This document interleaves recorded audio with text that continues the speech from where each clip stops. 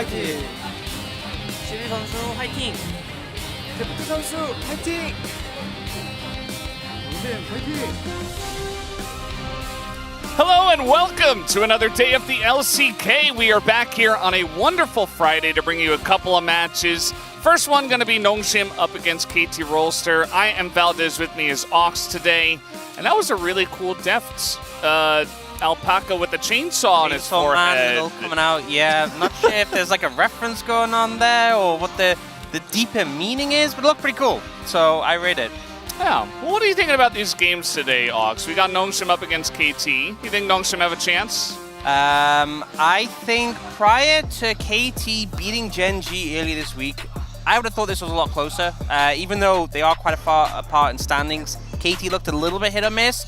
And then they come back after Lunar New Year, and they just absolutely bop Gen G. So they look to be in good form. Yeah, and it's important to note what you said. You know, they bopped them. It was a 2-0. It wasn't close. Even the games were very one-sided, and that's Gen G, the one team that was undefeated. And Nongshim, I mean, they're not at the bottom of the standings, but they're certainly one of those teams that are pretty stuck in the middle of the east side of the bracket, and they're on a 5-loss streak, so. And I do have to say, though, KT beating Gen G 2-0, and then in the same week losing to Nongshim would be very funny. So that kind of gives it some plausibility just because of how unlikely it is and because it's KT. Nongshim would obviously love that situation. They have been struggling a decent amount. Any win will be huge for this team right now. Yeah, you know, eventually the loss streak has to be broken, right? As we did see Perfect. He passed the Keen test with flying colors, actually. I think he got to play a couple of games at Casante and just kind of did whatever he wanted. Even when Keen tried to counter him with Gwen, it didn't matter. And they're on a 7-match win streak against Nongshim as well, through thick and thin. So definitely KT has been one of those orgs that's always had their number. Yeah, and I think the bot lane is a big thing to talk about. We've seen pretty quick development of the meta, you know, even though things obviously did change. We talked about center priority potentially dropping because of the no longer having the double spot items. It's actually gone up. You know, it's 100% the highest prio champ, 100% win rate as well, and Deft has been so good on this pick. Yeah, he has been pretty incredible, as we do see the Jew versus Deft. Certainly going to be one of those matchups we will hone in on as we get a bit closer to the game starting. Here is Nongshim coming on in. Call Me was called up to the main roster here of Nongshim. He started off pretty strong, but unfortunately has also been one of those rookies that's kind of struggled to make it here in the LCK. Yeah, and I think especially going up against BDD, you need to be in your A game, not just for that matchup, but to support your jungler, to give Sylvie a fighting chance in this jungle matchup, you need to be providing pressure mid, which is a big ask. Yeah, it's definitely a big ask. I mean, we've definitely seen Karma come in and put some pressure on in lanes, but also lose every single game that she's been picked. So that's been one of the developments in 14-2 as well. And we'll see if Call Me maybe will resort to just trying to get the Karma and just trying to push the lane in and not interact. Here on the side of KT Rolster, everything was going swimmingly the last time that they were out. So certainly this time maybe they'll run into some road bumps. Yeah, I think draft is going to be huge. You know, we saw Gen G fail to ban away the center. And it's not just the center, it was giving Beryl farm and allowing him to be tanky is a dangerous move, you know? Yeah. Some of those Beryl moments I feel like could have gone sideways if it wasn't for the fact that he was just so tanky on that Nautilus pick. So I think that will definitely be a high priority ban to take away from the side of KT. And oh, there we go. They did it. Yeah, they did it. I don't know who was on the right. Obviously, Deft is the alpaca. We're going to hone in here on the jungle matchup. Sylvie has been pretty good, actually, this season so far, but Pioshik has been a massive standout for the side of KT. Yeah, he's just been on an absolute tear, and I feel like before the break, it was very much about these tank junglers. It's about, you know, you saw Canyon playing things like the Maokai, like the Rel, Sejuani. That was really what we're leaning towards. It's not those champs have gone away, but we've seen more bruisers, more sort of carry champs come out in the jungle, and Pioshik has been the person really leading the charge. He has been the one playing these picks like the Lee Sin, and really just having a masterful performance. Yeah, we actually had some stats for 2024 spring. Vi, Lee Sin, and Viego all kind of struggling, but Pioshik has almost perfect win rates on all three of those champs. So definitely has been kind of carrying some of the wins for those 3 champs. I love now that you mention it. The win rate minus his stats is so dire for Lee Sin and Viego. Yeah. Not great, not ideal, but in his hands, he's making it work. And I think the main thing we really saw for the Lee Sin play was the aggression, you know, and that's obviously expected with a pick like Lee Sin, but he very much felt like he was using his health as a resource. He would go in situations where I feel like a lot of players would be apprehensive, and he just followed his body, charged straight in, and made it work. Yes, always follow your body as you go into these plays. The bottom lane definitely going to be pretty interesting as we do hone in. I think you do have to take away the Senna, or at least pick it yourself, assuming that Nongshim with side selection go to the blue side here. I mean, he can play all sorts of stuff. I wouldn't put it past them to say, okay, no, we're going to play the Senna. But you got to be careful, because even if you do get a big power pick, if you give over Senna something to Deft and Barrel, I think you just kind of lose. Like, Genji lost twice to that. Yeah, I think it just offers too much power. Deft is so good in the center, so hard to challenge, ends up scaling really well, but Beryl having those extra resources. We saw a lot of the games against Genji, the front line was just too strong to cut through. The front to back was easy to win. And honestly, if you are a weaker team playing up against a stronger team, like the situation we have here, you want your comp to be as straightforward as possible. You want to be the team who has a better front to back. You want the team who can just death ball and win off that. And I think when you have to find these creative engages to punish the center, that's where it gets difficult. That's where it can really be a struggle. So, flying a draft, the Vi's going to be underway, which I think makes a lot of sense. We've seen a ton of success from the side of KT with this pick, and just pretty powerful in general. And we'll see if they opt to ban that center or pick it themselves. We have seen some adaptations where, you know, the center's picked and then the Nautilus is denied, and things like Varus come out, you know, in response. Yeah, but we saw that yesterday. Senna still won. Yeah, Senna still winning, and but we did have some matchups between some specific teams. Senna is going to be banned, and I think that's just a good move. Just take it away from him. They've won too many times with it. They've beaten strong teams with it. Why even give them a chance? Why even play with that idea? So they're going to take it off the board, and Senna, of course, really the 180 carry pick in the meta nowadays, where you can get Beryl onto, you know, a farming tank. So might give you some opportunities as well in these games. Yeah, Lucian comes out as a ban. We saw Senna Nord really do well into Lucian Melio. It's part of the reason Lucian Melio actually hasn't won any games on this current patch. But with the Senna Nord taken away, definitely puts it up in terms of power. And we saw just a lot of bans thrown towards the bot lane between these two. So really hammering away there and kind of reducing the options available, but there's still plenty of picks they can sort of lean towards. We'll see what Nongshim opt to go for a first pick. Looking towards the Sejuani, bit of an interesting one. It's obviously something we've seen be pretty solid, especially before the break. There was a decent amount of pressure on it, but first pick, not so much. Yeah, it's pretty interesting. This is Nongshim's first game coming out of the break, and Sylvia's not played a single game of Sejuani yet this year, so maybe just something they have prepared. Maybe they've scrimmed it a bunch and he's been looking good on this pick and they want to prio pick it for him. You can obviously put a lot of things with the Sejuani, so first pick on blue side, you know, as if that's your team strategy, maybe that's what they've got going on, as we have a very early Azir pick here from BDD. Yeah, BDD pretty good at Azir, I think, is a safe statement to make. Yeah. I think Sejuani also doesn't really show too many cards inside of Nongshim, but we do see on the other side KT picking up the Maokai.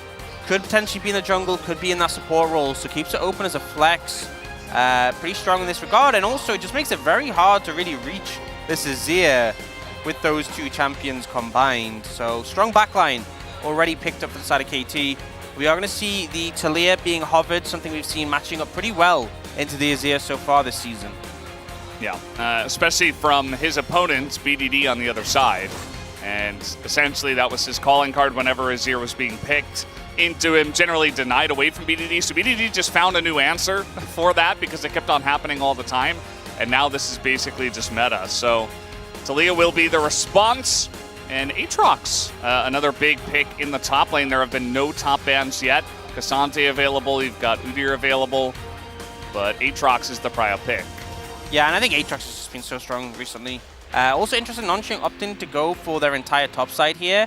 and kind of leaving bot lane to have it picked on the same rotation, having that like 4-5 pickup. But we've already had 4 AD carries banned away, and we could just see more banned away here. I think there's not much doubt. And also, one of the strengths that KT have is because they have picked up that Maokai, it can be a flex. They have that option if they decide to go for it rather than putting it in the jungle role. Rakan going to get banned away, something Peter is particularly good at. Also means the prio on that Zyrakan a lot lower. Yeah, and if you are going to go for an immobile AD carry, don't really want to allow them to play the Rakan, as also Nautilus is going to be taken away. So less focus on the AD carries, more taken away picks from Peter. Some hard engage to be denied from Nongshim. Yeah, Caitlyn take it away from... I would love to see KT take AD carry on 4 here, and then keep the Maokai flex, just keep it alive as long as possible. Even if you end up just putting it in the jungle, just keeping the prospect, I think makes a lot of sense. Plus the counter pick for support is a lot more valuable, but especially with Beryl, you know, we've seen him bring out things like the Hui to great success into the Renata, so we'll see what they opt for here, but I think AD carry on 4 would make the most sense. Yeah, in terms of what's left, I mean, if this were T1, that would have been the first pick, actually. Ashe is going to come out here. And now, Jhin Ashe. Yeah, it could be Jhin Ashe, it could be Ashe Maokai. You really don't fully know. It really keeps the flex options alive, which I like. And for the side of Nongshim, I'm not a fan of the Xayah here. The Nina's interesting. It is Jiwoo, but Aphelios Melio still available if we're going to harken back to duos that have found success this year. Now, Aphelios Blitzcrank isn't really one that you go for, but it is Ashe, so if you're looking for trying to pick off some weaker, annoying range champs on the bottom side, you could go for it. Yeah, kind of bargaining on the fact that you're hoping they go for like a double AD carry bot lane, but they end up going for the Melio, which I think is pretty safe. Also very good into the Maokai and the Ashe, just being able to cleanse that CC has a lot of value. So a pretty strong bot lane, all things considered, and a duo that we saw a lot of priority on earlier in the split. And now toying with the idea of going for that Hui again. It did get buffed on this patch, and even before this patch, Beryl was playing it to great success. This is a lane that has a lot of Harao. Oh! No way. Oh, he's doing it! The Zyra lock-in in the bot lane. And Atlas is here. He's here every day. Yeah. What, we got Zyra. We're actually going to cast a game of Ashe Zyra bottom lane. It has been a while. It has been a hot minute. A lot of trading power with the Zyra. Some of the item changes really benefited. She had a lot of quality life changes. Like there was lockout. Like for anyone who's played a lot of Zyra, her E, the root, when you cast it, there was like a really long lockout where you kind of felt like you were rooting yourself as well. Yeah. A lot of quality of life changes came through for this champion, which made it a lot more playable. This is a lane, though, where I feel like Deft and Beryl are wanting to really punish Nongshim's bot lane. Use that counter pick, as we talked about, and try and just apply as much pressure as possible. And then when it comes to those team fights, the composition of Nongshim is pretty short-ranged. Hard to deal with the AoE team fight threat off that Zyra. Yeah, it is going to be pretty intense. Also in the pre-show this week, if anyone was watching, we did show off Duro's build on Zyra, which was Tank Zyra. I'm not sure Beryl would be a tank Zyra. From the Challenger League of the LCK. I don't think he will do that. I think he'll be like just full damage, an option. Full damage, send it, probably die, but also do the most damage. That's what I expect from Beryl. But I guess we'll have to see how it pans out. But you know, we're hoping for some exciting things in draft. I feel like the first 2 days of the patch, we didn't really get anything too crazy, and now, Brendan, we're getting rewarded. Now Beryl's playing against Nongshim. He has gone for it. Let's see what happens, guys. We're going to hop onto the Rift for game number 1.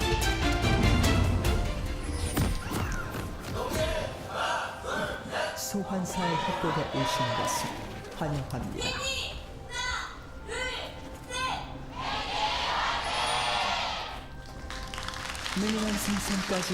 All right, game number 1. We joke and we say, okay, KT, they destroyed Gen G, so obviously they're going to lose to Nongshim, right? That's the KT way. But this team has looked really solid. I don't know. It doesn't feel like the same KT. And I'm not going to say any E words at this point in time, even though I did when I was casting them win against Gen G. I do think that this team has really just leveled up, and it's been a weird concoction of players that have came back together, and they have that synergy from obviously winning Worlds together, at least the 3 of them, and it's working so far. I also feel like the thing I've really loved is seeing, you know, Beryl bring out these more experimental picks like the Zyra and the Hui, you know, being willing to challenge, because I feel like a lot of times you've seen bot lanes in the LCK kind of just handshake. It's kind of been very tame, like, okay, you know, you take Senna Nord, I guess we just have to take Lucian Milio.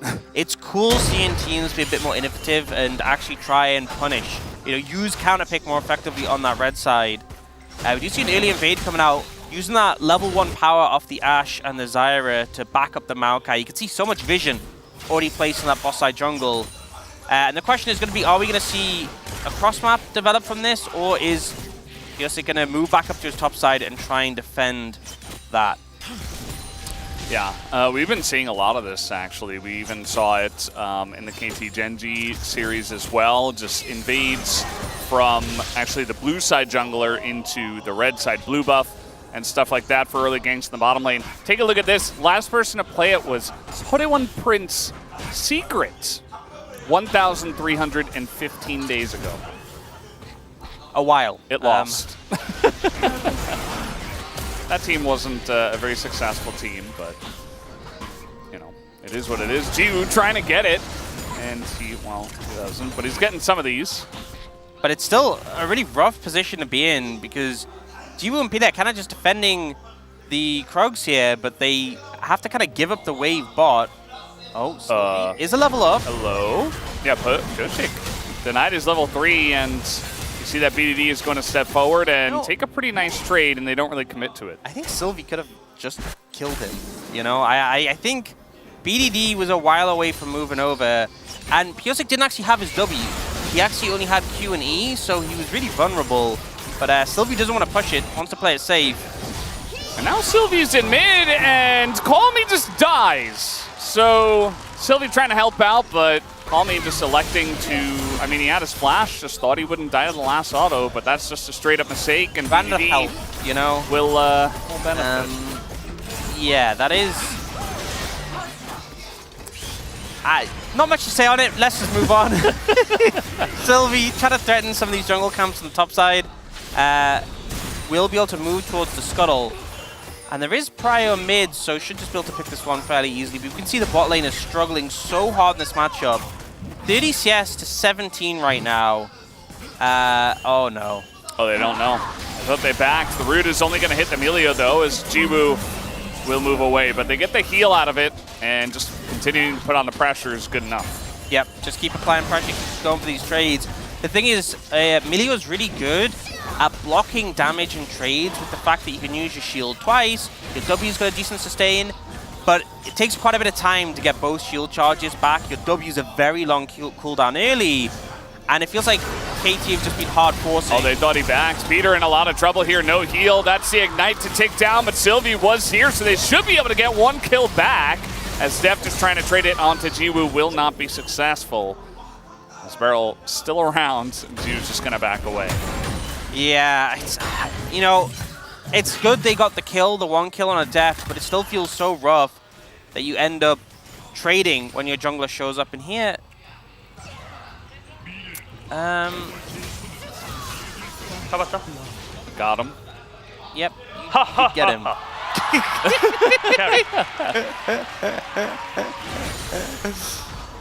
Yeah. That really made that clip. You know, I feel like we didn't glean too much, but that laugh was just totally worth it for that one. And here, yeah, Peter just steps up. You know, they're trying to force on a death and disrespect Beryl in the bush. And then here, Depth is just 100% dead. I mean, it's a bit of a reprieve for the bot lane of Nongshim, but it still doesn't really feel good that you're going 1-for-1 with jungle presence. Yeah, absolutely. Just maybe thought that Beryl was gone, but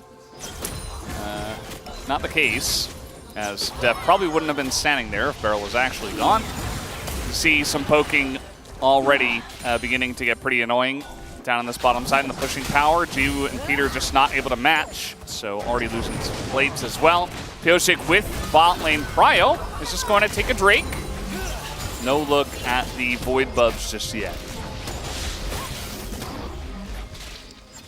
Yeah, I think it's Sylvie's actually trying to contest this. I mean, Pyosik is low, especially because it's a Cloud Dragon. It does a lot of damage. KT's bot lane moving up to defend, but that's enough, you know? And despite... Oh. Call me. Well, he has Flash now. He's going to use that to survive, but a very nice trade either way from BDD as Sylvie comes in, and he just takes a bit of damage as well. You know, I was about to say, apart from that mishap earlier, Cormy's been doing a pretty good job of keeping up in farm and keeping the pressure, and then that happens. Didn't die though, but now flashless. Which obviously opens up an opportunity now though. BDD. Oh, BDD just face checking. He's going to flash, and he's got Pyosik nearby though, and now Call Me low on mana. They're just going to turn on to Sylvie here as Pyosik waiting for it. The flash Q comes in, and Sylvie's just going to flash away. As now flashing forward here is Jiwoo trying to get this kill on a Def, but I don't know if he's got the longevity to continue to chase down the lane, and now he's up against an Ashe, and he can't get away, and he's going to go down as Deft will pick up that kill. The damage just wasn't there. I mean, the two critical things is Deft having tier 2 boots, having that extra movement speed to cut away, but also lethal tempo being stacked up. You know, Jiwoo felt like, hey, the longer trade, I've got red-white, I'm going to win out, but eventually kind of lost momentum there, and Deft just turns it around. Uh-oh. Oh yeah, he's getting rooted as well, as Deft is just gonna die to the... Okay, well maybe they get Peter. No. It's a faster recall. Yeah, executed the turret. Well, you know. At least he didn't die to Peter. Yeah, that is true. Could have been worse. It's a bit of a goofy game so far. I think it's had a lot of these this week. Yeah, and here, you know, Jiwoo flashes over the root, but you can see is getting slowed, is getting kited, Deft has lethal tempo stacked up, and Jiwoo just runs out of momentum, runs out of the chakrams as well, and the turnaround comes in. Yeah, I mean, eventually, you know, you got to be 100% certain that you're going to kill the Ashe if you're going to go all in like that, especially using your flash. Otherwise, you're just going to get kited back down the lane and die, which is what happens. No cleanse this game from Jiwoo as well, which, you know, into Zyra, Ashe, Maokai. It's okay, he's got Emilio. Yeah, but I'm just a little bit concerned. Peter isn't level 6 yet, but also when... You know, I feel like Emilio does a great job of blocking that, removing that CC, but when there's so much of it, you can only remove, like, one source at a time. Yeah. Also, even if you're like really quick and instant, there's still a chance that it's going to take half a second to react, or at least, you know, a couple tenths of seconds, and then BDD's in your face, and maybe you've got some follow-up. Yeah, barrel. Yeah.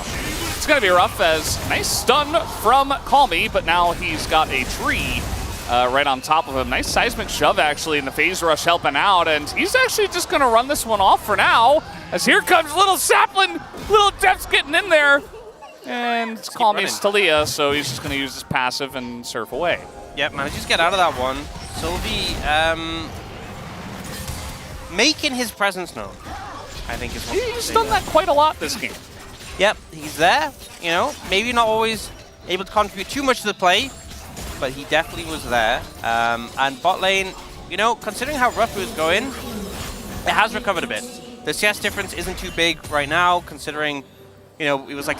Obviously, the difference in raw number is about the same, but it's less relatively, and actually being able to hold up a lot more in these trades. I just wonder, like, is the Zyra at the end of the day, you know, it's always cool to see new picks and experiment with stuff, but is it better than just picking Quay in this position? I feel like Quay maybe would have been able to get some more consistent poke down, it feels like, based on what we're seeing in this game so far. Yeah, there's definitely an argument for that. I do feel like they offer different things. Like, I feel like the Huey's a lot... I mean, both do a ton of damage. Huey has, like, the really long-range poke, but Zyra has, like, huge CC combos, you know, in fights. And especially with Nongshim's composition being short-ranged, I think it has a lot of threat. I guess we're going to see this game, how it sort of pans out when it comes to team fights. Because I feel like when you're picking the Zyra, obviously, lane going well like this is a big part of it, but also the impact in team fights is massive. So they're going to get away with the Scuttle Crab. But the Cloud Drake going down as BDD is going to get ulted here. The knockback comes in, and BDD's in some trouble as he is just going to skirt away.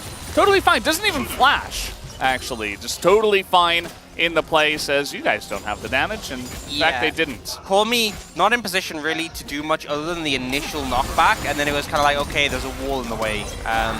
Normally, Talia the one setting up the walls, but there, the terrain of Summoner's Rift kind of working against them. See this bottom lane has to back as well. They do have Sylvie. His presence once again is noted. It's recorded. We say, okay, Sylvie, yes, he is here. And I guess that with that, Deft and Beryl will have to back away. There were 2 control wards down on the bottom side here. And they're going to replace some of that vision that Sylvie is just going to come on in. Unfortunately for Sylvie, it's like, well, mid lane's on fire, bot lane's on fire, top lane at least, you know. Top lane's going pretty good. Yeah. That's doing all right. Aatrox versus Cassante, that's fine. Yeah. But Sylvie can't be everywhere, and yeah, it's kind of rough for him to try to run between the lanes. You know, Sylvie's been using the ult quite liberally, but at this point, no one on KT is down summoned. You know, Deft, Beryl, and BDD all have flashes, so it's kind of hard to make a proactive play. Because you throw an ult out and maybe you get Beryl's flash, but then you're down ult for like the next however long. You're going to limit your ability to make plays, and it feels like the pressure from KT has been more constant. Immediate teleport back into this one. As Dindin is not going to let up on the pressure. Just building Aatrox's favorite item, the profanity one. Yeah, it's so broken, man. But, you know, I feel like very profane. That item just syncs so well with Aatrox.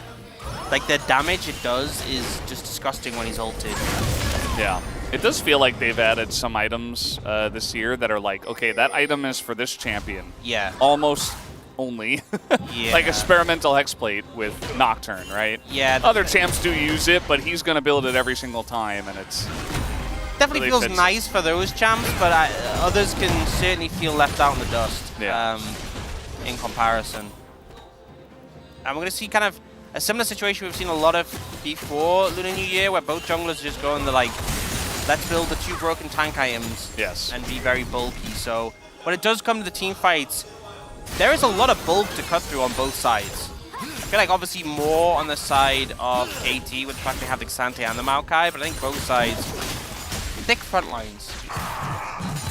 Yeah, it's very true. And I feel like the Zyra, on that note, is going to be able to deal with some of that front line very nicely because of, you know, she's going to build Leandri's. It's what she does. She's going to chip away at those large health bars and help out with that. BDD on the Azir obviously going to be delayed on that just because he builds the Nashor's Tooth first. Will be interesting to see what he goes into next. Maybe he'll opt into Lich Bane instead because of that, as we got a fight in the top lane here. It looks like Perfect's doing pretty well, but, you know, Dindin also pretty scary.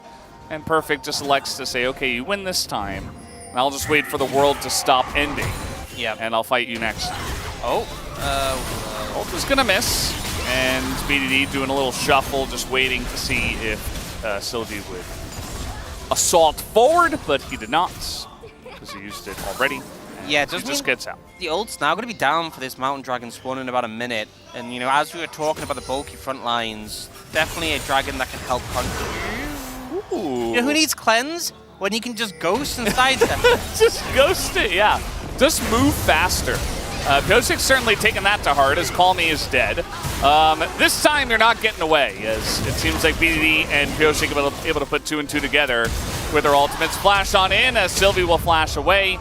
Beryl just hoping to get in on some of the action, will be denied. Yeah, pretty solid play from KT, and now they're actually looking towards the bot lane. Ju once again trying to get in on this one. Ult is going to land, and he's being sniped down as Death nearly goes down. Had a refillable pot and maybe a biscuit going as he was regenerating quite a lot of health on the run. Ju doing quite a bit of damage here. You know, it looked initially like KT might be threatening a dive, but really not going to come to fruition. BDD is playing Azir. So. Trying to scare him. Yep. You know, setting up a lot of pressure. If they do want to go for this dragon, they did force KT off the map, but BDD has teleport. We did just see perfect teleport top though. So they are going to come in and try and fight this. Both top laners starting to head down. And this is a kind of dangerous position to be in against a Zyra, even though there is no ultimate available. Yeah, flash available. The wall's going to come in as Piozic going for a little ride there. Not sure about that, as now he's in the pit. He's like, oh god, I don't have flash either, and he's in a lot of trouble. Damage finally comes through. Dundun gets over the wall, as it looks like KT want to take a 4v5. They're all stuck in the pit. But the poke damage is coming in. They've got them in a perfect position as now BDD just gonna sweep the ball up. Once the rocks go down, Jiu desperate to try to help, but it's not gonna work. The arrow's right on point, and KT will clean them up. Like fish in a barrel. Such a good setup for KT. They don't lose confidence despite the fact that jungler goes down. They're patient. They just keep firing. I thought they saw him. I guess not. That's annoying for Dundun. But yeah, I mean, just a really well-executed fight on the back end. We're seeing this pretty old replay where we see the play coming on to call me, scooped up, rooted, knocked back again. And Sylvie does a pretty good job of getting away on this, but here, so Piozic, a little bit over-aggressive, I would say. You know, he's like, you know, I'm not going on that other side of the wall, I'm going in. And ends up paying for that, but the whole team ends up trapped in the pit, and I think, honestly, Dundun makes the mistake of coming in. I think he should have stayed on the top side and threatened on the flank, but here you can just see the soldiers are there, the Ash W, the plants, and then we see BDD come in for the beautiful sweep. The second the rocks on the ground disappeared, he sweeps in. I mean, there's nothing else stopping him, right? Sylvie was super low as well, so... I think Dundun had to stay outside. You have to threaten from another angle. They were just like fish in a barrel. Fish in a barrel? Yeah. Yeah. Sorry. So Noxum are going to get this Rift Herald.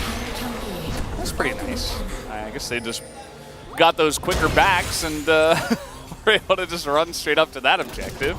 Might help them out a little bit, but they are still down about 3,000 gold in this game. They also got the Drake. I mean, Piozic got himself into the pick, gave himself an opportunity to steal away the Drake, but wasn't able to on the last play. Yeah. And Beryl now with the Leandries and the Zaxak is going to be doing like a crazy amount of okay, Deft, you're in a lot of trouble here as down he will go. Zyra ult's thrown down. Beryl's like, well, I trusted you, but now I'm just going to back away. And Noxum will just be happy to take down the 80 carry. Yeah, pretty solid play. You know, find a pick opportunity. Don't even need to use like the Sejuani ult to make it work. And a good punish onto a Deft who had no summoners in that situation. And I really want to see Noxum keep pushing this aggression during this period where the carries for KT don't have flashes available. No cleanse for Deft as well. Keep looking to find angles. Beryl positioning very aggressively. And I feel like you just need a Sejuani ult and he will go down. They definitely have a lot of options when it does come to engaging onto that squishy KT backline. Once it does come down to the team fights, though, I feel like if Noxum are going to run straight at a Zyra and a Maokai and a Azir, it's going to be pretty difficult. I think like little picks like this are good, helps you get back in the game, but I do worry about their consistency when it comes down to later team fights. Yeah, the Gravitum setup from Jiwoo really nicely done. And the follow-up there from Call Me. But yeah, I kind of agree. Very hard to push in onto this KT composition, you know, with the fact that it's the Maokai Zyra, the double plant duo, but also just like the Azir and the Ashe. Ashe obviously is a mobile. Without summons, you can get on top of her, but the constant slows and the Azir safety does make it awkward. You can see once KT are set up, very easy for them just to push down the objectives. You can throw the turret up and set up for this dragon in a minute. It is a Hextech Soul, so a lot of value if they can get that. These top laners. Perfect did pick up a couple of kills in the last fight, but outside of that last fight, they have just been brawling in the top lane. Nothing else has happened for those two. Unfortunately, they haven't been a big part of this game, it feels like.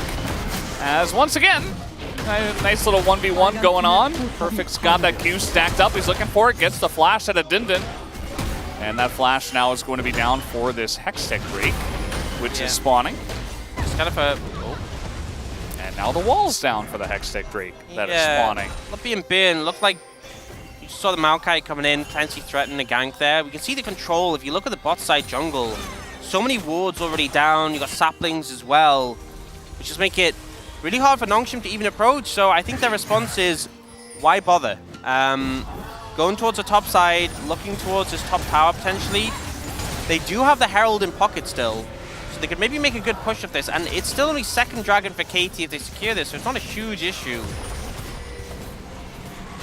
Yeah, it almost feels like Nongshim are just electing to take the consolation prize rather than fight it just yet. Which I think, honestly, you're 3,000 gold down. I would say it's probably a decent call. You know, I feel like a lot of teams are like, no, we have to fight. We have to fight the dragon. We have to contest it. So I think it's a heads-up approach to go, you know what, maybe there's a better time to fight.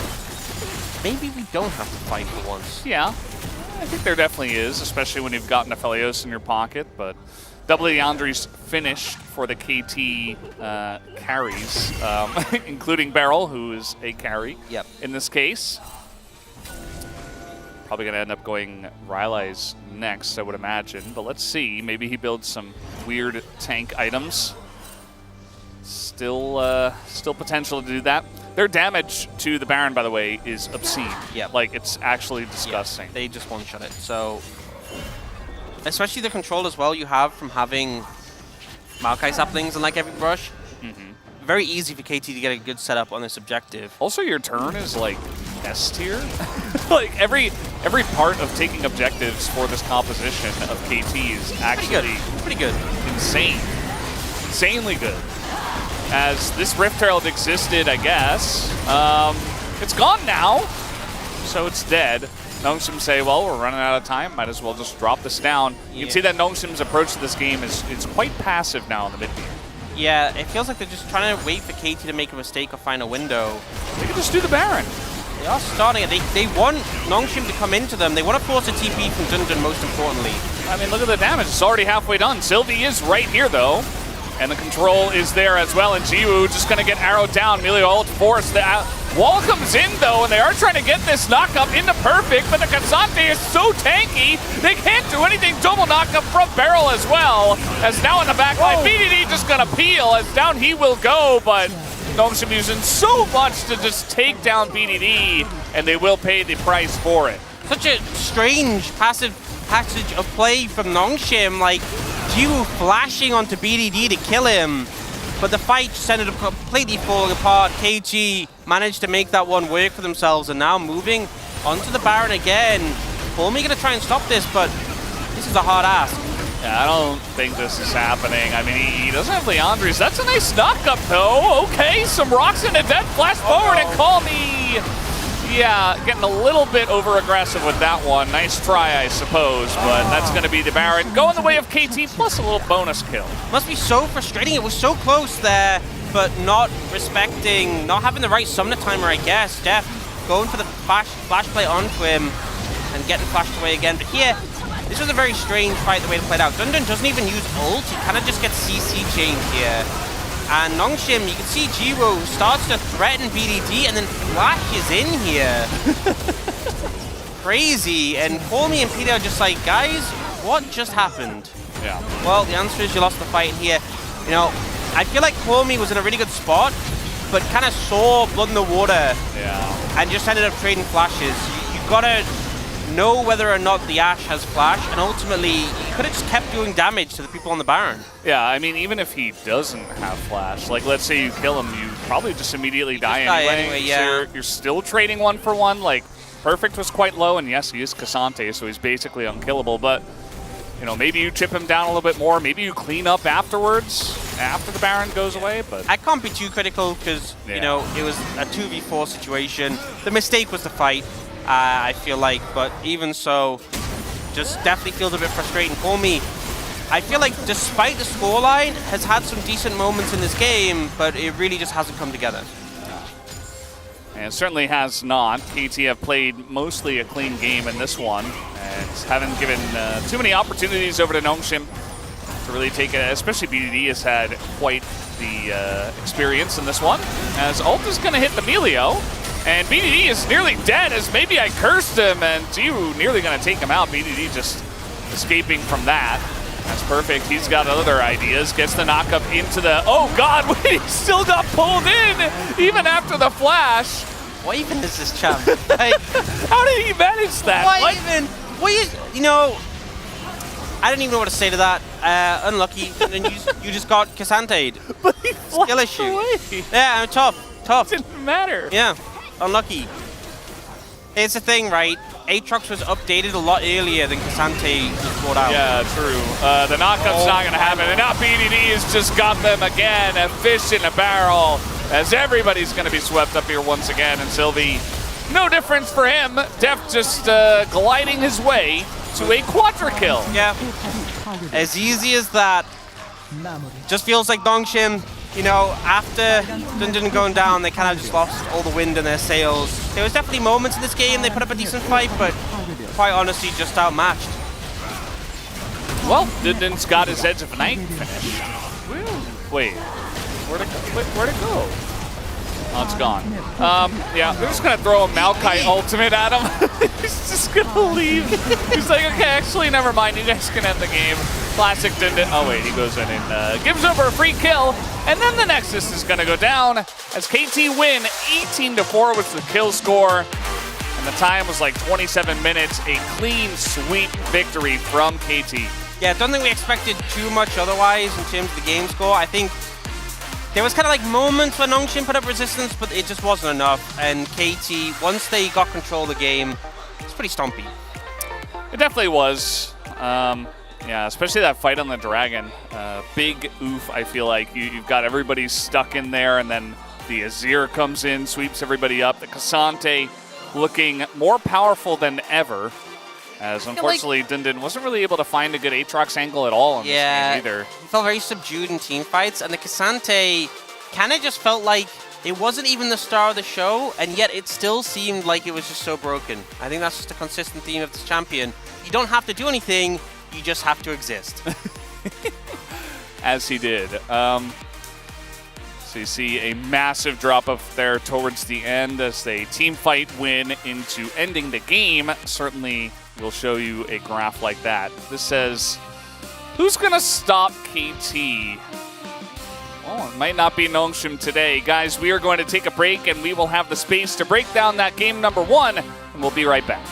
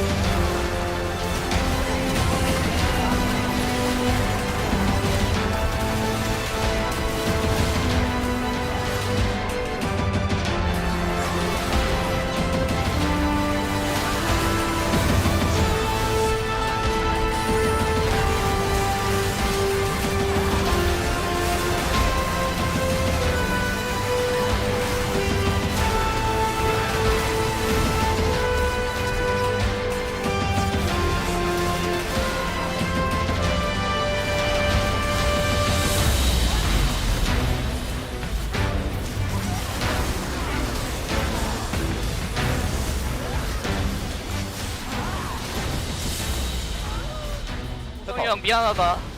아니 왜 붕이 스마트 키지? 나 뭐했지? 괜찮아. 끝내자. 아 미드 잠. 그러니까 이게 미드에 갱선 썼는데 못 잡아가지고. 아니 나 미드 그거 안 해도. 예, 노플로그, 노플로그. 이거 누가 빼주면 좋을 듯. 뺐어. 아니 나 붕 썼는데 스마트 키가 아니었어. 얘네 이거 못 끝낼 수도 있다. 그냥 나 못될게. 타워. 깼어. 끝났어. 흩어지면서. 앞에 밀려 살았다. 죽일까? 이거 잡아. 앞에 루플? 아 밀려 노플. 야 다 죽여 그냥. 나도 더블킬. Long ago, before the Ruination ended their line, the royal family of Camivore revered Imperial dragons as powerful and majestic creatures. So as one of the few Imperial dragons still alive today, Smolder is kind of a big deal. Or he will be, at least, as soon as he masters flying, and breathing fire, and being big, and scary. You know, dragon stuff. Sizzle! The Fiery Fledgling is an ADC who's all about scaling. He may seem like a tiny spark at first, but he can grow into a late-game inferno. So, you ready to play with fire? Welcome to the Smolder Champion Spotlight. Go Smolder! Go Smolder! Smolder's passive is Dragon Practice. Whenever he hits a champion with an ability or kills a target with Q, he learns a bit more about dragoning and gains a stack. Each stack increases the damage of his basic abilities, making them extra spicy as he gets more practice. This means Smolder gets stronger and stronger as the game goes on, so let him cook. Q is Smolder's Super Scorcher Breath. He spits the biggest, awesomest fireball he can muster at his target. Okay, so maybe it's not that impressive yet, but you just wait. You started it! As Smolder gains more stacks of his passive, he enhances Super Scorcher Breath in 3 tiers. At tier 1, it deals AoE damage around the target. At tier 2, more explosions shoot off behind the initial fireball. And at tier 3, the flame burns targets for additional true damage over a few seconds. If they drop below a certain health threshold in that time, they're toast. Don't forget that Smolder gains stacks whenever he hits enemy champs with abilities or kills a unit with Q. Focus on last hitting and poking opponents with Q so he reaches those stack tiers as quickly as possible. By the time late game rolls around, he'll be a teamfight terror with tons of AoE damage. Breathing fire isn't without its challenges though, like all that soot in your nose. With W, Smolder sneezes out a fiery glob. This blast damages and briefly slows targets and explodes around any champions in the line of fire. And you thought your allergies were bad. During laning phase, Achoo is a crucial farming tool for Smolder. He can use it to soften up a wave, then last hit with Q for all the stacks. In teamfights, it's a powerful AoE spell. Hitting multiple champions sets off explosions around each one, which scale with his passive and ability rank. That late game damage is nothing to sneeze at. Don't you just love his little wings? Well, they aren't just for princely charm. Smolder's E, flap, flap, flap, sends him into the air for a short duration where he ignores terrain and gains move speed and vision. He'll bombard the closest enemy in range with bursts of flame, prioritizing the lowest health champion. Smolder's E can help him catch fleeing enemies and secure kills, but it's also his only escape tool, so fly with caution or you may crash and burn. What did I do? Behind every adorable baby dragon is a super protective mama dragon. Smolder's ult summons Mom to teach a lesson to any meanies picking on her son. A face-melting, scorched earth kind of lesson. After casting, Smolder's mom flies overhead, breathing down a wave of fire and burning enemies to a crisp. Targets caught in the center take extra damage and are slowed. The wave starts a little bit behind Smolder's position and continues over a long distance. Anyone who might be hit by the flames will hear Mom's roar as a warning, so best run for cover if you can. Nothing burns quite like a mother's love. While the spell can help Smolder disengage if he's in a bad spot, his mom is best at starting fights. Especially if the enemy team is grouped up.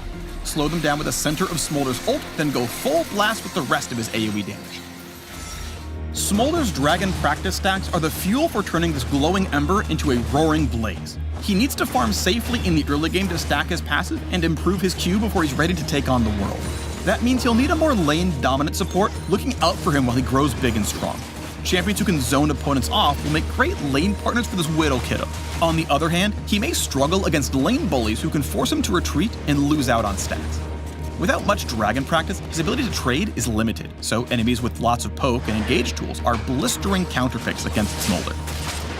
Where he really burns brightest is teamfighting. Thanks to his powerful AoE damage, roasting grouped up enemies is his specialty. But like most ADCs, he needs to position wisely to stay safe. Fly in solo and you might just fizzle out. Smolder is designed to be a simpler marksman with an approachable kit. So if you've been looking for a reason to learn ADC, who burns hotter than ADC, consider this a warm invitation to try the Fiery Fledgling. Likewise, if you enjoy marksmen with their own escape tools like Ezreal or Zeri, or adorable forces of destruction like Tristana and Kog'Maw, you may want to take Smolder for a test flight. And of course, if you love getting stacks on stacks on stacks, looking at you Vhagar and Nasus fans, then this scaling damage should be just what you're looking for. Whew, is it toasty in here or just me? I gotta go cool off. Learn how to train your dragon at the links below. And bring the heat with Smolder, the Fiery Fledgling.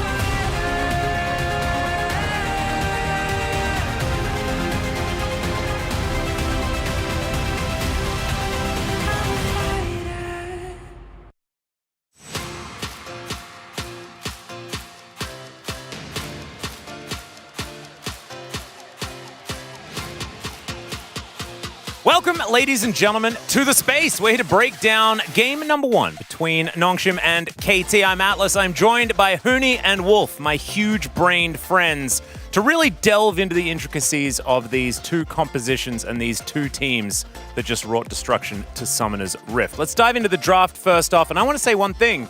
It's great to see Zyra Ashe back. Isn't it cool? Last time we saw it was in 2020, gentlemen.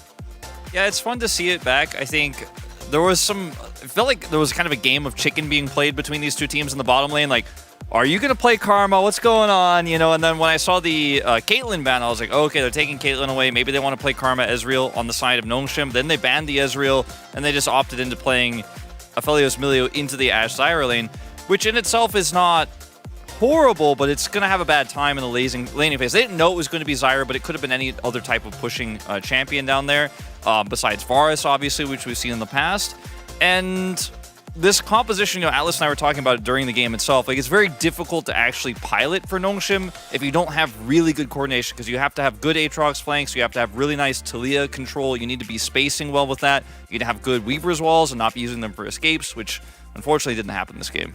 Yeah, I mean, especially speaking of the piloting about like the bot duo, especially like you said it, like you mentioned it actually, as you mentioned, it's like the Aphelios Emilio is like, it is like really weak against the Ashe. Typically also there's a Zyra at the 5 pick, the potential to counter pick on the support as well. So so you actually have to know like when is your win conditions, like when you want to play Aphelios. But I think this game there's a few moments, like there's a one time, there was at least like there's a 2 time in my opinion, like Aphelios Emilio could have just actually go full ham into the Ashe Zyra, and if you miss that opportunity, you're not gonna have a good time after that. Yeah, it feels like the longer you're not doing things, the more Ashe Zyra will just destroy you because of the amount of poke damage that they do have in the lane. But Ashe Zyra is a lane that we have had a fair bit of experience with here in the LCK, and it was able to do some work here in this particular fight that was then taken away by good old BDD's Azir. Look at Dundon in this fight. He actually doesn't go in for the cross immediately and doesn't actually threaten BDD. So BDD is just kind of sitting here waiting for his huge opportunity, right? Yeah, you lost the dragon. The Weaver's Wall was decent, but Nongshim just can't really get out without Dundon's help. If he comes in earlier, maybe they could actually make a play out of this, but instead it's just BDD running away with this fight. Yeah, I mean, for me, it's like it has to be done that the criticizes like for Nongshim there is like, because like Aphelios had a flash, but the Milio had a flash, and Sejuani can just kill over the wall, and even Aatrox go over the wall. It's just only the Talia who would not be able to make it out. But the thing is like they already had a 1 kill, they did the drag already, so like they should just take a small win, and it's like they should be happy. Otherwise, they're gonna be just stuck in the pit, getting poked, and also that opens up for PDD to catch the opportunity, which is that he's really good at it. Absolutely, and BDD had already had a fantastic laning phase as well. We didn't really want to highlight it because Colmy had a rough one, guys. There's no really two ways about it. He struggled a lot in the laning phase. We could have got that as highlight one, but we decided not to do him dirty. We don't want to show that one again. But that allowed BDD to be extremely far ahead. It also meant that the Talia basically didn't do any damage, and that's going to be important moving into highlight 2 right here. So there were 2 parts to this Baron fight. Ju, of course, gets ulted by Milio here in this, and then they try to re-engage with Calmy. And yeah, sure, you're pulling perfect in. He takes a ton of damage. The Aphelios ult, rather, is really good, but it's into a Cassante, so it's not enough. And then Ju is, of course, just in the back there, pulled in and destroyed. And then the second part of this is when Calmy decides, okay, if they're going to stick to Baron here, I have Leandries, I have Seraphs, maybe I can break through, but he just can't do it alone, and Depth Tier flashes away, can't get the kill there, and that's the end of it. He actually didn't have Leandries. He bought it after he died. Oh, he bought it after he died? I mean, just imagine, like, at least the Colmy had a little bit, barely, like, just a 500 gold more, like 1,000 gold more. Like, he had just had, like, as you mentioned, like, I think the only game that was the performance that he's shown, like, in the lane phase, it was no good. Like, next game has to be better. Yeah. Let's see who picks up POG, though. Will it be the Zyra? Will it be the Azir? It'll be the Azir, because BDD's really good at this champion, and he honestly ran the game. We'll probably see some of those highlights of the mid lane. Yeah, here we go. Where, fortunately, Calmy sticks around too long here. Great play by BDD to punish there, getting him with the Q. And then this Emperor's Divide, which was really, it felt like almost game ending, because this was the moment where Nongshim had a chance to get that kill, as you said, Huni, and get out. They decided not to. And we just saw several more big plays like this one that really solidified that this game was all about him. Yeah, I mean, as you said, This is when I was speaking to you at that moment as well, Wolf. I was like, oh, but I'd be voting for Zyra. And then he swoops in. I'm like, I guess I'm not. Hey, but media got your back. They got your back, brother. They missed the moment, man. They just didn't see it. They weren't in the same mindset as I was. I was like, oh, I'm ready to give it to. Oh, I guess it's BDD. All right, well, let's throw it over to Valdez because I'm sure he's got something to say about the media votes. Thank you, Spacers, for that wonderful breakdown. Yeah, I mean, going for the narrative vote, I understand, I guess, but he picked a cool champ. He picked a cool champ. They wanted to hear from Beryl. Yeah. They wanted to make a cool article, I guess. Why did you pick Zyra? You know, today, who can blame them? Well, they're gonna have to hope he gets POG in game 2. So the topic of conversation will come up. Maybe they'll vote for him anyway, regardless of what happens. Yeah. So they can ask him about Zyra. Yeah, that makes sense. That checks out. Going on to blue side once again for Nongshim, not changing things up in that regard. We'll see if the draft changes a lot. I'm gonna be honest, wasn't a fan of the first pick Sejuani. I just don't think it was able to do that much. And even as far as like the tank junglers go, I feel like Maokai is just better. So it was a strange one. We'll see how the bans pan out. Obviously, we saw. Well, KT disagrees. They're like, no, we don't want to see any Sejuani here. Last time we went like Vi, Orianna, and then it was all AD carries. Looks like Nongshim are continuing with the bans they had previous.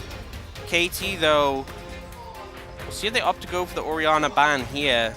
But undoubtedly, because they banned away Lucian and Kalista. And they're just like, nah, you know what? We don't like the bans we did last time, even though we won. We're just shaking it up. Yeah, the Sejuani, I mean, it was strange to see it in that spot, so maybe they say, okay, Sylvie's been practicing that a lot, let's take it away. I can understand that. The Rakan this early is very interesting, especially because Zyra Khan hasn't really had a lot of success in recent times. We're going to see a different first pick here, and Orianna is available. It has to be Orianna, I think. I think the champion's just too broken. You can't let BDD have it. You have to deny it. Oh. Oh, no. Okay. Well, KT probably going to take Orianna for BDD. Could even take Milio away. If you were so concerned with this, which I don't think they are, but you could say, okay, we'll just play Aphelios Milio, go back to 14-1. They're definitely going to take the Orianna for free. That's for sure. Oh, and they're just going to go for the Ashe again. So they're like, okay, if you pick Milio, we'll just go for a similar matchup and just harass you in lane. Cormi's going to go for the Azir. And now, looks like we're going to get Caitlyn Ashe. So Nongshim not allowed to have fun in the bot lane. Or in the game in general. And they opted into this. Yeah. I mean, there were so many options. We could have seen Ashe Zyra again. We could have seen Kate Ashe, Jin Ashe, you know. This isn't the first time we've seen it, and KT is one of these teams that will punish you in this way. T1 and Guma and Keria being another one that do it pretty often. So it's pretty confusing for me, Ox. Yeah, and Deft and Beryl on Kate Ashe as well. You know, yeah. it's going to be rough. I honestly think this could be a rougher lane matchup than we saw last time because the Lucian's shorter range and there's a lot more consistent harass from the Kate Ashe just with autos. So they're not going to have a good time. We start to see junglers getting banned away. The Rel getting taken off the cards. Could take the Maokai as well. Udia, it could just end up being like a 4-pick Cassante for KT. It seems weird to leave jungle to last, but Cassante just kind of feels immovable, honestly, right now. Yeah. And you have a lot of options still for the jungle, you know, even if another one gets banned away and Nongshim take another, you know. I mean, here's the thing, right? And it's Kyoshik. He can play pretty much anything. You ban Cassante here, and I think they just take Maokai. You ban Maokai, and do KT just take Cassante, or is... Yeah, well... I mean, especially after the way the lane went last time, there's right? a saying, if it ain't broke, don't fix it. If it is broke, just pick it. It's that simple. And right now, I feel like KT's comp is pretty broken. Look at Sylvie's like... probably just stretching, but it didn't seem like a very happy one to me. Well, I guess Dundon's just going to go for the Aatrox again. in the 1v1 it went pretty fine. And now the jungle pick for Sylvie. Wukong. That would be on brand. Diego, I guess. He's played mostly Diego. Yeah. 3 times compared to 2 times of any of his other picks. This doesn't feel good. You know, I think Nongshim are in some trouble already. And we'll see. KT have a lot of options, honestly. They could even go something like a Nocturne to pair with the Orianna. Yeah, they honestly, I think they kind of are spoiled for choice on this one, on what they want to take. Teemo jungle. Teemo jungle would be pretty cool. They're playing it. They're playing Rammus. I thought it was a troll hover. We couldn't talk about it until they locked it in. But yeah, I mean, here's the problem, right? Is that you have 2 mega tanks on the side of KT. You have this pretty strong backline with good range, and you also have the Rammus Orianna combo to just one-shot anyone, basically. Pretty much, and outside of Call Me, the entire comp is AD, so he can build armor items from the get-go. BDD has a favorable matchup in mid, can get Call Me behind. I mean, it's non-standard. We just saw Ashe Zyra. Why not play Rammus? Sure. You know, at least I'm glad KT are giving us something interesting. Yeah. As I said before, I was pretty disappointed by day 1 and 2 drafts from this patch. Felt like nothing had changed. Now we're getting the chefs in the kitchen. All right, who is that? On the right, I think it's perfect. It's looking pretty buff. He's not that built. It's her birthday. She wants 1 win. Just 1 win. That's it.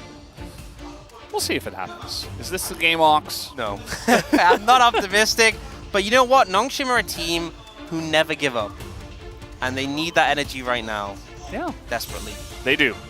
And we have Rammus in game 2. It's happening. And it's pretty okay. Guys, let's jump onto the rift for game number 2.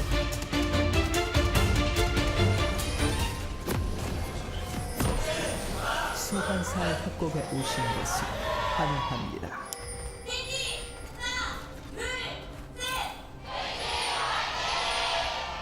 미니언 생성까지 30초. Okay. Let's jump into game number 2. And this time Beryl is on the Ashe. And Beryl, like I said before, much like Keria, was the other guy, the other support that was like, no, this is broken, we're playing this, we're doing this, if we can. And so they gave him an opportunity to pick it early after picking Lucian first. And I feel like KT are just, they couldn't be happier with the way it turned out. Yeah, and they're going double Halo Blades. So this is kind of the tech that we saw originally with like Varus Ashe lanes, and we're seeing it again here.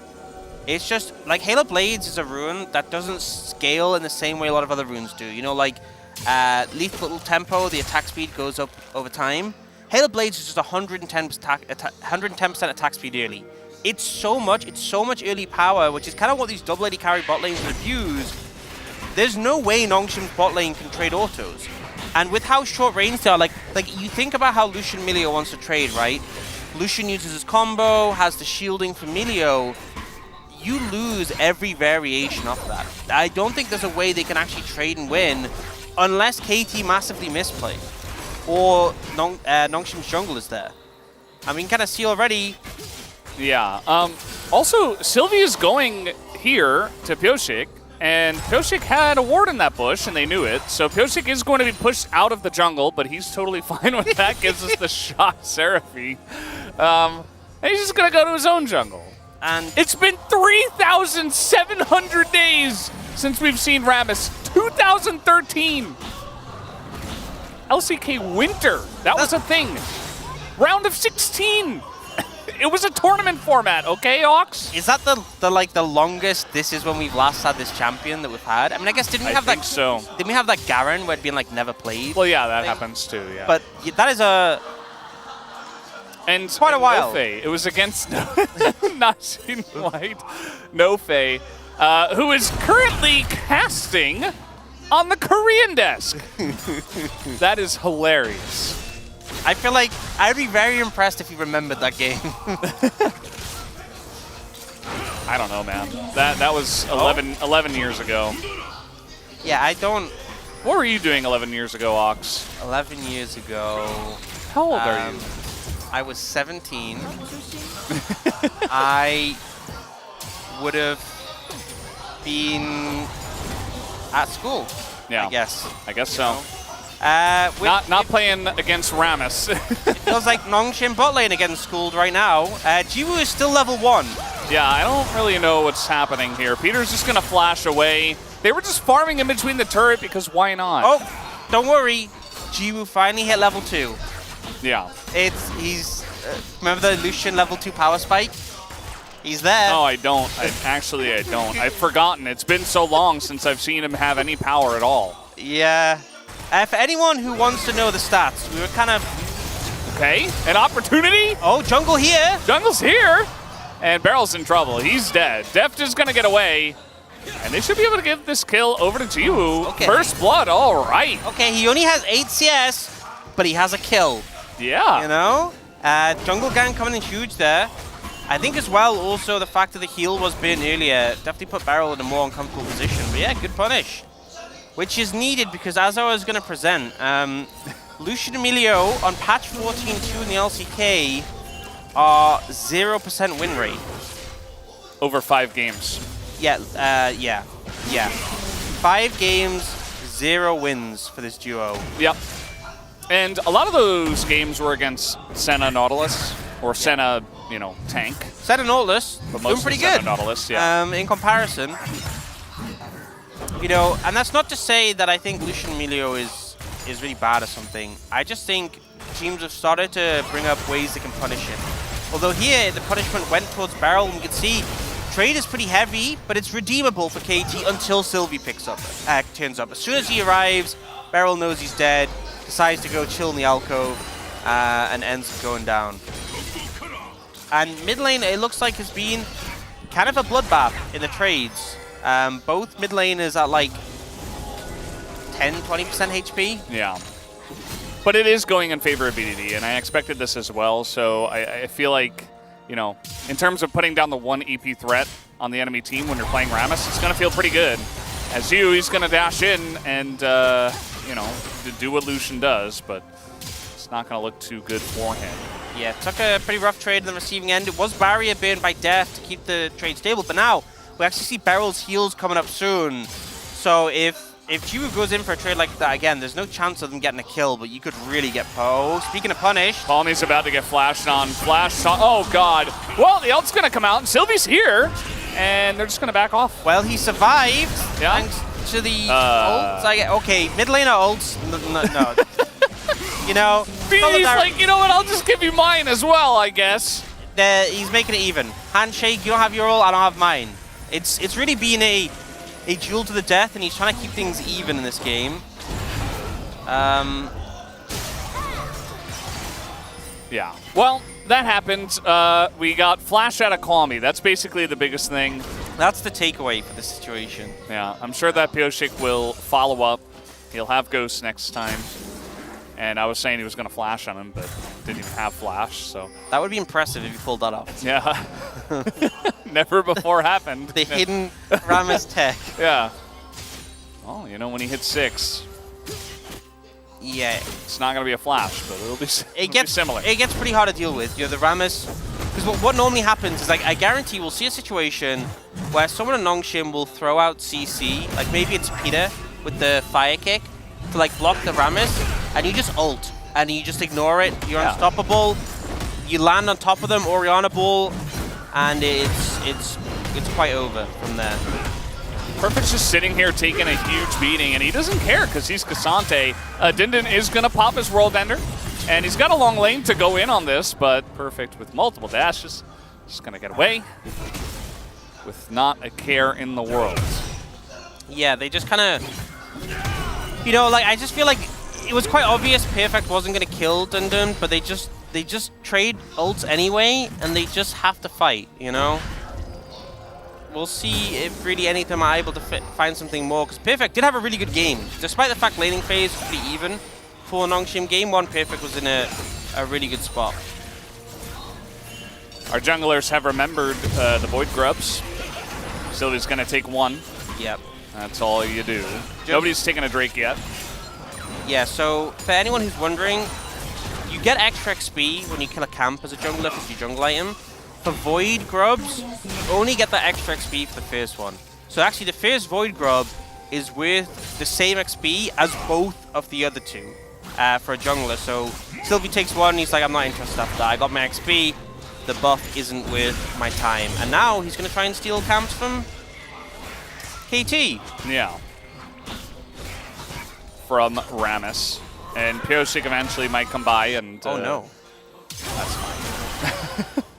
Might go by and take the Void Grubs if he wants. But doesn't necessarily have to. You see that, you know, Ju did get that first blood. But they have lost one plate. Second plate's near gone. And he's down 30 CS. So this is kind of what happens in this lane.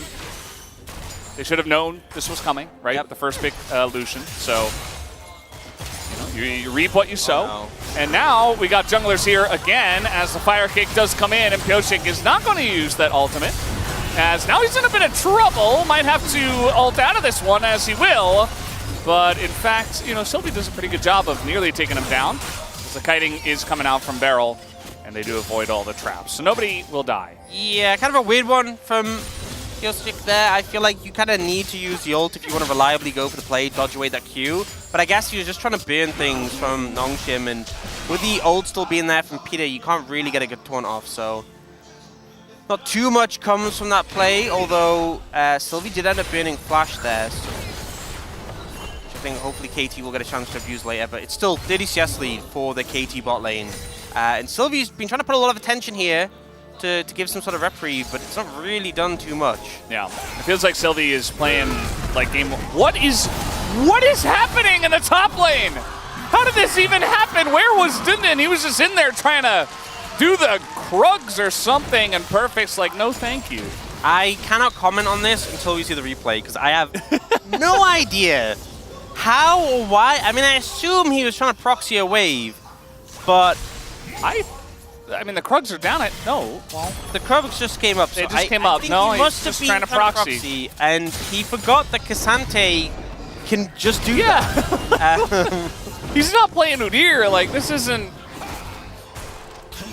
I feel like that really was one of the most under moments that we've had. Of all time. That's like a top fiver right there. You can make a video about him. It really is. Nongshim do at least get the dragon in return, and I'm patiently waiting. Okay, so yeah, he was just proxying. He's like, you know what? No care in the world. And then he just gets slammed to the turret. I love how he flashes as well. He's like, no, I'm getting out of this. 아하, 진짜 이거는 인정. Sorry, my bad. You heard it. You heard it from the man himself, guys. Sorry, my bad. He's just like me. That's exactly what I would say in that situation. He knows immediately. He's like, oh boy, that was bad. Well, yeah. I mean, what else are you gonna say? Yeah, right? That's classic Dindin moment. Happens. And that's why Nongshim are such a great team to watch. One of the reasons. I just love the fact that, like, you know, some players you'd see like this look of frustration, of like, oh, man, and he's just like, oh, sorry, my face.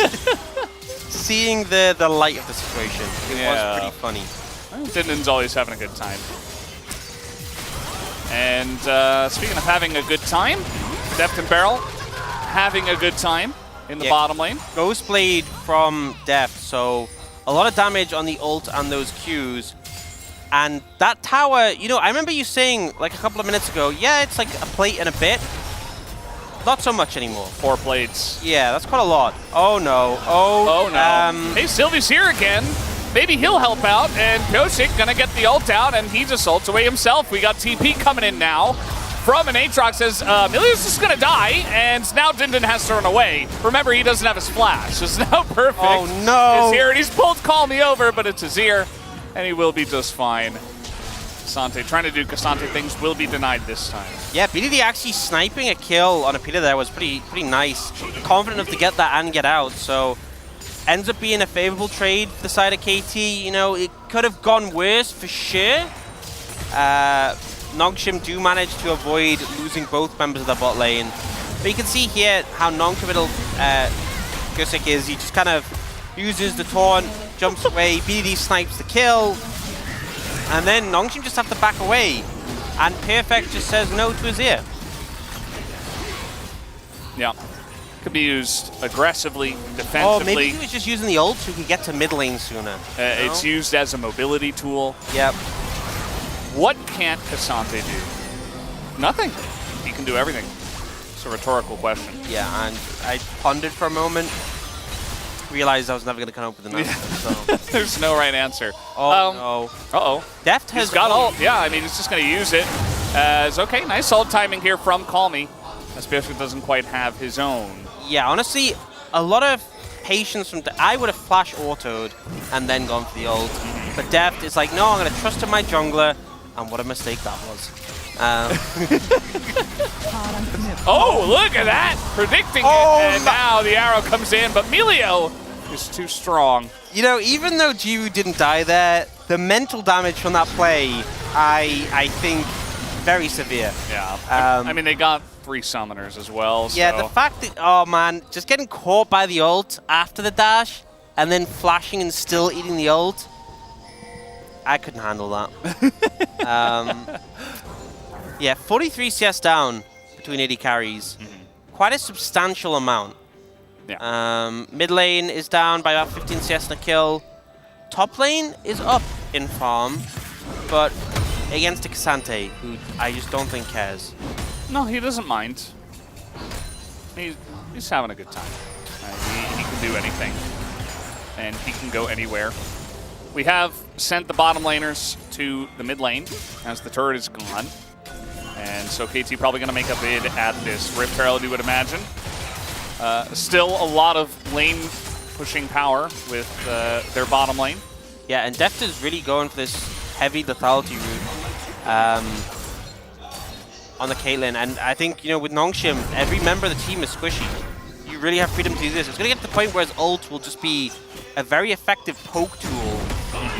Uh-oh, here we go again. Pulled through the wall, and Dundun, he does have his ult this time as, ooh, not going to hit perfect there, and here comes Rammus, and Pyosik, I think, is going to put an end to this. A lot of damage did go into perfect, though, as Dundun stays alive for quite a long time, but it's not going to matter. Pyosik takes him down. Yeah, I think maybe Perfect had that without the Rammus, but the insurance policy being there definitely helps out a lot. Another kill on the Aatrox, and Sylvie... Yeah, they stopped the Rift Herald, Pyosik did, in order to do that. And now Sylvie's going for it, but I honestly think Beryl can just ward you away. Also, Pyosik's just gonna spin his way down to the Rift Herald and get here in 2 seconds. That's the power of the Rammus. Yeah. From base to objectives, one of the fastest junglers. Who is the fastest? Probably like Quinn jungle. That's not a thing. I'm sure there is people who play that. I'm sure someone right now is going to be in comments and they're going to be so angry at you. They'll be like, I'm a gold 2 Quinn jungle main. How dare you? We exist. We matter. Yeah. There are dozens of Pyosik Alexi's like, okay, well, I'm not going to do the Rift Herald. I'll just do my red buff instead. Gotta keep those camps on cooldown, you know. This has been a common trend of Sylvie walking up to objectives and trying to start them, and then someone from KT says, like, really? Like, BDD's just gonna walk over and be like, yeah, bro. Uh-oh. You can for sure. I mean, Sylvie didn't have vision of that, as now combos coming in, Shockwave as well. Sylvie is alive. He's nearly going down to the dragon as Dindon comes over, and that's a fire kick to push Pyosik away. They do get the Mountain Drake. And an ult over the wall gets Sylvie to safety. The confidence to keep going on the dragon at like 20 HP, I respect it from Sylvie there. But you can see KT just very much in control of this game, but 2 dragons for the side of Nongshim is pretty positive. That's kind of the silver lining in this situation, is you have those 2 dragons. KT are a long way away from Soul and Elder. But I'm not sure this... Ow, my lord, that was a lot of damage. I'm not sure this game gets any easier. Yeah, I don't think so. not going to be feeling pretty good about the Lucian situation. He does have the kill, and he's kind of keeping up, but the poke damage that does come down is kind of rough, and they're just being pushed in the mid lane this time instead. Like I mentioned before, they're still going to be able to do this, and Nongshim, Sylvie can't just babysit the lane forever because he's got other stuff to do. He has to farm himself, he has to help other lanes. Sante exists, somebody's got to help against that. The Rift Herald eventually is going to be started up here by KT, and they should be able to take this one down, which is only going to help. I mean, this mid turret, if it doesn't go down between the Caitlyn and the Ashe, it'll die to Shelly. I don't think they even need it. They could potentially throw it down top and then just get mid tower naturally. We'll see what they have to do in this situation. Probably just hold on to it until they really need it. Hold on to it for a while. And just keep looking to apply that pressure mid. I feel like this Lucian Milieu, even though, obviously losing all the plate spot really sucked. Being so far behind in farm sucked. She was doing a decent job of farming in respect to that, but I still feel like we've just never really seen it do much. And anytime you dash up, try and make a trade happen, I think Beryl and Def just kind of annihilate you. Yeah. I think it's just what happens when teams begin to iterate and stop handshaking. And they say, hey, there are ways to make this vulnerable. And the confident teams will do it. I'm not sure if it was on 14-2 or 14-3, but they actually buffed the handling on the Herald. Joseph's going into this one. I don't really think he cares. They actually broke the Orianna shield. Yeah, they got through the Orianna Yeah, shield. wow. Awesome, good work. Cool. Yeah. Well, second charge comes in, so pretty high value on the Herald. And looks like, I think if you're playing Rammus, you have to be pretty good at driving already. Mm-hmm. So it makes sense he's able to pilot the Herald. Yes. Do you think Yoshik is a good driver of the Herald based on what you saw? Yeah, I think that was pretty solid. I mean, I don't think he was challenging himself. Okay. But I think everything he did there was kind of correct. But I've definitely seen more adventurous attempts, like the carrier attempt. Yeah. That's one where you have more opportunity to mess up. Yoshik, sometimes you don't even have to do anything. You Barrel's just roll at them. I mean, Beryl, he's going to step on a trap. Oh, no. As it was on the corner, I guess he just didn't see it. He walks on a trap and dies. And Yoshik's just going to ult as a celebration, I guess. Why are you there? And he's going to step on a trap as well. He's just going to go down. Oh, look, Cassante is 1v3. Oh, no. And completely fine. No, he's got BDD. And the knockup comes in. Emilio is also pretty strong and is going to keep everybody alive. This champion really is something. All these new champs, man, they just come in here and they just do whatever they want. Yeah, I haven't seen this Armadillo champion before. They must have brought him out last week, but he looks so broken, by the way. Did you see how fast he went and how tanky he is? Man. Hey, we already have Hecarim. We don't need another fast champ, right? Honestly, they need to rework this champ quickly. Like, all the new ones are just too... Look at him. Look at him go. Yeah, the trap, really unfortunate. Then into the taunt, and then just kind of gets one shot.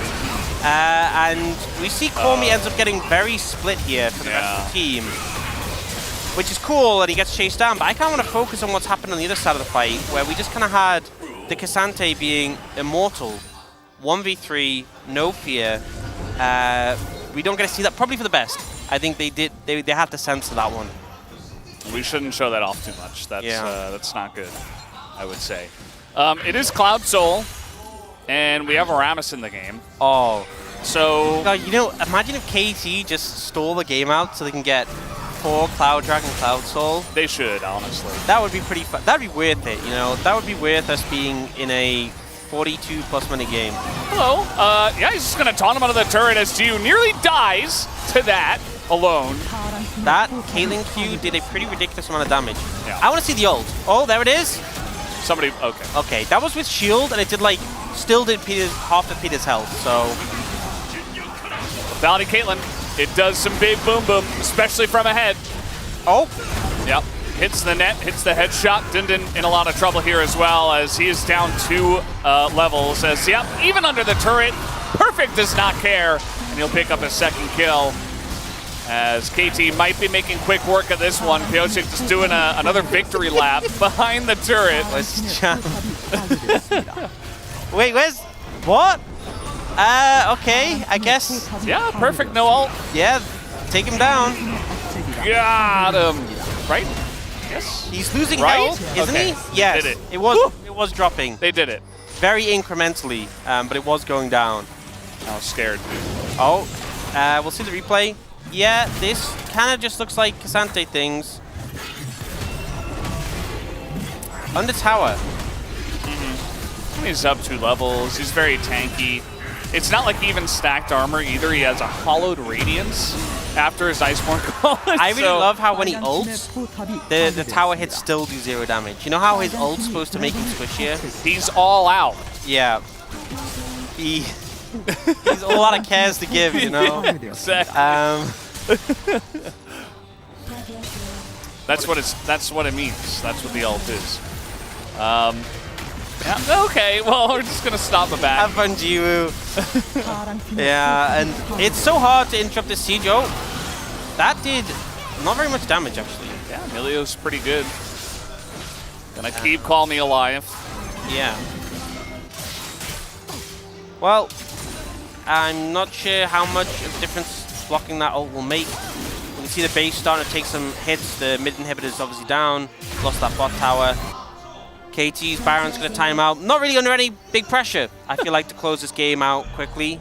You see BDD just went for a death cap second. Yeah, why not?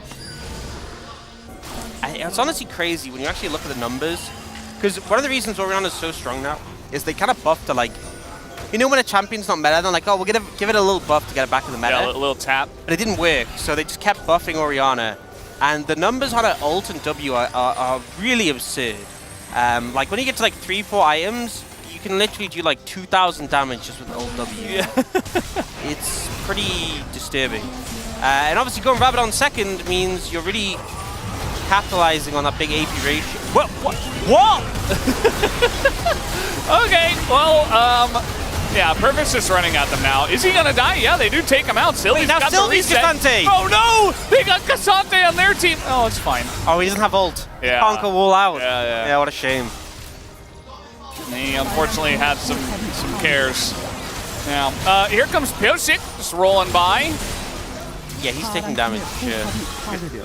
It took a little bit, you know. A couple love taps here. Doing Kanik in second. I I don't know if that was really the choice I would have gone TP for. flank coming in. TP flank. Oh, wait, no, he just died. Where'd he go? Jiwoo! I'm so sorry. Dundun's flanking, he's here. I swear he wanted to play the game. Oh, Taunt came in, and yeah, Dundun, okay. Hitting some sweet spots. And then he gets taken out. Sylvie doesn't have ult, so they can't follow up. 0-5-0 for Dundun right now. Truly one of the most Dundun games we've ever seen. Well, here we go again. And here's Cassante. Yeah, Call Me just taunted for the entirety of that passage of play. That looked fun. If you can call it that. And, here comes Milio. Milio delivery. I feel like the crowd has stopped cheering. They've just started gasping. Yeah, oh, Sylvie lives. Yeah, no, he doesn't. And, yeah. Trying to hit him with the net is death for some of that extra boom boom damage. That's a 2-0 from KT as they do make quick work of Nongshim tonight.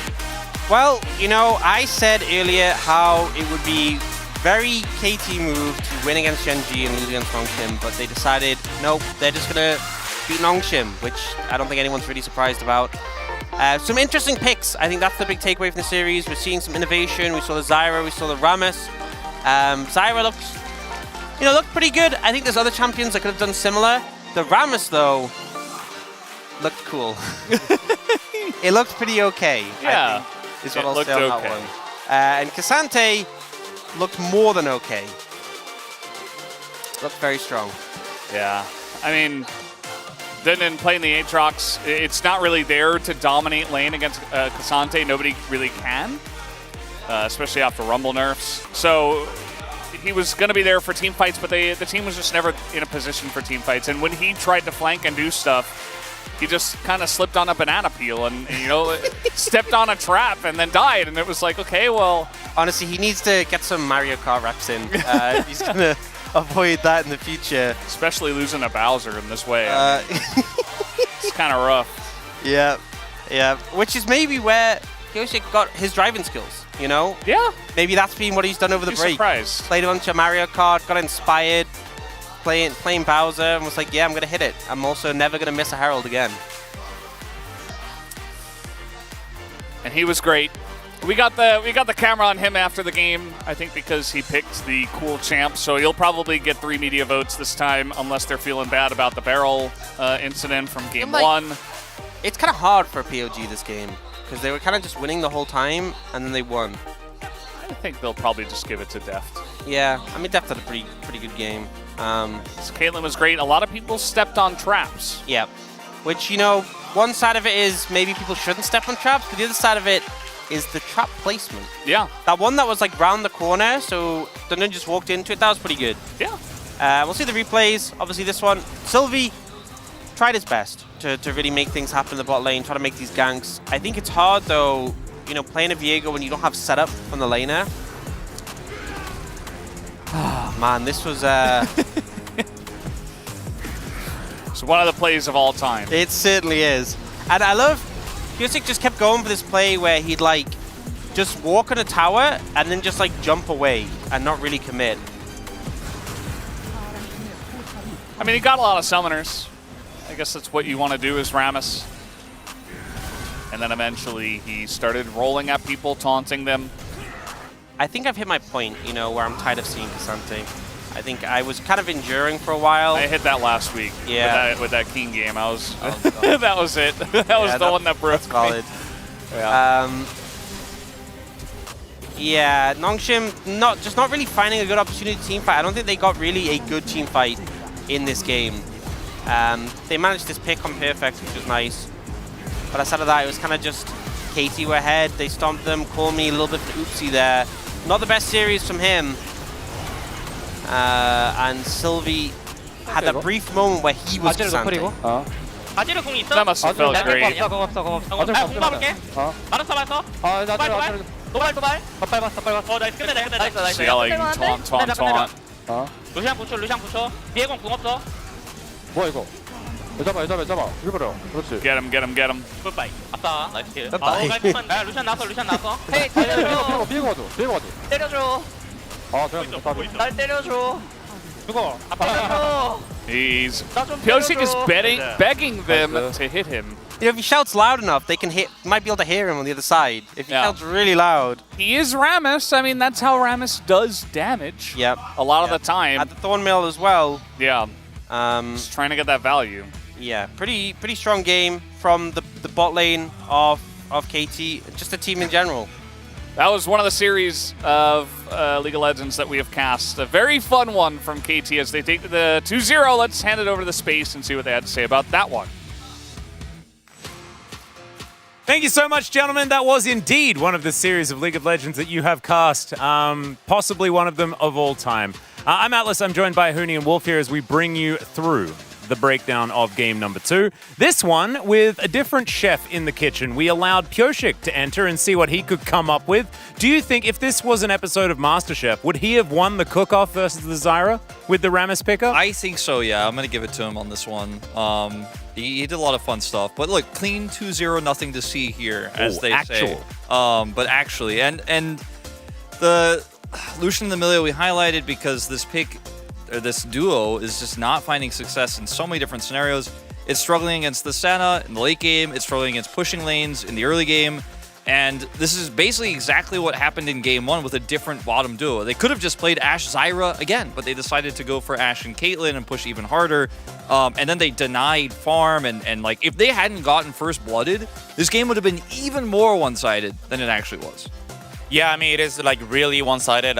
I'm still like really wondering like why actually the prioritize is like Lucian the first pick like that high, like especially when there's like so many pick that it's like it's a punishable in lane phase, especially there's a Ashe and there's a K, like even, and also KT, yeah, they could actually just pick up like both a champion on the bottom like as a 1-2 straight up, so like they will have a better combo no matter what, and also they have options to counter pick at 3 like if they want to. So I think it is like really easier for Botio to pick on the red side, but so like you actually have to be more delicate when you want to pick something in the blue side. Like even though Pick you have Orianna. Yeah, I mean, just pick Orianna first, right? Like, and then you can see what's going on. You get some additional information first. Yeah, there's a few options. Like, another option is you can pick Rammus, and that's precisely what Pioshik did, mainly because he just saw that he could, and there weren't too many things that were very good at getting through tanks. Let's have a look at our first highlight, though, and this was Pioshik. Look at the amount of value he gets from just rolling at him. I mean, you can see Jiwoo is level 1,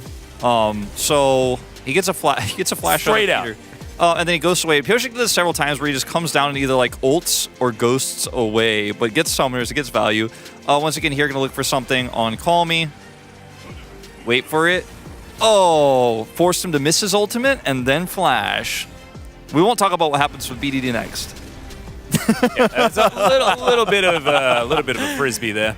Yeah, I mean, like the Ramos was like still be able to affect a little lane. Like actually, even though he was not succeeding the game, like he was be able to just like burn the Psalms and be able to just like pressure enemy jungle. Like this is like the what actually opens up like from the Ramos like with the mid prio. They just go like they just go through like enemy jungle.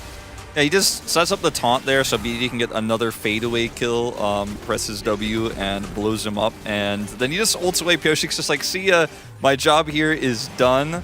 And this time he actually did, in fact, do something. But this bottom lane was where the whole game was played out. Deft went the lethality build that we've seen kind of niche on Caitlyn, where you go for Ghost Blade, you get opportunity, you do massive amounts of damage. And every time he caught anybody or ulted anybody, they were at half health instantly in the mid game. Late game was insane. His damage numbers were off the charts. But he was given this opportunity because the Lucian Milio lane wasn't supported very well by Viego, who couldn't have really done much there anyways. But yeah, it was kind of a disaster for Nongshim. I thought he was given the opportunity by Boris after he handed him a lump of gold, but that may not have been that. We do have another highlight, and this one is... Spoiler, like, this is just a bit sad for Dundun, to be honest. And he had a worse moment in this game. This is not the worst, but it's a very sad Aatrox game. I mean, when Aatrox just dies straight up like this, there's no more threat anymore for Deft. Like, look at Call Me try to get in there and actually... Like, he's like a flanking Azir trying to kill a Caitlyn, and meanwhile on this side of the fight it's just chaos. I don't know who needs to clean one. I mean, it's just like, I mean, it's a really understandable, right? As a top laner, like this game was so already gone. Like you just have to find an opportunity. Like, even though there's like small window, I believe like at least he just tried it. You know, like it's a nice try. Like, cause like otherwise the game was like already so smooth where it's gonna go to leading to the KT no matter what. So had to do it. Someone had to do it. You have to send it, and if anyone's just gonna be the guy to send it, it's gonna be Dundun because he's not phased. Yeah, he was proxying and then just got ulted by a Cassante under a turret and died. Like but he bounces back, and he is known for that. He's fantastic at it. This was just not the day for Nongshim.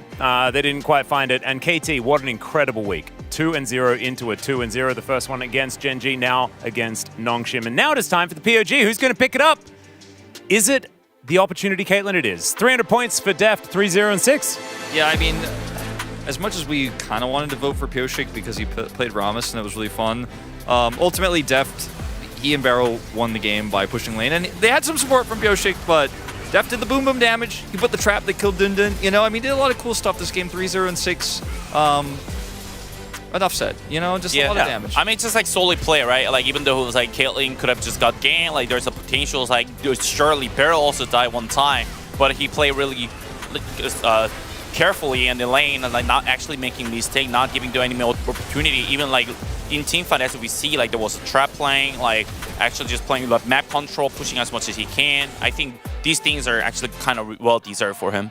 Whoa, votes all over the place here, as there were a few Pioshik voters, of course. I do like that. A few Perfect votes as well, and I actually think that Perfect had a really clean game on the Cassante. I think Dundun had a bit of a rough one, but I think it was largely to do with the fact that Perfect has been stepping up, and he just passed the Keen test, man. Maybe this is a man that's unlocked. Maybe he's heading towards that Rookie of the Year that is pretty hotly contested this season. Yeah, I think Perfect improving is really good to see, and it was a really good game for him, so I actually think those votes are totally fine, but we need to see him improve and step up if KT wants to be a top 3 team and maintain that spot going into round 2.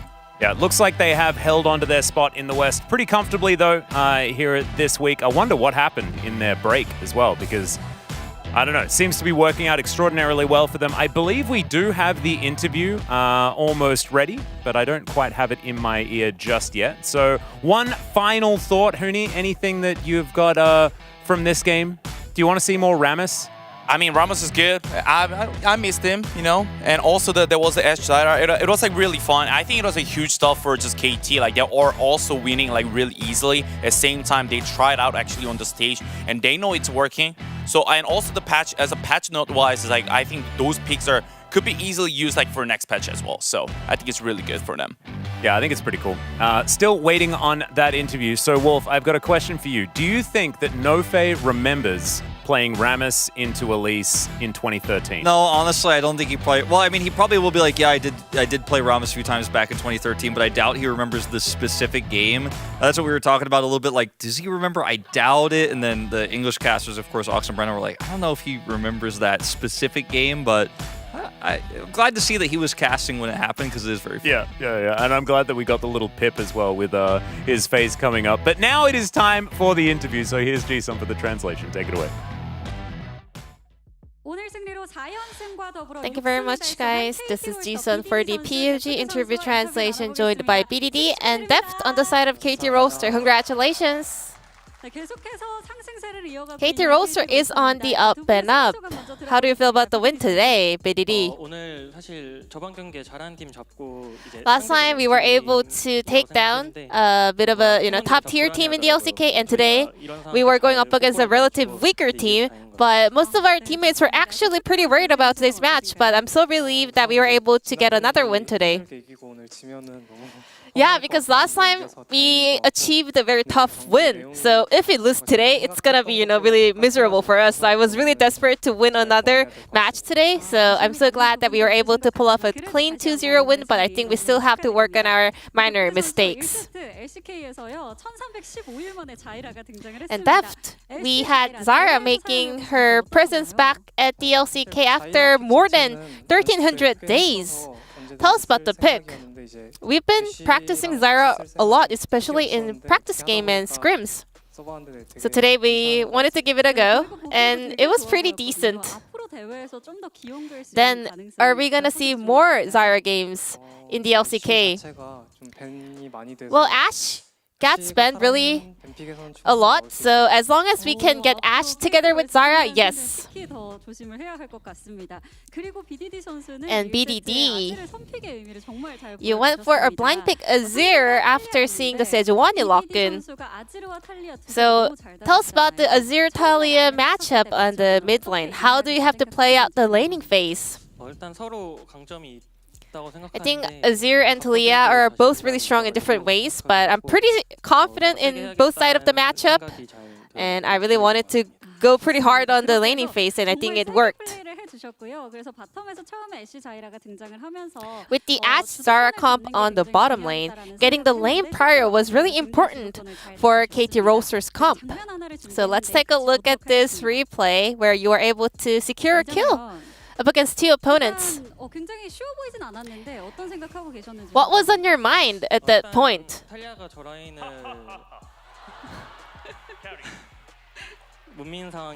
So Talia was not able to push lane against me, and still she was trying to walk up the lane. So I wanted to kind of punish that, and in the end I was able to get the kill. And what's with that laughter? Because you were so satisfied? Yeah, kind of. Even after that, we had multiple outplays from you on that Azir. Do you think Azir is still on top of the meta? And also, in the upcoming patch, do you think Azir will still be on top of the tier list? I mean, I'm pretty sure all the other mid laners feel the same way, that Azir is a really good blind pick champion and also a counter pick champion. So I think just a lot of mid laners are feeling really comfortable playing on the mid lane. And today we had another pocket pick on the side of KT Roaster. It was Rammus jungle after longer than 10 years. Tell us about the pick. Well, Pyosik even his screams, he was like, I learned this from NA. Like, he was really vocal about the pick. He was like, every time I play Rammus, I just win. So today was the day to debut his Rammus. And I think it was pretty much the same as we tasted in the Scream games, you know? We knew what was going to happen in game. And then game 2, you played Lethality, Caitlyn. What makes this build strong when it comes to playing Caitlyn? When it comes to itemization, when the opponents cannot really build a lot of armor items because of the AP damage coming from our comp, it's really good to go Lethality build. And also, it also has a really good synergy with the Halo Blades. And today we saw the Worlds 2022 skin bottom duo, Caitlyn and Ashe. Was that something planned in advance? Not really, but I guess like we were on the same page. BDD, what do you feel about that? I wasn't even aware of that. I wasn't even aware that they were wearing the champion skins together. Next up is Hana Life Esports in the upcoming matchup. What is your resolution for the match? We will make sure to continue our winning streak in the upcoming match as well. And Deft? We are facing strong teams from now on, so we will make sure to keep getting wins in the future. And this will be the end of the POG interview, and back to the space. Thank you.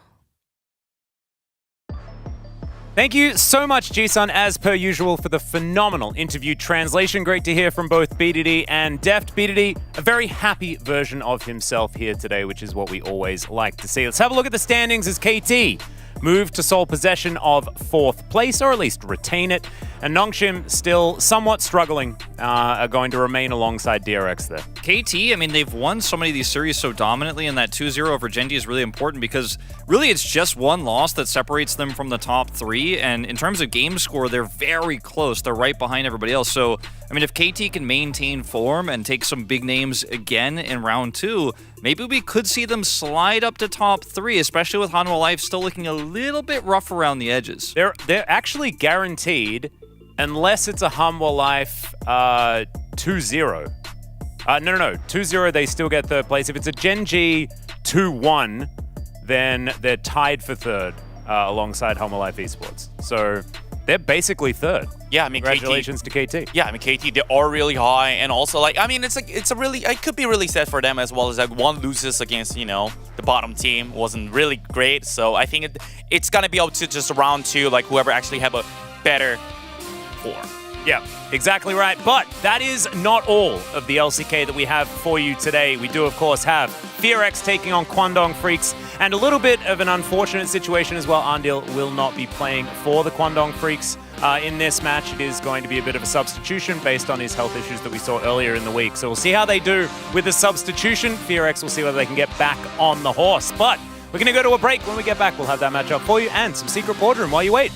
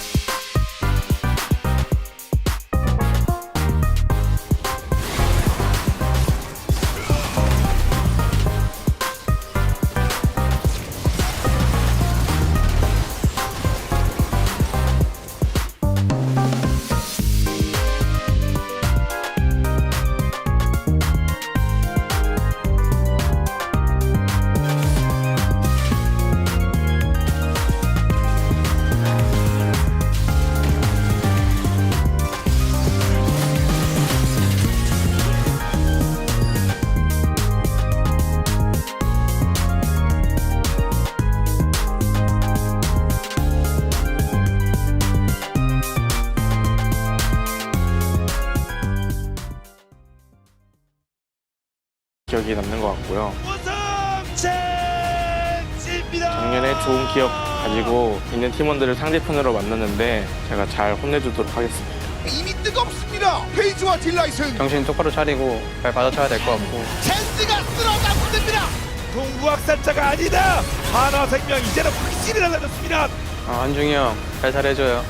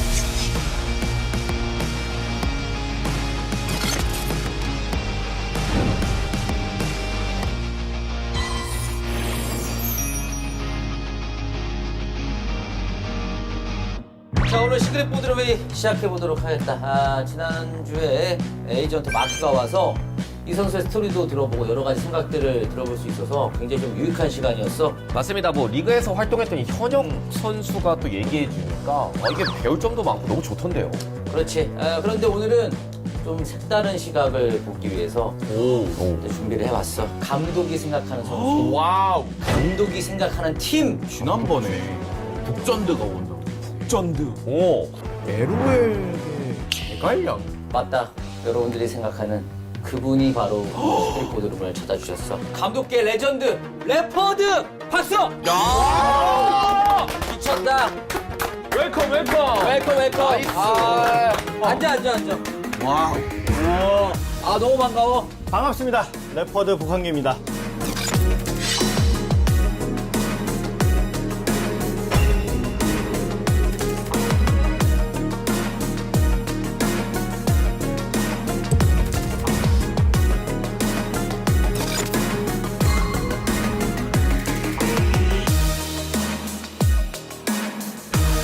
본인이 뭐 설명을 해주긴 했지만 또 자세한 또 프로필이 좀 필요하잖아. 준비돼 있나? 그래서 혹시 저 시킬까봐 준비를 좀 했습니다. 본명 복한규. 2011년 11월 아주부 블레이즈로 프로 데뷔. 언제야 이게? 또 많은 분들이 모르실 수도 있는데 12년 LCK 초대 우승자. 그러면 그때 혹시 캡틴 잭이랑? 캡틴 잭이랑 앰비션이랑. 그때 다 프로스가 우승한다고 했어. 또 이후 13년까지 롤 프로게이머로 쭉 뛰다가 15년 EDG 코치로 부임. 그해 팀을 MSI 우승시킵니다. 이야, 우승팀 바로. 거기서 끝이 아니죠. 16년도부터 C9의 감독으로 가게 되면서 전설적인 행보가 시작됩니다. 첫해 롤드컵 8강. 와우. 17년 한 번 더 롤드컵 8강. 와우. 그리고 18년 전무후무한 북미 월즈 4강을 이뤄냅니다. 와, 박수. 북미 월즈 4강은 거의 이거는 그냥 롤드컵 우승이에요, 사실. 이건 우승보다 더한 거야. 진짜로. 전무후무해 이거는. 지금은 이 감독을 넘어서 e스포츠 전문가로서 도전을 이어나가고 있는 또 감전드 중에 감전드입니다. 진짜 뭐 기가 막히네. 제가 실제로도 북미에서 활동하고 있을 때 유일한 적수였어요. 그래? 이 사람 아니었으면 저 못 막았습니다. 맞지. 딱 메타에 제가 딱 좋아하는 챔피언들이 있으면은 항상 그거를 밴합니다. 집요하게. 완전 훈이 저격밴. 훈이 저격뱅이 들어간 건 맞습니다. 근데 메타에 맞는 챔피언이라고 말했는데 그게 아니야. 저한테는 메타랑은 상관없고 나르, 럼블, 갱플, 훈이 3매 딱 때리면은 이깁니다. 감신기가 있었구만. 근데 진짜 악랄한 게 한 판씩 또 줘요 가끔. 한 판 갱플로 이겨. 그럼 한 판 럼블 이겨. 결국에는 마지막 5세트에서 3벤이야. 그러면 5세트에서 진단 말이야. 더 와라. 네가 하나만 더. 그니까. 아니, 항상 네가 문제야. 이거 근데 잘 생각해봐야 되는 게 3벤 하면 뭐 없다는 얘기 아니야? 아니 억울하네 이거 진짜로. 그래서 뭐 다 지난 얘기니까 지지 와서 뭐 해봐야. 쉽지 않네. 열심히 하셨잖아. 네. 자, 어쨌든 뭐 우리가 또 오늘 모셨으니까 감독으로서 성공을 제대로 했는데 어떤 사람이 좀 딥하게 한번 들어가 보자고. 아까 말했듯이 EDG 코치 생활로 이제 시작을 했는데 갑자기 이제 북미로 점프하게 됐어. 뭐 계기가 있었나 어떤? 서양을 가게 된 계기가 이제 유럽에서 열리는 롤드컵. 프랑스 파리를 갔었는데 아니 사람들이 그렇게 행복하고 여유로워 보일 수가 없더라고. 그래서 나는 왜 이렇게 힘들게 사는가. 나도 서양을 가야겠다라고 마음을 먹었는데 나이를 먹고 보니까 관광지에 그 시간에 있는 사람들은 원래 여유로운 사람들이야. 어느 나라에 가든. 나도 그 말을 하고 싶었어. 근데 그때는 몰랐다? 그때는 몰랐지. 내가 힘드니까. 그때 어렸어. 그때 어렵고 힘들고 스트레스 받으니까 또 롤드컵 극한의 스트레스잖아. 또 때마침 C9에서 우리 감독한 3명 정도 테스트 보고 있는데 와서 테스트 볼래? 하는 거예요. 오케이 하고 딱 가자마자 첫날 바로 감독 확정. 오, 첫날 확정. 특출났나 보네. 또 다른 그 후보들에 비해서. 근데 뭐 굉장히 적응이 빨랐나 봐. 보통은 이렇게 가면은 적응하기 되게 힘들어하는데 가자마자 성적이 좋았어. 연속으로 롤드컵 8강. 야, 뭐 그 비법이 있나? 비법이라고 하면은 이제 코칭 스킬인데 북미는 이제 여유롭고 개인주의가 강하다 보니까 개개인에 맞춘 퍼스널라이징 가외식으로 맞춤형 솔루션을 제공을 해주면은 잘합니다. LA 요원이 예를 들어서 갱플, 나르, 럼블 빼고 다 헤매고 있다고 칩시다. 이거 치는 거야. 칩시다. 사실 아니야. 칩시다. 그러면 이제 개인 맞춤형 과에 바로 들어가죠. 너 여기 챔피언들 리스트 중에서 하고 싶은 거 뭐야? 다음으로 주력픽 뭐야? 그러면은 거기서부터 1레벨부터 5레벨 구도까지 다 보여주고 똑같은 거 매치업 나오면은 이제 반복 학습 시켜주고 스크림 1대1 찾아주고 떠먹여주고 재워주고 입혀주고 하면서 다 먹여줍니다. 이 정도면은 그냥 뭐 신생아 키우는 느낌이죠. 근데 LA는 그럼 이런 걸 못 받았던 건가?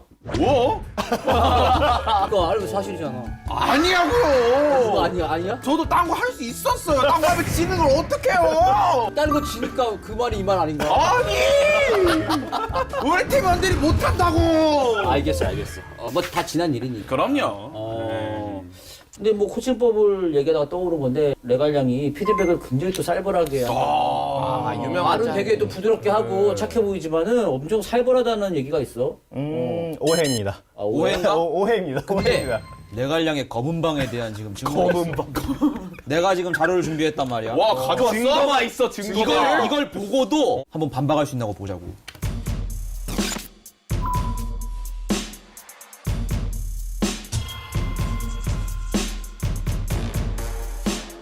나도 니들이 뭐 하는지를 모르겠어. I don't know what you guys are doing in game. 정신 차리고 해야지. You gotta wake up. 아니, 야, 텔포 없는데 바텀 밀고 You're 있고. pushing bot. 바로 먹고 앞당하고 있는데, They 바텀 have 사이드 Baron, 밀고 we getting 있고. pressure, and you 뭐 like 하는 pushing 짓이야, time 이게. lanes. What the f are you doing? 퍼스널라이징 맞나 이거? 다 집합시켜서 했는데. 아니지. 하나씩 쪼개서 얘기하고 있잖아. 그리고 Give up Baron. 바론 줬는데, 글골 앞서고 있는데, And we're still ahead of. 라인 2개가 압박당하고 있는데, 나 바텀 밀러 갈래. I wanna go push bot. 뭐 하는 What 짓이야, the hell 이게. is this? 댄스 잘못이 아니고 나같이 잘못한 거야. Yeah, it's everyone's fault. 팀이 졌는데 당연히 다 같이 못한 거지. 이게 그 전설의 언영이만 욕 2번 먹었다는. 한국말도 알아듣고 영어도 알아듣고. 해석도 통역도 듣고. 네, 이번 게임은 이기자. This game is winning, okay? 정신 차리고 가자. 이 정도면 이게 지금 에이전트 레갈량이 에이전트 아닌가? 에이전트 X발 아니야 이 정도면은? 아니 중간에 X발이 몇 번 나오는 거야? 저거는 조금 오해의 소지가 있는 게 평소에도 저런다? 아닙니다. 절대 아니고 저거는 조금 더 정신론에 가까운 피드백이었던 게 내가 알고 있는 우리 팀의 실력이 여기라고 치면은 여기밖에 안 나오는 거야. 경기력이. 어찌되었건 간에 나는 팀에서 연봉을 받고 팀을 승리로 이끌어야 되잖아. 그렇지. 그러려면 우리 선수들이 정신을 차려야 된다는 거지. 이게 게임 실력의 문제가 아니고 정신의 문제다. 오늘 너네가 경기장에 왔을 때 마인드가 글러먹었다. 그런 거지. 사실상 플레이에 대한 피드백이라기보다는 이 새끼들 왜 정신 안 차려? 막 요거를 이제 디테일하게 하나하나 얘기하면서 정신 그런 차려라. 느낌인 거지. 어릴 때는 선수들하고는 되게 친한 거지? 엄청 친하죠. 그러니까 가능하겠죠. 거의 뭐 그냥 베스트 프렌드. 2018년 얘기를 좀 해야 돼 우리가. 아, 해야죠. 우리가 8강 얘기도 했지만은 LCK에게 좀 아픈 연도긴 하지만 그때는 진짜 뭐 어마어마했잖아. 사실 그때만 따지면은 LCK 팀들보다 성적이 잘 나온 거예요. 그거 굳이 꼽아야겠나 그렇게 찝어야겠나? 대본이 그렇게 써있어. 그냥 담백하게 대본이. 북미 얘기만 하면 되잖아. 아니 이제 와서 피하는 거야? 자신 있게 말해놓고. 대본이 이렇게 써있는 거 어떻게 해요? 이게 궁금한 게 이제 레전드를 찍은 거잖아, 이 북미 성적이. 그치. 그럼 이제 그때 스프링 때부터 그냥 잘 나가서 그게 이어진 거야? 아니면 그 한 해 어땠어? 스프링은 잘 기억이 안 나는 걸 보면 말아먹었다. 그러니까 말아먹고 기억 안 하는구만. 참 저장을 안 하는구만. 월즈에 간 것도 아마 3번 시드로 갔던 걸로 아슬아슬하게. 3번 시드로 왔어요. 그래서 그 얘기 있는 거 아니야. 북미는 3번 시드가 강하다. 그치. 그때부터 시작이야. 맞아, 그때 시작이었어. 그래서 좀 우여곡절 끝에 나가긴 했는데 막상 가보니까 거기서 세계적인 레벨의 팀들과 상대를 하면은 배울 점들이 많잖아. 그래서 그것들을 빠르게 캐치하고 좋은 것만 가져와서 쓴다. 라는 마인드로 했을 때 좀 레벨업이 빨라서 그런 좋은 결과가 나오지 않았나. Gonna look at the mid lane now again. Kerr has flash this time, gets away from it. Ignite is there. They land the chain. One more auto. That should be with Ignite. And he takes him down. Still stands, but Jensen's not done. He wants to chunk down, and he does. They're gonna try. They're gonna dive into the pit. Plenty of damage available. But will they even stop the Baron as the smite? Oh, he gets to kill the juggler. Who's gonna get it? Oh!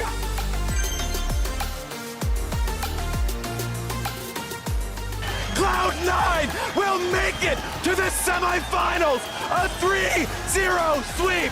The first time in 7 years. Cloud9 in the top 4 at Worlds. 근데 뭐 4강까지 갔으면 사실 혹시 결승 뭐 이런 생각도 그때는 좀 했겠네. 그거는 하지 않았습니다.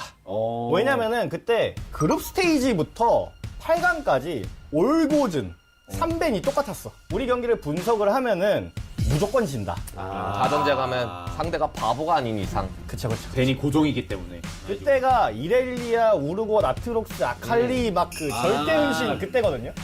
우리가 이걸 하나도 못했어. 메타랑 좀 어긋나 있었구만. 벤으로 어떻게 막 온몸 비틀게 해가지고 갔는데 이제 벤 픽이 필요한 단계가 되니까 안 되는 거지. 뭐 어쨌든 그 정도면 이제 돌아갔을 때 대우가 남달랐을 것 같은데. 카퍼레이드 같은 거 했나 혹시? 공항에서 레드카페 깔아주고. 돌아가자마자 게이머즈 어워드라는 그 글로벌 게임 시상식에서 이제 베스트 코치 상도 받고 게임상. 그리고 연봉이 재계약. 제일 중요하지. 재계약이 아니 나 북미 아무도 안 가본 고지를 점령한 건데 당연히 이건 뭐 쳐줘야지. 그만큼 역대급이었어요. 그러니까 LPL 얘기를 좀 해봐야겠어. 작년 월즈 때 레포트 방송이 굉장히 핫했던 거. 아니 분석대로 가니까 경기 내용이 그래가지고 레갈량이다라는 별명이 또 이때 또 탄생을 했어. 제가 T1의 승리를 3대1로 예측하는 이유는 T1이 기본적으로 블루사이드에서는 닿는 뱀픽을 하면서 모두 블루사이드 경기는 모두 승리를 거두고 2승을 확보합니다. 그리고 레드 진영에서는 카나비 선수의 자르반이나 미싱 선수의 라칸에게 1패를 하게 되고 그 뒤에 뱀픽의 방향성을 틀어서 레드 진영에서 1승을 LPL 요즘도 보고 있나? 4대 리그는 다 보고 있죠. 아니 그러면 혹시 날 도와줄 수 없나? 맨날 노이 얘는 생각 뭐 뭐라고. 누구 오면 다 자기 밑에 넣으려고 그래요. 그거 시켜봐 주십시오. 뽑아주십시오! 거기서 뽑아놨더니 힘들다고 징징대기나 하고. 아니 근데 상하이가 그 얼마나 또 힘든지 내가 또 다 알고 있어. 사실 우리가 지금 그 MSI를 데뷔하고 있어. 왜냐면 LCK가 MSI를 먹은 게 제가 마지막 너가 마지막이면 언제야? 브라질 때 2017년도. 2017년도? 우리가 또 LPL의 이제 가장 큰 경계 대상이란 말이야. 뭐 어떻게 그거에 대해서 뭐 도움을 좀 줄 수 없겠나? 기꺼이 도움을 드리도록 하겠습니다. 좋아, 그러면 이제 하나씩 이야기를 나눠보자고. 일단은 MSI 결승에 갈 것 같은 두 팀. MSI 결승. 원래 이런 곳이네. 원래 그런 곳이야. MSI 결승. LPL 결승 아니고요? 우리 LPL 결승 궁금하지 않네. 지금 4대 1다 보고 있다고 했잖아. 그쵸. 그러면 더 잘해야겠다. 지금 전 세계 제일 잘하는 두 팀이 딱 MSI 결승 가는 거잖아. 그쵸. 어떤 팀이 갈 것 같냐고? 이거 상당히 어렵구만. 어렵지. 두 팀보다는 세네 팀 정도. 그래, 좋아. 4강 정도를 보면은 지금 뻔하게 대답할 수 있는 거는 T1과 젠지가 경기력이 좀 좋아요. LCK에서는. 그렇지. LPL 쪽에서 작년에 롤드컵 나왔던 팀들 기준으로 봤을 때는 빌리빌리 게이밍과 JDG가 지금 강세를 보이고 있고 아마 가장 유력한 후보가 아닐까. 사실 이거는 국장님도 예상할 수 있고. 그러면 사실 LPL 전문가 너가 보기에는 어때? 이게 또 당연히 저는 한국 사람이기 때문에 T1과 젠지의 싸움을 예상이 된다고 말하고 싶지만 또 그러면 방송이 진행이 안 되니까 BLG가 심상치 않거든요. BLG가 심상치 않다. 아니, 최근 경기력이 엄청난 파괴력을 또 보이고 있어가지고 내가 살짝 영상을 준비해왔어. 일을 하긴 하네. 이게 장면이 이미 4분 30초 때 보시다시피 미드가 합류하지 다이브를 하고 있습니다. 4대 3으로 쉽게 보기 힘든 장면이죠. 웨이브도 많아요. 아니 그냥 포위시키고 투항해라 이거잖아. 그래, 근데 그 투항을 한다고 살려주진 않아. 근데 어떻게 했길래 웨이브가 저렇게까지 어떻게 4명이 있냐? 이게 라인전이 그만큼 강하다는 깔끔하다. 그리고 다이브도 계속 포탑 데미지도 이게 리셋도 해주면서. 그래, 그래서 한 명이 잡히긴 하지만 그래서 3명을 잡아버렸어. 완전 대승이네. 근데 끝난 게 아니야. 이 팀 속도 계속 내. 막 들어가. 또? 재밌잖아. 아니 그 미드 원딜이 없는데? 뭐 거리낄 게 있어? 원딜이라고 볼 수 있는 킨드레드도 있고 맞네. 아론 밀리오도 버프도 그냥 있고. 환승하면 되잖아. 그래, 그래서 쭉쭉 가. 몰라, 우리가 유리한데 어차피 계속 싸워서 손해볼 거 없어. 선을 계속 쓰네. 그래서 상대가 멋진 플레이도 하고 그 와중에 비비긴 합니다. 이런 무리하는 플레이도 나오는 팀인 건 맞는데 바로 먹고 이러면 손해 아닌가? 그렇게 논리적으로 이해하려고 하면 안 돼. 그래. 우리가 주목해봐야 할 게 저런 식의 플레이 방식이 원래 LPL의 플레이 방식이었는데 이거에 LCK가 유독 약했던 것도 사실입니다. 이 난전. 좀 안 좋은 기억 떠올라. MSI 때 바텀 막 다이브 당하고 방금 똑같은 거 아니야 이거. 호위 당해서 다이브 당하고 그대로 난전 유도하고. 튜닝고 위쪽으로 올라오는 에이크입니다. 운동이 상당히 위쪽으로 올라와 있습니다. 가장 중요합니다. 자, 이 부분은 어떻게 견뎌낼 수 있을지 체력은 절반으로 빠져있는데 커버리 나오는군요. 이게 다른 것보다 이제 정화가 아니라 유체화 전멸을 들었기 때문에 캐리아까지. 이거 좀 위험한데요. 자, 캐리아가 뒤쪽으로 한번 빠져나갔는데 자 끊어졌어요, 캐리아가. 일단 비에고 잡혔어요. 자, 그리고 교환이 됐고 이러면 뛰었죠. 아니 이거 뛰었죠. 블루도 자, 일단 비레스그라만 데리고 가. 저런 것들에 얘는 좀 특화가 돼 있어서 전투의 변수 너무 무서워.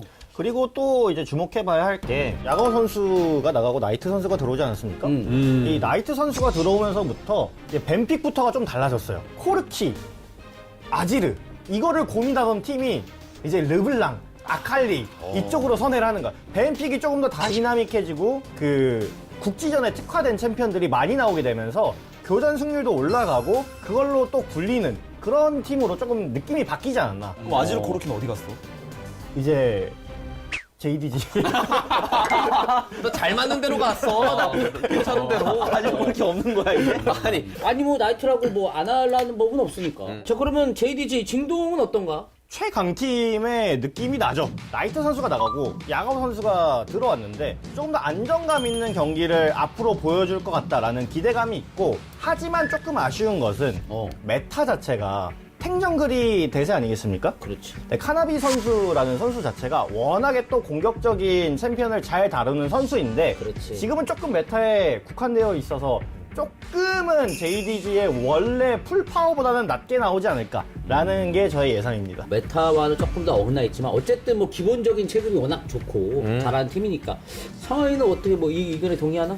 아무래도 이 야가오의 후방 캐리력 때문에라도 좀 더 안정적인 느낌도 있고, 카나비의 그런 메타가 아쉬운 부분들은 차차 해결될 여지도 있고, 다른 거보다 제가 또 이게 말씀드렸던 이 탑에 혹시 모를 불안함이 있었지 않습니까? 그렇지. 근데 플랑드레가 1년 신고 치고는 아니요, 치고는이라는 표현 쓰면 안 됐거든. 그냥 잘합니다. Gala instantly gets the cleanse out of there and knows that he's going to be in a lot of trouble if he gets caught, and he has been. He tries to flash over the wall, but he can't do any more damage. They're trying to see if they can take out Yagao, but he just can't do it. Ruler goes forward with absolute clarity and vigor, knowing that this is the final fight for JDG. They will continue.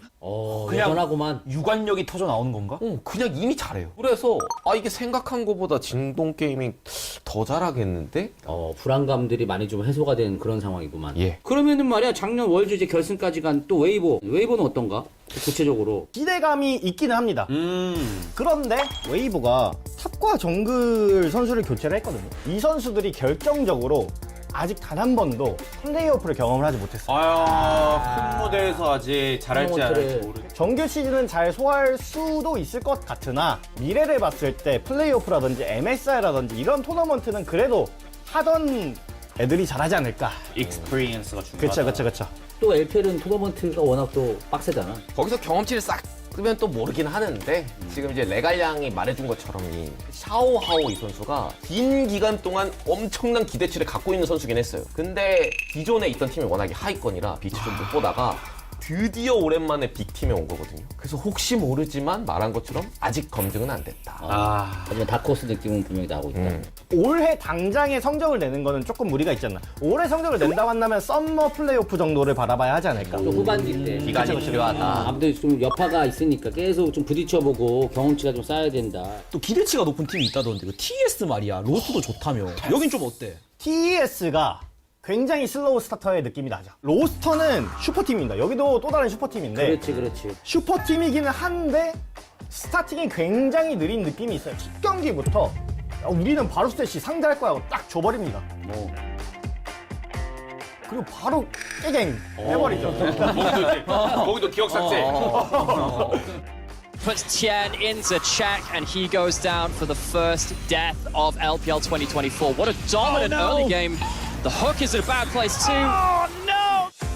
이게 그 TES 경기를 보면은 저거 왜 주지 하는 경기는 다 집니다. 시도를 해보는데 네, 실험적인 시도도 하고 우리의 리미트는 어디인가를 새로 만들어진 팀에서 테스트를 하는 기간이라고도 생각이 되긴 리그 하는데 초반에 그런 식으로 그쵸. 하는구만. 어찌됐건 간에 로스터가 굉장히 좋기 때문에 슬로우 스타터로서 후반에 기대는 된다. 아크호스가 있다고 하면 이제 TES 한 9월쯤에 보자. 9월쯤 9월에 봐야 되는 팀이 많구만. 그러면 레갈량 그때 한 번 더 나올 필요가 있어. 그럼 어쨌든 LPL 뭐 지금 선수 몇몇이나 팀 몇몇만 봐도 진짜 어마어마한 팀들이 너무 많은데 MSI에서 LCK를 가장 위협할 리그 LPL인 건 변함이 없는 건가? 변함이 없습니다. 이번 MSI 우리 또 LCK가 가져오기 위해서 LPL에 대한 어떤 경계는 계속 해야 된다는 거야. 상하이. 예. 네가 좀 더 해줘야 돼. 너 이번 MSI도 LPL이 우승하면은 넌 그냥 여기서 빠따야 그냥. 진짜 라이브로 그냥 너 빠따 칠 거야. 열심히 해. 열심히 하겠습니다. 아직 시작도 안 했잖아. 그럼요. 이제 시작했어. 저는 MSI LCK 시작도 안 믿습니다. 아니 자신 없어? 믿지. 아니 믿지 말고 잘하라고 일을. 믿고 나도 믿지. 자 어쨌든 이 레갈량이라는 별명답게 굉장히 똑부러지고 말이 또 술술 나와. 준비가 다 돼 있어요. 굉장히 스마트해. 아주 유익한 시간이었는데 어떤가 이런 또 시크릿 들으면서 함께 해보니까. 이렇게 또 요원이 되어서 너무 기쁘고 해외 리그를 분석을 하면서 이야기를 하는 이런 공간도 있으니까 LCK가 계속해서 발전해 나가는 게 아닌가. 요원 여러분들의 힘이 LCK의 보탬이 되고 있다는 생각을 하고 있습니다. 우리 또 우리의 어떤 공을 샤라웃까지. 이렇게 아는 요원들이 없었거든. 좋구만. 앞으로 계획이 어떻게 되나? 새로운 도전이 또 준비하고 있나? 한 시즌 정도는 쉬어가면서 어떤 오퍼튜니티들이 있나, 그리고 간을 보겠다. 맞잖아. 간을 좀 보면서, 그리고 또 롤드컵 이후에 유튜브 같은 것도 공약을 하긴 했는데 안 하고 있습니다. 쉽지 않아. 그래서 다시 이제 재가동을 하면서 좀 간을 보는 시간을 갖도록 하겠습니다. 알겠어. 앞으로도 우리 레갈량의 또 멋진 활약 우리가 기대를 해보도록 하겠다. 다른 요원들도 고생 너무 많았고 오늘은 그럼 여기서 마치도록 하지. 다들 해산!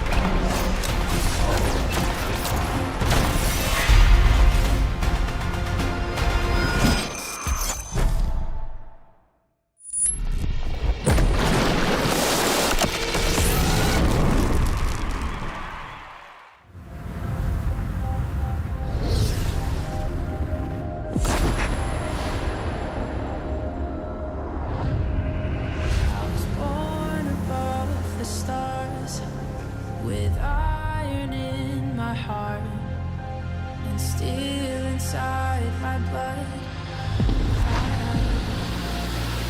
Fear is afraid of the dark side of me. I'm not gonna stop. I'm not gonna break. No.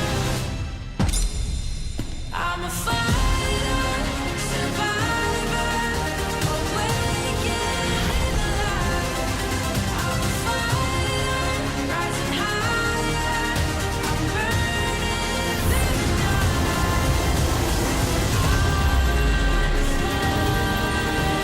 Sets the world on fire. And I will rise again and again, 'cause I'm a fighter, survivor, awakened in the light. I'm a fighter, rising higher. I'm burning through the night. I'm a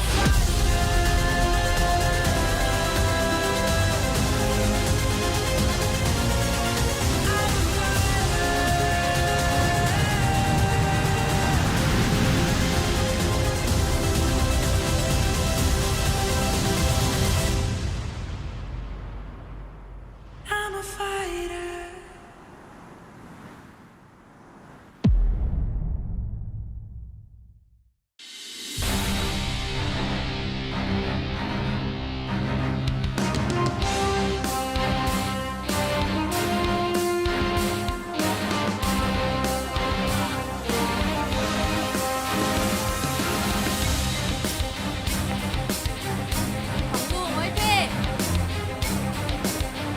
픽스 화이팅!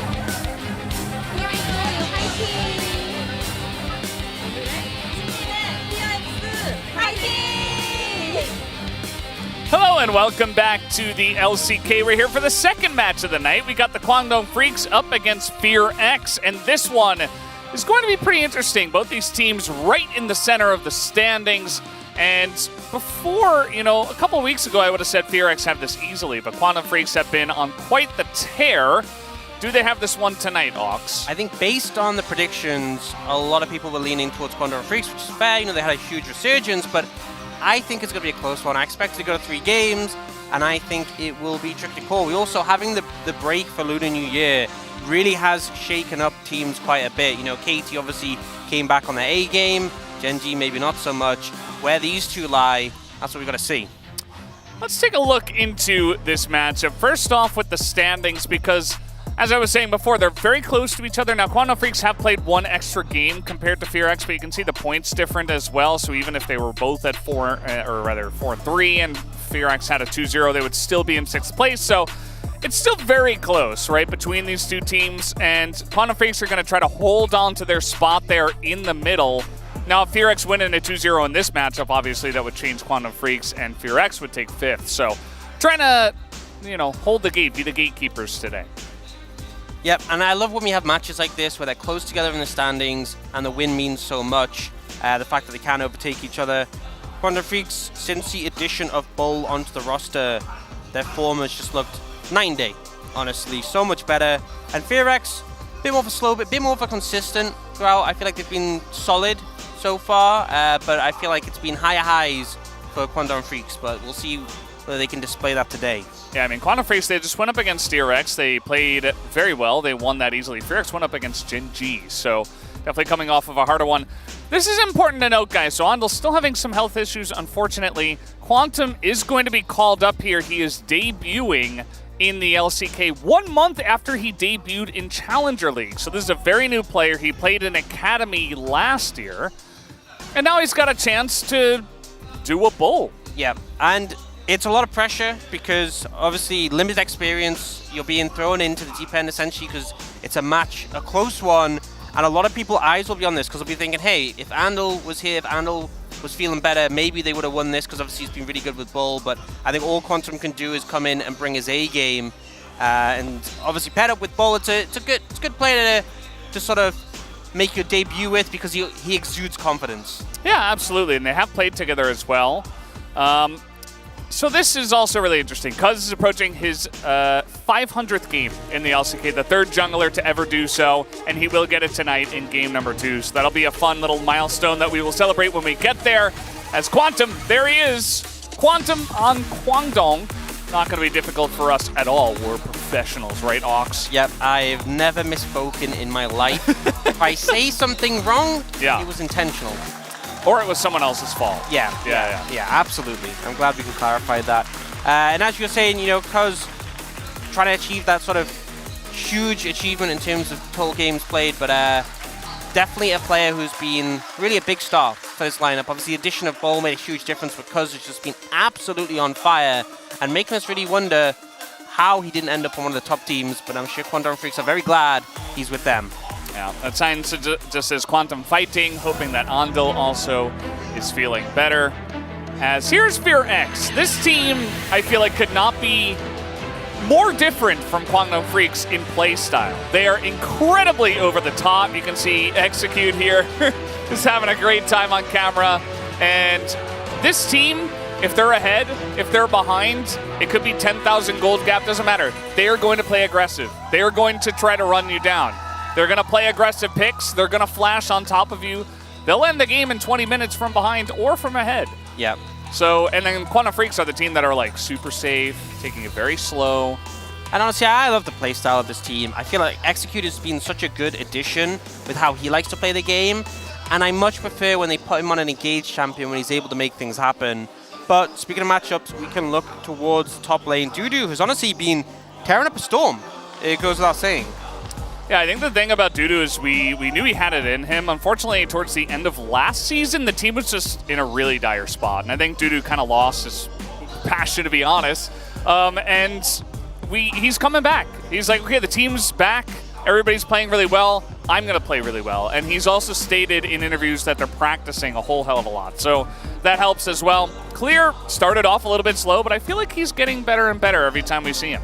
Yeah, and he's going to have to bring his A game. He's going to have to have made some improvements since the last one, honestly, to match up to Dudu, because I feel like he's just been really on form. And especially, you know, we saw Cousin Keen together last split and sort of the work they could do together in the regular season. I feel like being paired with a jungler who is so good at sort of adhering to what his top lane needs, really an opportunity to take off.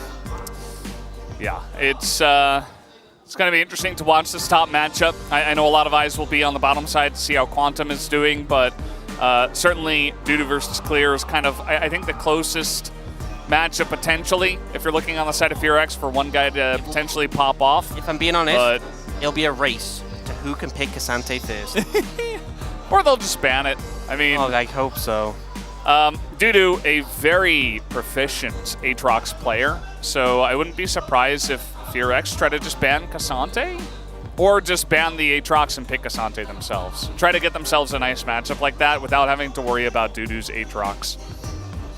Yeah, I am also interested to see how the bot lane plays out. You know, we've seen obviously Senna just be obnoxiously strong. I also think that Fear X, our team, could really benefit from some extra gold on Execute and him playing an engaged champion like Nautilus. We saw him put out some slick tricks with the Nord, with the R-Flash redirect, which Lehens then also showed off.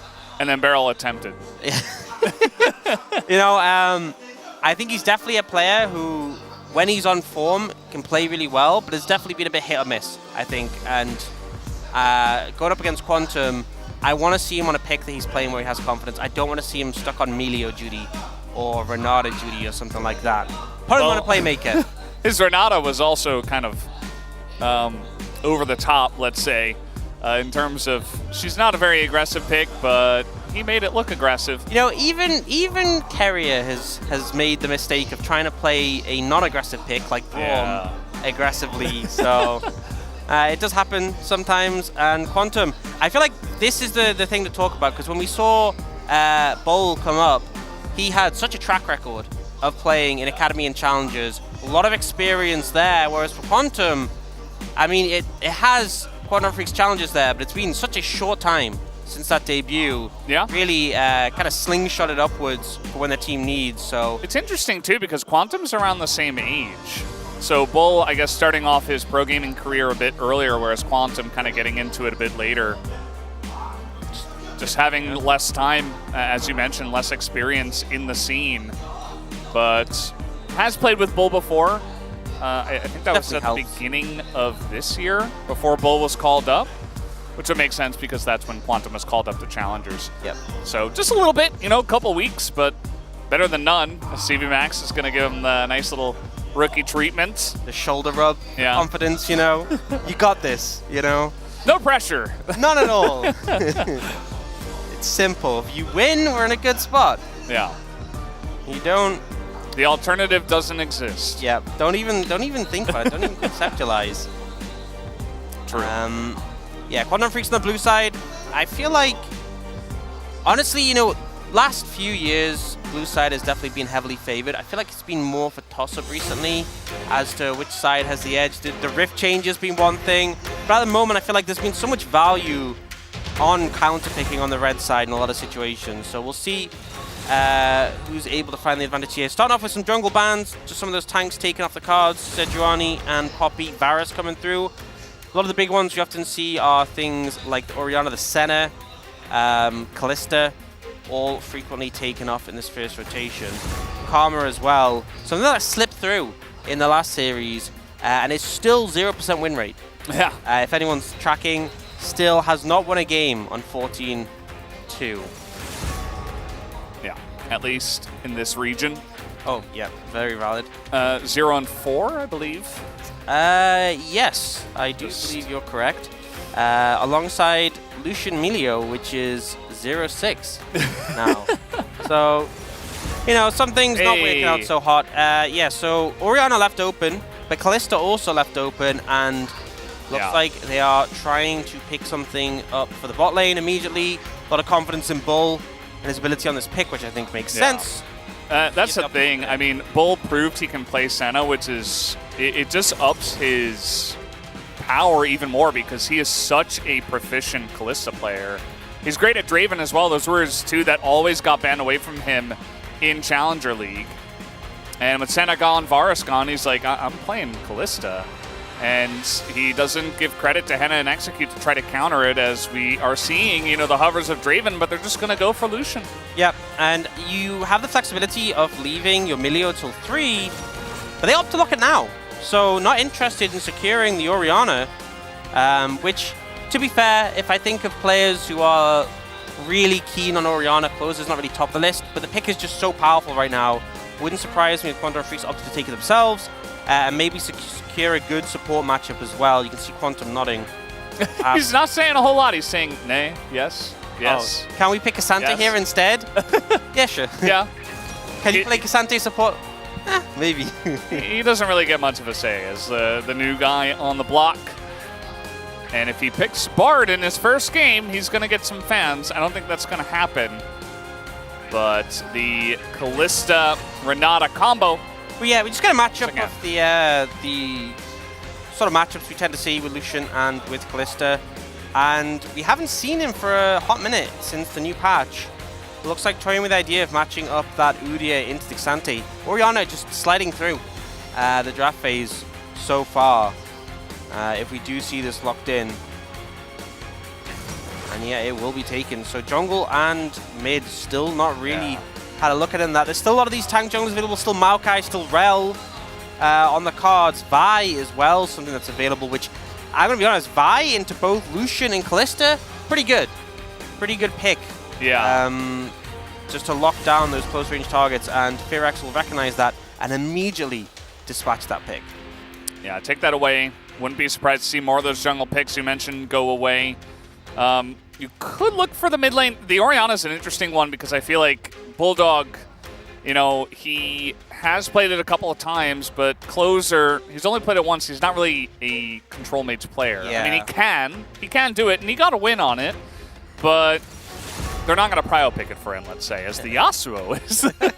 That's more like, more Closer speed. That's definitely more of his vibe, and it does make me wonder because Firax are in this position where they can take jungle on 4 and then counter-pick the mid, so I feel like Guangdong are very specifically targeting picks they're concerned about Firax taking on R5. You know, if they did pick the Orianna on their rotation, would Yasuo be picked into it by Close? I think that's sort of the thought process they're going through. Where are you going to get banned away? I think Bulldog has played before to great success.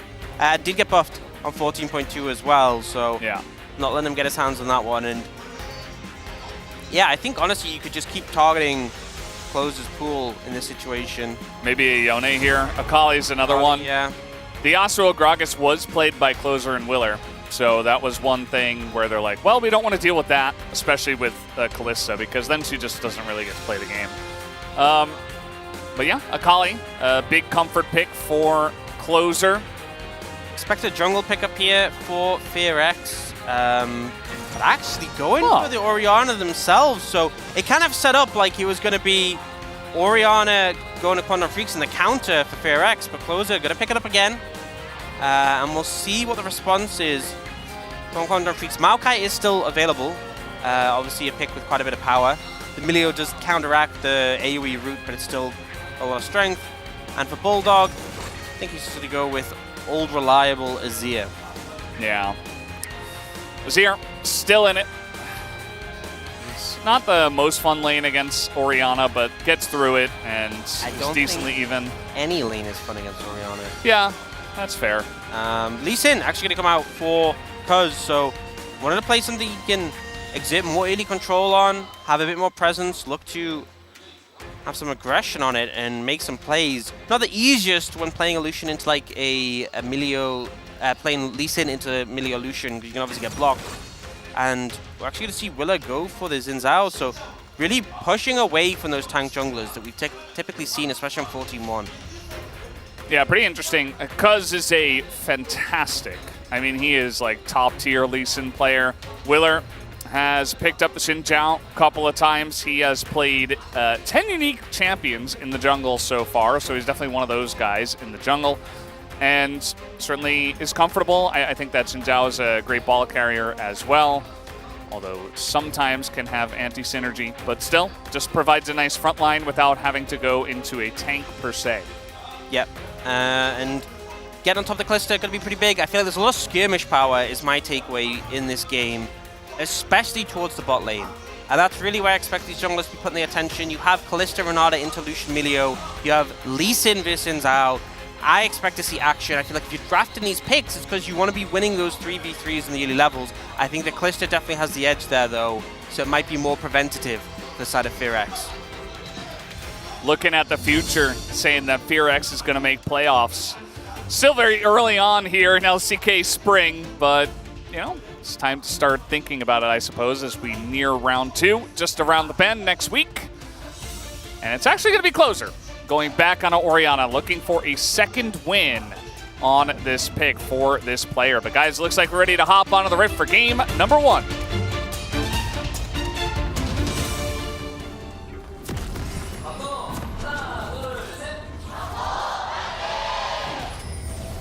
소환사의 협곡에 오신 것을 환영합니다. Here we go. Game number 1. Quantum Freaks up against FearX. This is interesting because we kind of talked about going into this game how FearX were the team who set the sort of pace, who were really aggressive, really challenged, and it feels like their comp is a bit more looking to lean into the scaling in comparison to Quantum Freaks and doesn't have quite as much early agency, so be interested to see if they still play the same style even though their comp doesn't necessarily lend itself as well to it. Yep, probably. Yes, they will. Yeah. FearX is that team. If there's one team here at the LCK that is just going to send it for seemingly no reason, it's them. Well, you say for no reason, but I think the reason is because they watching too much LEC. They want to kill their opponents. You know, they think they can win. Okay. I see. That's why you fight in League of Legends.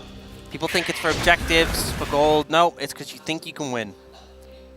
That is why you fight. And level 1, this could actually be pretty big. It wasn't that big, Ox. I expected the handshake to come out from Quantum, you know. Yeah. I thought Execute was going to get a little bit bullied out there. I mean, they're still doing it. Sometimes in pro play, we see teams draft aggressive bot lanes and just kind of sit back and, you know, put a little bit of pressure on, but You see that Bull and Quantum are trying to get it started from level 1 before even the minions met up. Quantum getting in there.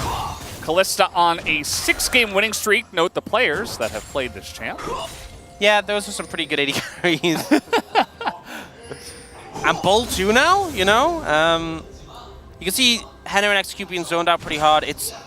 I honestly feel like Kalista is just so unique as an AD carry in how much presence she has in lane. I feel like even Draven doesn't quite have as much. The fact that you can just like, you take an auto trade, and it might be even on paper, and then you stack up Rend on a minion, and you just pop Rend, and boom. You won the trade. It's so obnoxious level 1. Yeah. Guma did play this just yesterday, I believe, with the, lethality and the Qmax. Yeah, with Yash, where carry was the AD carry. Yeah. It looks good in lane, though. Yeah, not sure how many points you get for winning when carry is like 7-0 on Ashe. Still counts. Nice handshake. Good look from Quantum early on in this lane. And there it is. I like how the Tim handshake in League is so often just like agreeing, to kind of play things even. And here it's like the opposite of the situation. The handshake is like, no, I'm gonna beat you up. And wow, 5-for-1, K'Sante against Udyr. And you know what? I feel like that's a bit harsh on Udyr because K'Sante is just that guy. Yeah. It's something we've really established. K'Sante is him, and then Udyr is Udyr. Yeah. He is pretty good. But he's not K'Sante. We got a little trade. Cuz is gonna miss the Q. And I mean, Clear doesn't have flash, so that's just a very unfortunate mistake. You see, Cuz even a zoom in from Jonah Strong. This is, we know how good of a Lee Sin player Cuz is. He has proved himself so many times, but that wasn't. Not this time. I like how Clay walked up to the brush, and Cuz is just so embarrassed, he just finishes the recall. Doesn't even try and make the play happen. He's like, no. It's over. He's gonna base. He's like, I'm done. I'm not ganking top again. I missed my Q once. It's Kins. GG. Yeah. Unfortunate. But what are you gonna do? It's okay. Dudu's playing K'Sante. He'll be fine. Yeah, that's the thing. He doesn't need a kill onto Claire. It would just be nice. Maybe Cuz was trying to tell him something. It's like, you actually don't need me at all. Yeah. So I'm not even going to touch the Udyr. If he gave him the kill, maybe that'd be sending the wrong message. Yeah. Ooh, okay, Bulldog. All right. I feel like this happens so often in like Azir lanes. Especially, we've seen a lot of Azir Orianna where like the Azir is like trying to be super aggro, like you slide in and then you just kind of like auto a couple of times with soldiers. Yeah, and then Orianna's autos do more. Eventually. That was Xin Zhao coming in. Weren't going to go for that anyway. Cuz is here, though. It's going to stop the back of Closer. 0 for 2 on these Sonic Waves. That's all I'm saying. Hey, man, he hit them on the minions, on the monsters in the jungle, as far as we know. Not sure that counts. Off camera. Maybe he missed. Yeah. Oh! 0 for 3. Yeah, these guys are definitely going to fight over this. He's calibrating, okay? He's trying to learn the dodge patterns of Fear X. Yeah, it's game 1, it's first 5 minutes. He just thought Willow would flash, like, downwards. That's why he threw his Q there. Yeah. Top lane's being pushed, so Clear can just come over here and help out. They're going to go for all 3 of them, actually. Now that Clear is here, Udyr can certainly clear those pretty nicely. Yeah, I mean, it's still decent to get the 3, but also denies it from Cuz, who obviously gets a lot of XP from picking up just 1, so... Save the smite for the end, but now we got a 2-on-2. We got mid lane coming in as the sweep comes in, and Clear is in a bunch of trouble now. And the rest of the team is just not even going to help him. First blood given over to Bulldog, and he needed it as he's down 20 CS. Yeah, crazy. The CS discrepancy does actually just occurred naturally in this lane. Kill definitely helping. It was a good shuffle from Bulldog, but yeah, not a good feeling to need that kill just to bail you out of how the 1v1 has gone in lane. Yeah, but I do like how Quantum Freaks came together as a 3-man unit. Bulldog got over there first and was able to put himself in a position to help out. make it a 3-on-2 essentially. Closer not able to do much. Doesn't even use Shockwave.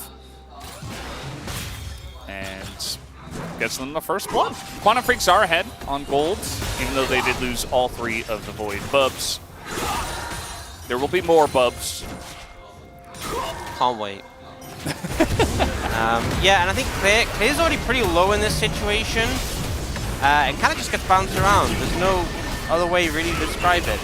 Does survive a lot of time, all things considered, but not long enough. True. Well said. That's my summation of the play. Yeah. Didn't survive for a long enough period of time. Yeah. Running out of health, generally. Yeah. What often happens in League of Legends. Cuz going to get started on this Cloud Drake. Has the prio from bot. They get that push. And with Bulldog here as well, and no closer, this should be a free Drake over to Cuz. So ends up being a trade of the objectives for now. No Infernal Rift. Sorry, Ox. Oh, man. So much joy from the little cinders. Yeah. Missed out on. Not this time. We do see Quantum Freak's bot lane really pretty positive in this matchup so far. Over a 20 CS lead. And obviously, Lucian's going to be able to pick up a bit now, but still a substantial advantage being able to be accrued and kind of mirroring the disadvantage that Bulldog has in the mid lane. And the top jungle just pretty even. Yeah. Pretty even game for now, all things considered. Dudu did lose a bunch of health in the top side. He's also stacked some MR already, but still not having too much of a fun time up here from what we can tell. Dude, he just kind of does too much damage early, you know? Also, one of the things, like, we think back to last series. Oh, wait. That's the flash. Flash in. And the Q's going to land here. Could have gone for it. But, Might have been ambitious. Especially yeah. with execute there in a second, you could have got queued out of your ward hop, so. You could have just ult flash instead, but yeah, definitely would have been overzealous. Yeah, at and one time. You know, we saw last series, it was like Aatrox against Cassante, and would see the moment when Cassante would ult and then Aatrox would ult and be like, okay, we have a big fight. The thing that's frustrating with Cassante into Udyr is there's never that good of a window to ult as Cassante, because if you do, Udyr, his ult is such a low cooldown, he can kind of just shake it off, he can disengage, and then you don't have your ult if you really need it. So, not the most fun matchup to be in for Dudu, but he's fine with scaling up. Yeah, he's scaling. The Udyr is getting some nice plate gold, but they're still even on gold. So, at the end of the day, not really too much of a difference. We saw heal traded for culling down here on the bottom side. And Furix, they haven't found their moment to send it, you know? Yeah. They're waiting Biding at the right time. Oh, this is the redemption. Trying to gank Udyr. Not sure about that. The Q is going to land. Hit. He got it. That's a couple in a row now from Cuz. That's all he needed. You just needed to know he could do it. And now he walks away. He's at peace. He recalibrates on the Udyr model. Yep. He's like, ah, yes, okay. Now I can hit this. Yeah, I need to aim it towards him. Yeah. Oh, how can I know? A bit of mid-pressure coming in from Furix, but looks like they're not even going to move towards the remaining Void grubs. Instead, we can see Willa pushing into the enemy jungle. Does have support from both his... Well, you can see Closer trying to lean over to provide help, but bot lane does have Prior right now.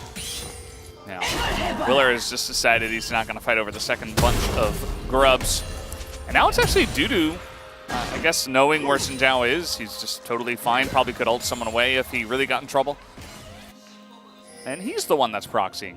Generally, it's the Udyr. Yeah. Doesn't have the most wave clear, especially pre... Like, doesn't have like a... I mean, to be honest, we don't see Hollow Radiance that much on Cassante, and he really doesn't seem to struggle at all with Blood on the Wave. So, you know, I retract that statement. Completely. He's good. He can do anything. Yeah. What can this champ do, honestly? He just has all the answers. He's actually a superhero. He can do anything. Yeah. Savior of the people. And up in a minute 15 looks to be the next thing we'll expect to be set up for. Because they execute already, trying to set up some vision and you know, execute on the Milio. I kind of said I'd rather see him on a playmaker. Not as many windows. You can just have good, consistent play on Milio. Sometimes you can get like a big interrupt with the Q, but for the most part, very much more a passive role when it comes to contributions. Yeah. I mean, Lucio Milio, still strong. Still going to play it into the Kalista. And so he's kind of relegated to that duty. I wouldn't mind if they went kind of the barrel way, right? Because you kind of like barrel on some of those engage picks. But if not, he's just going to play some wacky other stuff that he can still get aggressive on in lane with. But yeah, Milio's not one of those. It's not an Ashe, it's not a Hui. So we're just left with him healing and shielding Henna. You know, I feel like that culling did a lot more than last time, and it still just didn't really amount to much, so not seeing the most value. Execute has finished his Dream Maker now, though, which does obviously offer a bit more power in these trades. And Dragon up and available, so Willa moving over. They have Cryo mid and bot. We see Quantum getting in there, nice handshake, and now Henna in a little bit of trouble as he takes a huge burst of damage. Bull is getting pretty low, but the Fate's Call should help out as the Milio trying to keep him alive, but it's not going to matter as it is just going to be Bull staying alive and getting rezzed. And what are you going to do against Kalista Renata? Yep, such confidence. This is the power of the Kalista Renata into the Lucian Milio. In those extended fights, you win out. Fully stacked up the spears, and Henna, even though he got the turnaround damage in, kind of did everything he could to take out Bull. The W comes through from the Renata, allows Bull to get the reset on his terms. And now, Condom Freaks has to actually reset there, so will lose out on the Dragon, despite the fact they got the favorable play. Yeah, and I guess with Clear coming down as well, I don't even know if you really needed to be there. It just, as you mentioned, the reset coming in, and Quantum Freak's just going to give that one away. It is a Chemtech Rift, which, you know, Ox, I expected you to pay more attention and deny this for us. There was a fight happening as it... Yeah, kind of. Yeah. It was after the fight, actually. Well, I blame you for this. And now we get Mega Blast Cones, which are great. Yep. I know how much you like them. I mean, honestly, Mega Blast Cones might be better than regular ones. Because the regular ones are 90% of the time used to just disengage and deny action. I don't know why. Well, he's just clearing the wave, okay, I guess. But the Mega ones you can actually use to really put yourself in there. Oh, really put yourself out of that. Yeah, but you were probably going to get away with the regular one anyway, so it doesn't really change the getaway part. Oh, and we'll see the replay. Quantum, the one leading the play here with the handshake. And then they just connect on everything. You could see everything done to try and possibly avoid the damage, avoiding the ult for the Renata, but it's just not enough. Once that first handshake came in, Henna was kind of just on a timer, and Quantum Freaks really did everything they needed to make that play work. Another one missed. That one was blind. Lee Sin's always blind. Yeah, it's true. All right, this is something I definitely do not want to see. Oh no, we should really watch this. Whoa, look at this. You know, Dudu's Kanik, the shield's dropping a little bit. I think it's got about half left. It's like not even dropping. Oh boy. Yeah. He's feeling pretty good. I really sold Fear X as this, you know, overly aggressive, kind of crazy off the rails team, and you lied. 16 minutes in, they have 0 kills. Yeah. 2 kills in the game. What happened? I just wonder how much of it's down to like the composition not being as facilitative. You know what? I'm not gonna try. Yeah. Not facilitating aggression. We'll say, oh, that Q. Oh. Yeah, Warthop a little bit late, but he gets the flash at a closer anyway. Closer immediately respects it, so that's still a good play. I feel like, again, Cuz could go for some flash plays, but no need to overforce it. Getting summoners, getting flashes down, still going to be worth. There's like a brief window where if you're like really expecting it, you can follow that up with a flash, but I think because fast on the Woodhop, not super fast in the follow-up, but being in the flash on the Orianna, definitely valuable. Oh, Why are we watching this again? Like, what is the? Well, look at the rest of the map. Everybody's backing, and okay, this Let's is better. Let's watch Cuz kill better. Gromp, you know, this is a real battle. Look at the health drop, right? Cuz is losing health, the Gromp's losing health, the Gromp ran out. Something happened. Now let's just watch Udyr kill minions. Yeah. Yeah. I think Bulldog is a more fair. No, don't. What are we? Okay. I just remember there was a play. I think it was before the break where they like kicked an Udyr back in that same spot and did like 17 damage to him total, including the kick. Yeah. I was really worried that was going to happen again. Well, thankfully we avoided that. Cuz has been very particular about when he's going to look for kick plays. Yeah, kicking the Udyr, not so hot. Yeah. Man, imagine if he hit that Q in the top lane. Could have been fed. Yep. Might have had a different game. Maybe more action. An extra number on the board. Uh-oh. Bulldog's in a little bit of trouble here, but he's got the blast code. Thankfully, that's there to save him. Yep. Deny us any fun. 47 seconds on the Dragon. It is a Chemtech Dragon, though. There's a decent amount of champions, particularly on Fearx's side, who appreciate the heal and shield power. Emilio, the Orianna, even the Udyr, honestly. We're watching this again. I saw Claire's health go down a little bit. Bull's getting in there once again. Looking for the bailout. He's just going to heal away. They don't really use too much of anything except their secondary summoners, but Bull takes a whole helping of damage. And, you know, they might just be able to take this mid-tier 1. Oh, Quantum trying to throw this out. That's going to be 2 ults that go down pretty much for nothing. I mean, that just surely means Drake for Fearx, right? We took mid-tier 1, enemy bot lane is chunked, a lot of powerful ults down for Condor Freaks. I think they just go Dragon here and pick that one up. Not sure Condor Freaks really in a position to contest this. Yeah. And remember, because it's Chemtech, you get the extra nice fruits. Yes, the friendly fruits. Okay, Hannah, put some damage down on Cuz. Cuz misses again. He hit the last one. He didn't hit that one, though. They're actually going to contest this. We got TPs coming in from both the top laners, and it's stolen by Cuz. Bulldog as well, getting to the back line. He is alone, though. Has to flash away. Meanwhile, on the front, Udyr's pretending to die, but he will not. He's just going to run away. And then... Wait, okay, Dudu got a little bit too close to the sun here. It looks like he has run to his doom. Maybe trying to save the Rift Herald or something, and he does go down. Oh, and they get the charge as well. You know, Dragon secured pretty big for Cuz. They do lose one member, but not a huge deal. I feel like that fight was a bit of a weird one. Like, you saw Bulldog go for the shuffle, and then immediately regret it. Yeah. It took like, not half a second.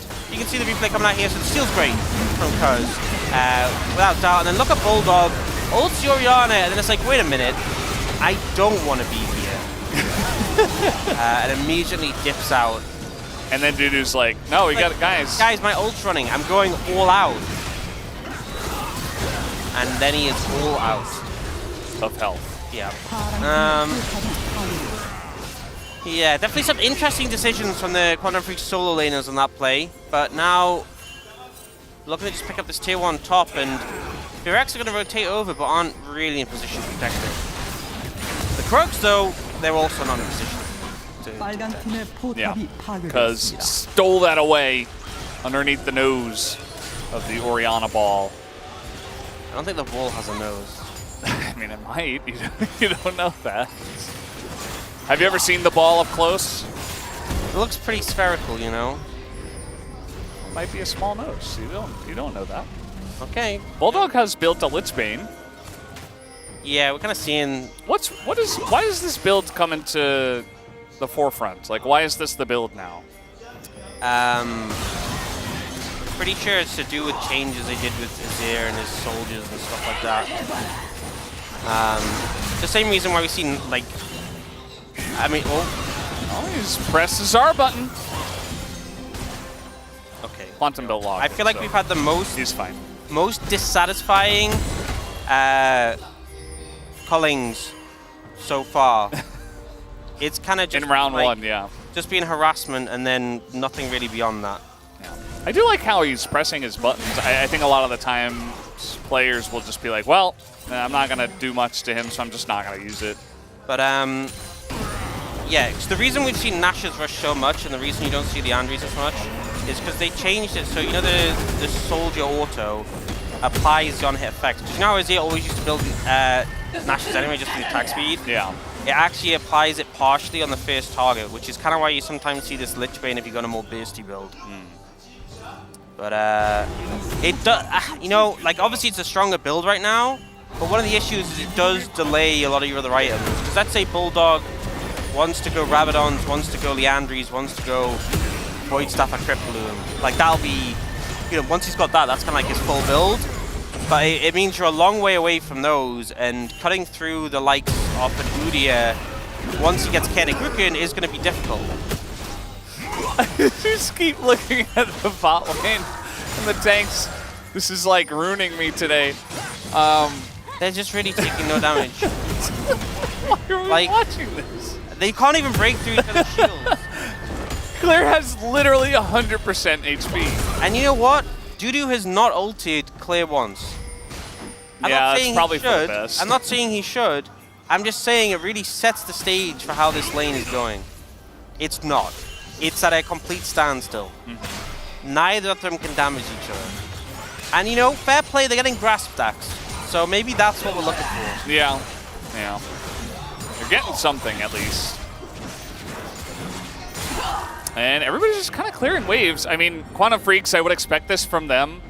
But you said it kind of at the beginning of the game. It's like, well, you know, Fearex, they do have some decent scaling within this composition. Maybe they'll just kind of wait it out. And, you know, even though Closer bought a Storm Surge, still, I mean, they are just waiting it out. Not really making any big maneuvers towards the objectives outside of some of the I'm not a greats. big fan of the Storm Surge, honestly. Yeah.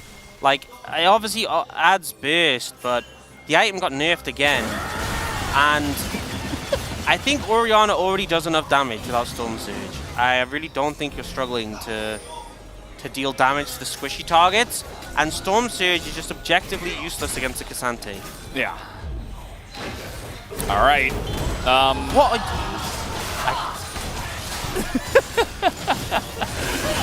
We lost Ox. He's gone. He's just right there. He's right next to you. Right there. He was on vision. You can see it. Look. You can. Oh, blocked him. Uh-oh. He's in some trouble. Cuz has sent his body in there to try to, well, bodyguard, I suppose. Oh, Clay's going to have to walk down. Yeah, and Dudu's just going to TP. Maybe he won't. I mean, he probably will at this point. Both these teams do want to fight over this. And Dudu's just waiting for the right timing. He has gotten in behind them. Q landing on to execute as Dudu doesn't seem to care because he is Cassante.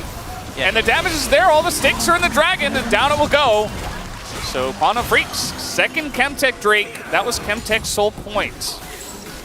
I feel like the problem with Kenneguken is it just makes it so hard to actually read when someone with it has taken damage. So I can't tell if Dudu just doesn't take any damage, or it's just the shield making his health bar hard to read. Yeah. Probably both. There's a lot of things I can't tell about this game.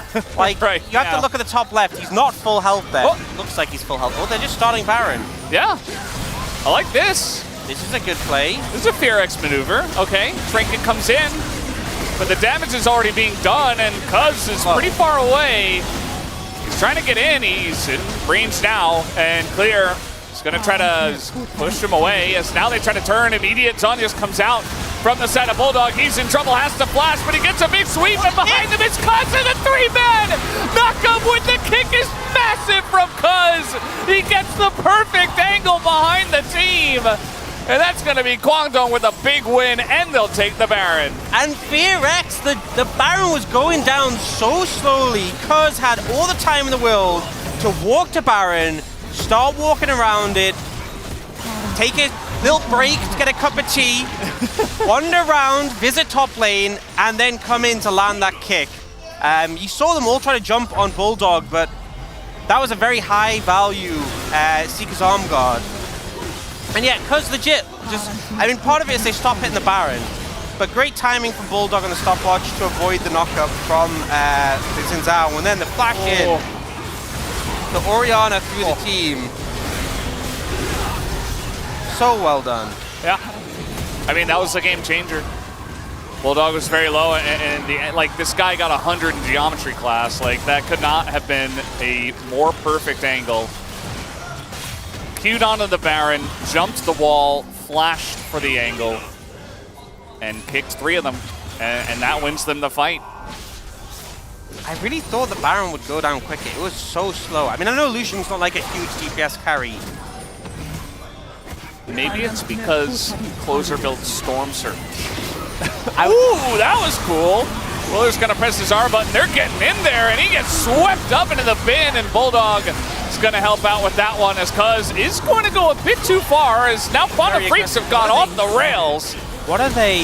They're just sending it into the team. And that's another knockup coming up. It's only Execute there with very low health. And honestly, I think that Kalista, given enough time, should be able to deal with this Udyr. And there it is. Gets the Rend, a massive chunk of damage. And you can't press your ult multiple times through that. Yeah, I remember at the start of the game, you said one of these teams was really aggressive. Yeah, it was Guangdong. Yeah, definitely. Yeah. That was the one you were talking about, right? Yeah. But Guangdong, not hesitating at all. Diving under the tower there, taking out FearX. A little bit scrappy, a little bit messy, but it appears not to matter. I feel like they were just so hyped by this handshake. They're like, we gotta send it now. This has to mean something. Quantum coming in as a sub, yanking him out the air. And are you not happy to see that? Blast Cone being countered? It's my favorite game of Blast Cone ever. Yeah. It does end up putting them in a little bit of a difficult position. And I think this is a great opportunity to just highlight the K'Sante things. He just walks through the tower. I'm not sure his health bar really even moves. He ults. That's the biggest... You know who deals the most damage to K'Sante? Himself, when he ults. That's the only time you really see his health bar move. It's true. And the turret, you know, did fire 6 shots into him, maybe more. But yeah, no, I agree. Quantum is just like, yeah, you know, you heard that Bull was pretty good at Kalista. Well, you know what goes well with that is my Renata. Let me show you a thing or two. Is Challenges just cracked? That's the question. I mean, the meme for a couple of years was that LCK Challengers was the best league in the world. Because you had players coming up and they would just be like, who the hell is this guy? Like, why is he so good? And they would win games and it was crazy. I just love how completely unconvinced. We had the COVID times that they had to like sub in and they were like amazing. We're like, what the hell? I just love how unconvinced. Oh, whoa! Buzz! Oh God! Okay, they really do not like Closer. I don't know what he said to them, but he's gonna get K'Sante immediately. The two of them are just behind enemy lines, killing the Orianna. Doesn't matter what items you build, you're not gonna live through that. As that is Quantum Freaks putting the nail in the coffin. As that will be 3 for Bull and 5 for Guangdong Freaks. Man, it has just been some phenomenal angles from Cuz on this one. Finding backline access. So well played. Like I feel like sometimes you really struggle in the late game to make the same sort of plays you make on Elite earlier on. Not Cuz, he kind of just wanders in and says, here I am. Yeah, here I am, 1-0 to Guangdong Freaks. The sub works out excellently. And the team as a whole plays amazingly as CP Max gives him a big hug, a big squeeze. That's cute. And he deserves it. Yeah. I mean, a lot of players would come out here, new players, and they would play very nervously. They wouldn't look great. Quantum came in, he's like, yeah, this is fine. Yeah. They just show off some sick mechanics. Yep. On Renata, a full champs, you know, not a champion you think is like a mechanical powerhouse, but maybe you were misinformed. The handshake is pretty powerful. Yep. Yeah, well, I think FearX just really didn't show up. Like, they obviously didn't have as much in the composition allowing them to have that early agency, but it really felt like they just kind of never found a window to push the ladder. Other than there was that one Baron attempt where they're like, okay, we're finally going to do something, and that went horrifically bad. I think it was good timing, but then the turn on to Zonya's stasis and getting Cuz at the end. Yeah. Bit of an issue for them. Yeah, I'm just going to say it. Stop putting Execute on stuff like Melio. I don't care for it. You know, stick him on something that can engage, and they'll look better. You know, whether or not that's enough for them to win, I don't know. Quantum Freaks look pretty good there, but stick him on something where he can make plays at least. Yeah, I think it would definitely help. But guys, we are done for game number 1. Let's go to a break and have the space afterwards.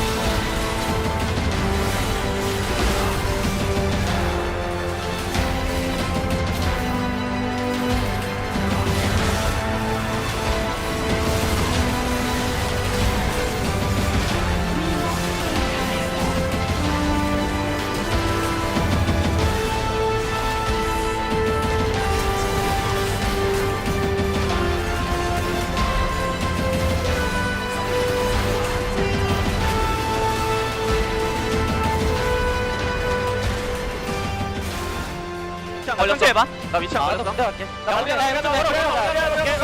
와봐. 와봐 여기 전화. 우리 내가 다음 거 보지 마. 미안 밑에 줄까. 살려줘. 나 살려.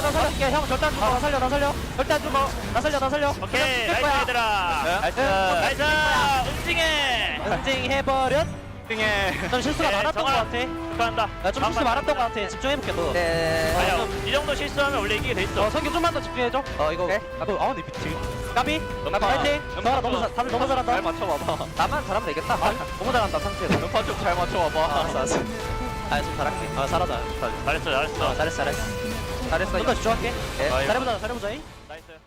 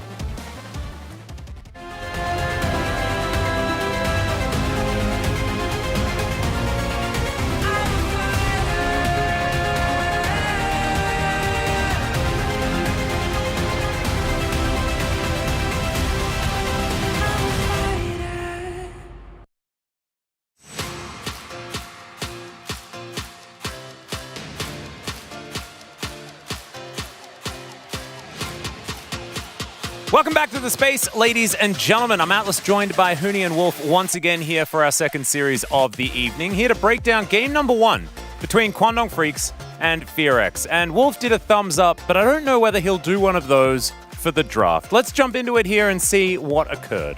The answer is no. We saw another Lucian Milio, this time picked into Callista, which is Bull's champion. It's the champion that he likes to play the most. It's the one he really enjoys, the one they left open and then picked Lucian Milio into. They also knew that Renata was available. Mind you, of course, they could have just picked Orianna and tried to react a little bit and gone a little bit deeper. There were a lot of different things they could have done. They opted to lose bottom lane, and they ddid. I mean, just like there's no reason, right? Like, I mean, as you said, I mean, Bull's like, we know like his colors is good, and there's the Renata as well. Like the first thing I see the draft, like, isn't just like Kalista Renata is straight up better, like 10 times better than Lucian Milio. That's what I said, and it's like it actually happened. And even the jungler was like path top, like they didn't even care. Like they just path top, enemy jungler path bottom. Still, it didn't really matter anything because like the bot lane 2v2, it's just not laneable. Yeah, and then we had Udyr picked into Cassante. Before this series, that matchup was 5-1 in favor of the Cassante. Now 6-1 after this match has concluded. And Cassante does have some counterpick options that you can go for, but they were opted out of. So FearX started off with a little bit of a deficit coming out of the draft. And then we moved into the game, and it was pretty even for the most part early on, but then it wasn't. Yeah, I mean, I think this is like really, really nice play, at least like from the FearX. Like they were losing bottom, but this is like actually first time they've catched the opportunity that can actually trade really well.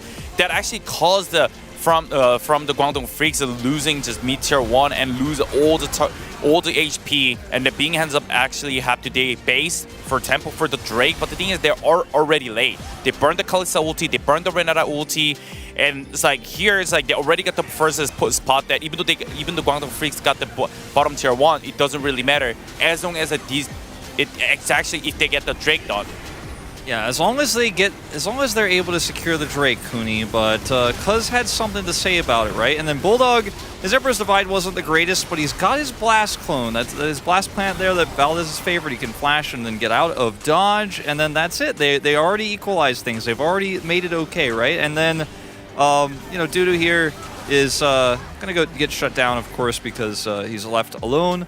But that steal shouldn't have happened. There wasn't a great secure there. There wasn't really any sort of like coverage whatsoever for Cuz's play there. They walked the dragon out. So kind of hurts. Doesn't feel great. No, it doesn't. And I think having control of the Drakes for a Callista composition always feels fantastic. I think there were definitely some notes to be taken on the side of the Kwangdong Freaks, and there was one play, gentlemen, where the game was still very, very even, and FearX decided that they were going to throw a Hail Mary. I mean, I think go flip the Baron. Yeah, I mean, I think the FearX, they were like really desperate. At least like I think it actually connected to the highlight one what we just shown, like which is like if they were be able to just taking the Drake over and over again, I think they would have not made this play because like the kick. Yeah, I mean, it's like Renata, it's Azir. I mean, you're gonna have problems, right, Hooney? I mean, the thing is like the coordination we actually saw between Cuz and Bulldog, and what we have been seeing, honestly, since we've seen the resurgence of Kwangdong, was really good. Like, they were able to set up many Emperor's Divides into kicks or kicks into Emperor's Divides that actually just won them team fights, and the game was over. It really was, and from that moment on, it was 10,000 gold or something like that. The swing was absolutely gigantic. The aces just kept piling up after that. Cuz had another fantastic play. Let's have a look at who picks up POG here, as there are a couple of choices, I could imagine, but it will be Cuz. And look, he misses a Q at the beginning. Hooney is completely tilted out of the world, but he still has to vote for him. I mean, I still had to do it. I voted Cuz, but like, let's say if I was a top laner, they're playing Cassante to Udyr there, and not be able to kill that top lane. Like, I'm pausing the game. I pause the game. What are you doing? Like, I'm yelling to my jungler there. Just use the flash or let the Q. Cuz just proving to all of us that he's human, right? I think there was definitely an argument to be made for Quantum, the rookie player playing his debut game. I think Bull also having a fantastic game with Callista, so I think probably both bottom laners deserve a look here. Cuz actually has had a fantastic season. At first, it felt like he was the one-man army on this team, but now that he's working well with the squad. They've shot up through the rankings. He's second place, tied with Pyoshik and Chovy. Yeah, him and Dudu really are kind of like Bash Brothers, and G-Sun just fed me some translation apparently after the game. Because his teammates were like, "Cuz, please land your Qs." He's going to get 7 out of 12 for the votes as well. Some shout-outs to Bull there, who we were expecting to get a few of them, but Cuz is going to get it in the end with game-winning kicks. Sometimes just the one kick that you need. Yeah, I mean, had to do it. I mean, his flank was good. Like, actually, just the kick uses after, you know, the missing one Q was, like, fine. Yeah, I mean, also don't put Execute on Milio, by the way, just unrelated to meta, unrelated to Lucian Milio. Like, this guy Don't put anyone on Milio, Wolf! He can't do anything with that champion. He's the guy who goes in. Like, don't ban Senna, maybe put him on Nautilus, play Nautilus Senna, you know, do something like that. Don't put him on Milio. He can't do anything. That's not his playstyle. He can't just ult and then it helps his team. He can only hurt people and go in. He can't flash kick, you know, the flash Milio kick for the sick engage. He does have a skill set, and Milio play is not it. But Furex are going to move over to the blue side, so maybe we won't see the Lucian Milio picked up. Please, because of course, it's more of a red side thing so far. So just please, I want to feel happy out of a draft, guys. Can we have that? Brendan, Valdez, can we have that? Let's throw it back to them.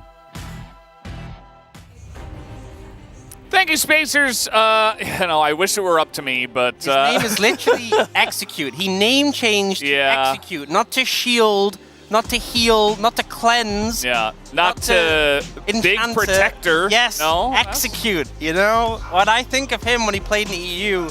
Hey, Cuz, 500 games. Huge achievement, and after POG in game 1, definitely deserved. Kind of funny his teammates were joking about missing the Qs, but I think he was just really getting into characters Lee Sin and embracing the blind aspect. If you get POG while missing a bunch of Qs on Lee Sin, that's pretty good. It just all lines up. It all makes sense, other than Cuz's Qs, of course. We're just about ready to hop into game number 2. Furex have selected the blue side, of course, and yeah, Lucian Milio, 0-7 now in the LCK. Yeah, I mean, when I think of when Execute was back in the EU, it was things like his sick pike plays. You know, I think the Nautilus play he had earlier this split. I don't think Milio. I think he's looked so much more subdued. And again, like, I'm not saying this is purely on him. I'm not saying that he can't play these champions. I'm saying the team looks so much more lifeless when he's on these picks. Yeah. Put him on a playmaker, please. They're not going to do it, are they? Yeah, no, they're not. I wish we had control over it, but, you know, we can always complain. We should have, like, a little button we can press where it's just like, you know, we like, you have to play a playmaker, you know? I would love to have that button. That sounds like fun content. Yeah. So we've had Varus banned away. Why don't we decide the drafts? Yeah, we should.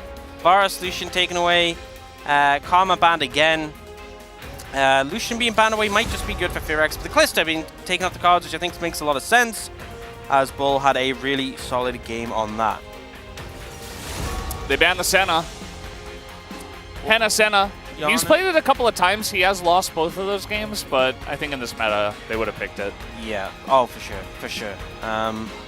Oriana's still open and available, which we saw prioritized pretty heavily before. Sejuani got let through, which was banned in the first rotation earlier.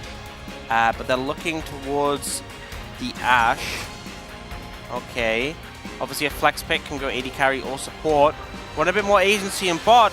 And immediately toying with the idea of matching up with a Caitlyn is the one they hover for the most time.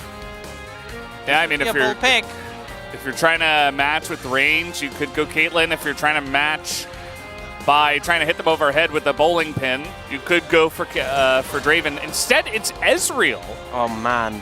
You know, Mao's not even here, and he's been talking so much, like, why aren't they picking Ezreal? He got all these buffs. They finally bring one in. Doesn't have like the Karma to pair up with it. We'll see what they opt to go for here. They don't have to pick support here. Honestly, I think picking support on 3, seeing where the Ashe is going would make a lot more sense. Yes. Could easily just pick up a jungler or a mid laner here. The Orianna is available. And a lot of jungle options on the cards. I think Orianna, or you could just go for, because it's Lee Sin again, Sejuani is going to be swapped over to.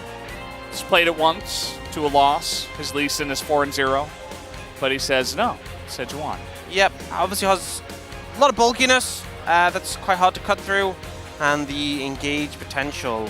But I think FearX have a fair few options. They could just secure the Orianna themselves.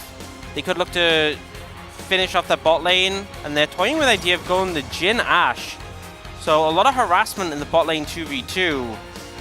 And we'll see. I think they could just take like Cassandra here if they really wanted to. That champion is pretty good. Yeah. Sejuani also a denial pick from the Sejuani Ashe. Maokai also available. Could just pick up the jungler here. Yeah, helps control against flanks with the saplings and just the CC potential. You know, with the Ashe Jhin, you really want to be able to keep them at a safe distance, and this will help to facilitate that. And now, Quantum Freaks, if there is something you're going for in the support role that you kind of worried about being banned away, you'd lock it in now. But they are toying with the idea of what they want to go mid. Hwei is quite long range, honestly. As much as I think Orianna is really broken, I don't think you have a great ball delivery now. I think it's going to be hard to have a good ball delivery in the support role because you need to match the range of Ashe Jhin. So I think having the long range Hwei for Bulldog could make a lot of sense. You could easily just snipe an Ashe from 17 screens away or whatever the range is on his... Is there any world where the Hwei goes bot? I mean, I know Bulldog loves his Hwei. It's definitely a potential flex, but I don't expect it to. We obviously saw Beryl do really well on it into like the Renata, but the thing with the Renata is like Renata can't really answer trades that well, whereas Ashe Jhin I think would very much bully out the Ezreal Hwei for the most part. One of the reasons Ashe support is so oppressive is because your only skill shot is like the width of the lane. Whereas Hwei is a lot more skill shot reliant, and as much as Quantum had a great debut game 1, that'd be a lot of pressure to put him on in this game 2. We've seen a lot of bans come out. Some sort of bans directed towards closer with the Yone Yasuo. No Cassante ban. Yeah. They're banning the Nautilus, which is decent into Ashe for closing the distance, but ignoring the Cassante. It's time for Blitzcrank. Let's see it. Respectable option. I mean, what are you going to put with this thing? I think they're definitely going to save. You could also just pick Asante here, especially with the Aatrox band. And Pyke. Whoa. He's gotten the go-ahead from CV Max. That's going to be a Pyke pick for Quantum in his second game in the LCK. Yeah. Okay, well, I think it's a very high-risk, high-reward pick because you basically need to constantly be aggressing on the enemy bot lane and finding opportunities to all in. Because anytime you're not, you're kind of just getting pummeled. And FearX is going to do the bold strategy of picking Cassante. And Azir. Yeah, so pretty comfortable. They slot well into the composition. You have a really strong front line, a lot of backline power, a lot of safety for the Azir, so you can direct more attention to keeping your Ashe Jhin safe. CV Max is like, we're sending it. We're sending it. I don't care. Oh. We're going to send it in this draft. And he's playing Garen. Garen is coming out here. Yeah, so this was talked about ages ago, back when Cassante first came in the meta.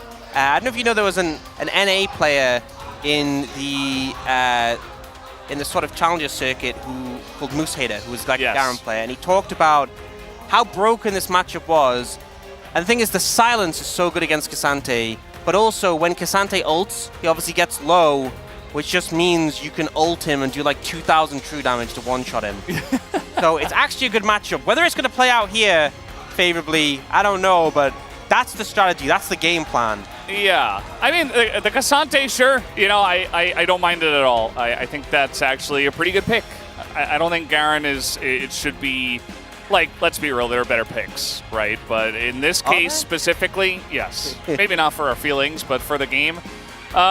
The Pike is definitely the big question mark for me. We saw this played into T1 by DK. It fell so hard on its face. Yeah. It went through the ground. Yeah. Came out the other side. So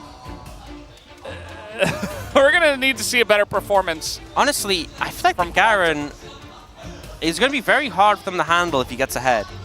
Like, he can shake off CC with his W, shake off damage. What are Jin Ash going to do against that? Yeah, no kidding. So, it's Dudu's chance. Show us what it can do. Now, the Duren coming out here for game number 2. Let's hop into the Rift.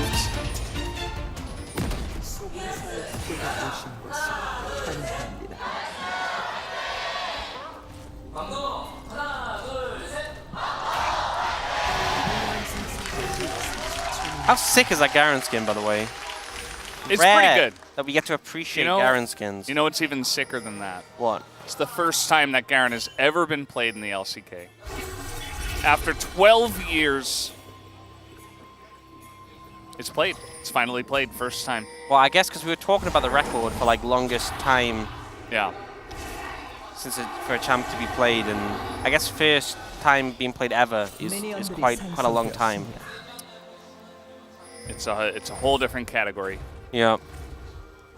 Look at that big sword. It's quite sizable. Yeah. He's also got some pretty cool armor. You know, I really wasn't that sold on Quantum Freak's composition. And then they locked in the Garen, and now I'm like, you know what? Now it's perfect. Let him cook. Look at this guy go. Yeah, he's going to the top lane. Don't worry. Yep. Got the phase rush as well, going fast. Okay, this is where I saw their problems arise. But Quantum went bone plating as well. Yeah. How much value are you gonna get off that? Early barrier for execute just to secure the trade. Yeah.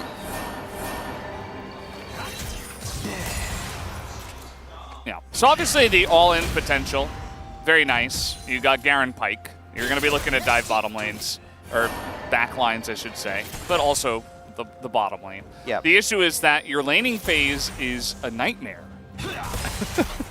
Which is a pretty big issue nowadays, Ox. Yeah, winning lane, you know, it's interesting, but I've actually heard that winning lane in League of Legends is generally a good thing. I have heard that as well. Yeah, from so time to time. We'll get confirmation on that, but it looks like Ferrex's strategy of winning lane so far seems to be playing out well. They're not having fun on long spot lane, but at least Ezreal can kind of sometimes hit minions with his Q. Yeah. Yeah, I mean, if you're gonna do it, I guess Ezreal is a good choice. You're just sitting there, you're queuing minions, you get pushed in, and you farm under turret and essentially try not to die. You can even leave him alone if you really want to. That looked kind of like that was so close to hitting both of them. Somehow it hit neither. Yep. Yeah, and the thing is, I mean, ideally we want to see Cuz try and find a gank angle. Quantum's already clearing this ward in the tri-brush. It's especially hard against Ashe with the vision control she provides with the E. But as soon as you start burning summoners from header and execute, that's where you look to snowball. It's not even just about the gold, because I think if you manage to land your full combo as Pike, you have kill pressure. You know, even if you're not massively ahead or anything. But getting the summoners down is a big difference maker. It's just going to make your life 10 times easier. What does Cassante do if Where's he's the counterplay? silenced? Yeah, exactly. And he's getting spun on. Garen's LCK debut. About time. Welcome. Why not right now? Kind of crazy that we didn't get any with the Garen Yumi meta. Yeah. Like we didn't get a single. Not a single time. Single game. I honestly respect. Yeah. No one wanted to see that. This is how you play Garen. You're not simply a vessel to carry a small cat. You're your own person in the top lane. In this sense, in this case, yes. And, I mean, this lane it's going kind of as expected. They've almost got a plate. You know, maybe they could be putting on a little bit more pressure. You know, I think something that could have been a cool adaptation, you know how we've seen, like, the support items start, and then you recall and get... sorry, not the non-support item start, so you start, like, a Doran's item, and then you back and get the support item. that could have been really good on the Pyke to go like early Doran shield and just kind of shake off all the poke. I mean, he's doing okay against the poke so far regardless, but it definitely feels like there's a lot of pressure on. You can actually see that's what the opposite side have done. Firax have gone double Doran's Blade. And a big reason why that works so well is Doran's Blade has so much health on it. Just makes it harder to find those all-in angles. So when they do go for the recall, you'll see Execute pick up the support item. Part of the reason this became a strategy was because the first stack comes in so late. You don't actually miss that much in terms of the gold generation. Yeah. By the way, guys... Execute, you do need to at some point pick up the support item. Yeah. Wait, why didn't he get it? Next pack, next pack. Next pack, okay. Next pack. So the only champion now that hasn't been played in the LCK is Briar. Do you think we're going to see Briar anytime soon? I don't know. We got to change this to make a Bruiser build a bit better, but I feel like she's a bit... I feel like she's a good noob stomper. Yeah. Is how I view the champion. Like, she kind of just becomes too much and just charges at you. But I think if she falls behind, she's useless. And I don't think she's really that wieldly at this level, you know? Mom's taking some damage. Yes, they're going to trade it back. As Cuz is here alongside of Willer. Saw Willer first. I thought maybe they were trying to bait that one into happening, but Cuz is here as well and just providing some support to this bottom lane. Trying to maybe get in range here as Quantum not going to hit that hook. Also dodging the roots. He'll be just fine. And really good cover from Willer. This is what you need to do if you have a bot lane like this. We're just permanently pushing. You need to really cement their ability to do so by covering, by shadowing. Stop the enemy jungle from interrupting. Oh. Okay, gonna be rooted up here as Quantum. Nice little chunk of damage. But same time, though, Ezreal Bull here is up on CS. Yeah, not sure how that works.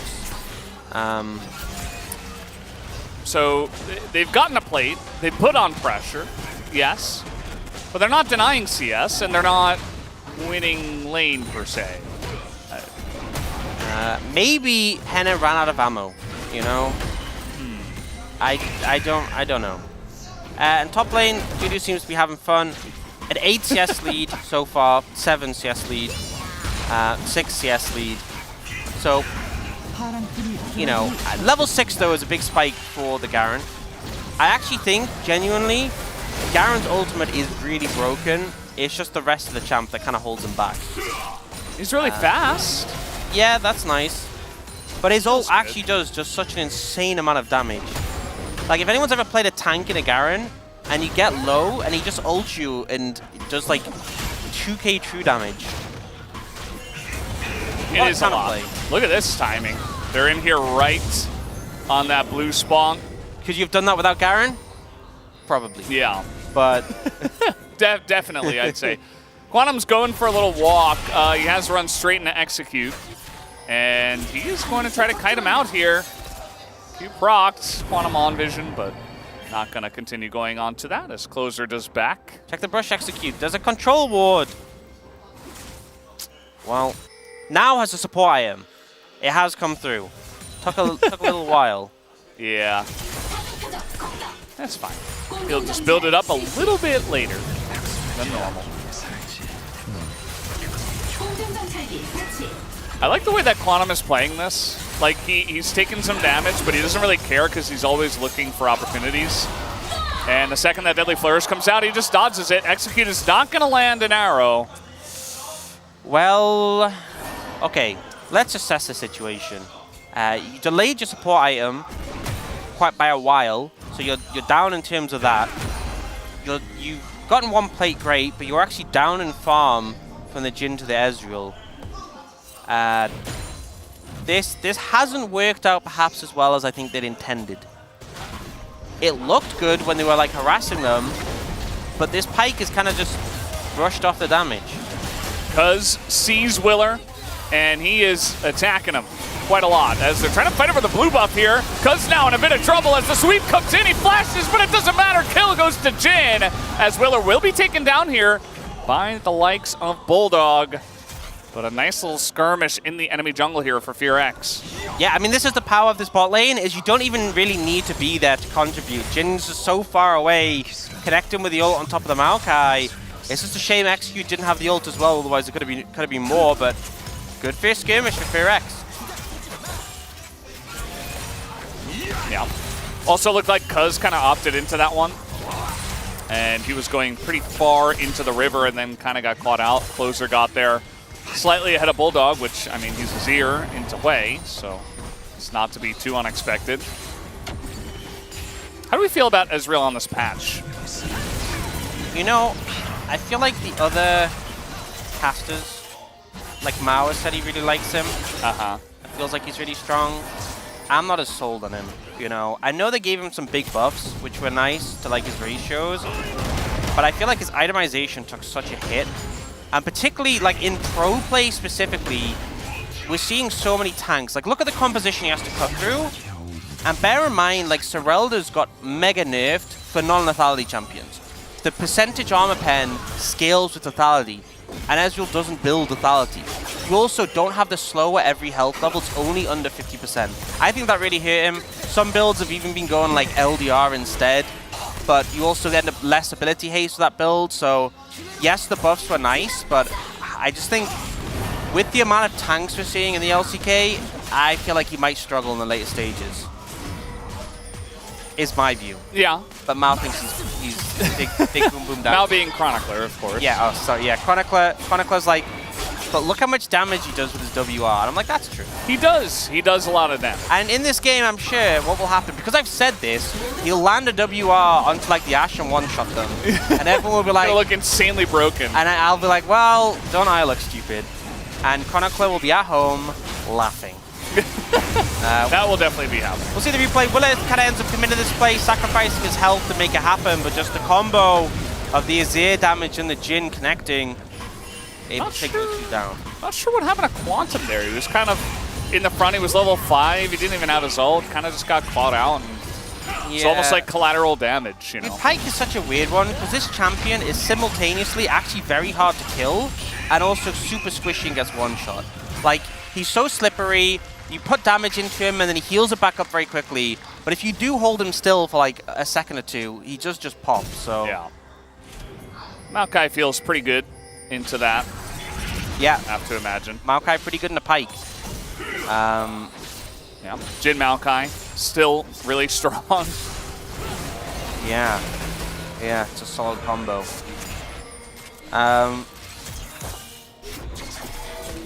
Oh.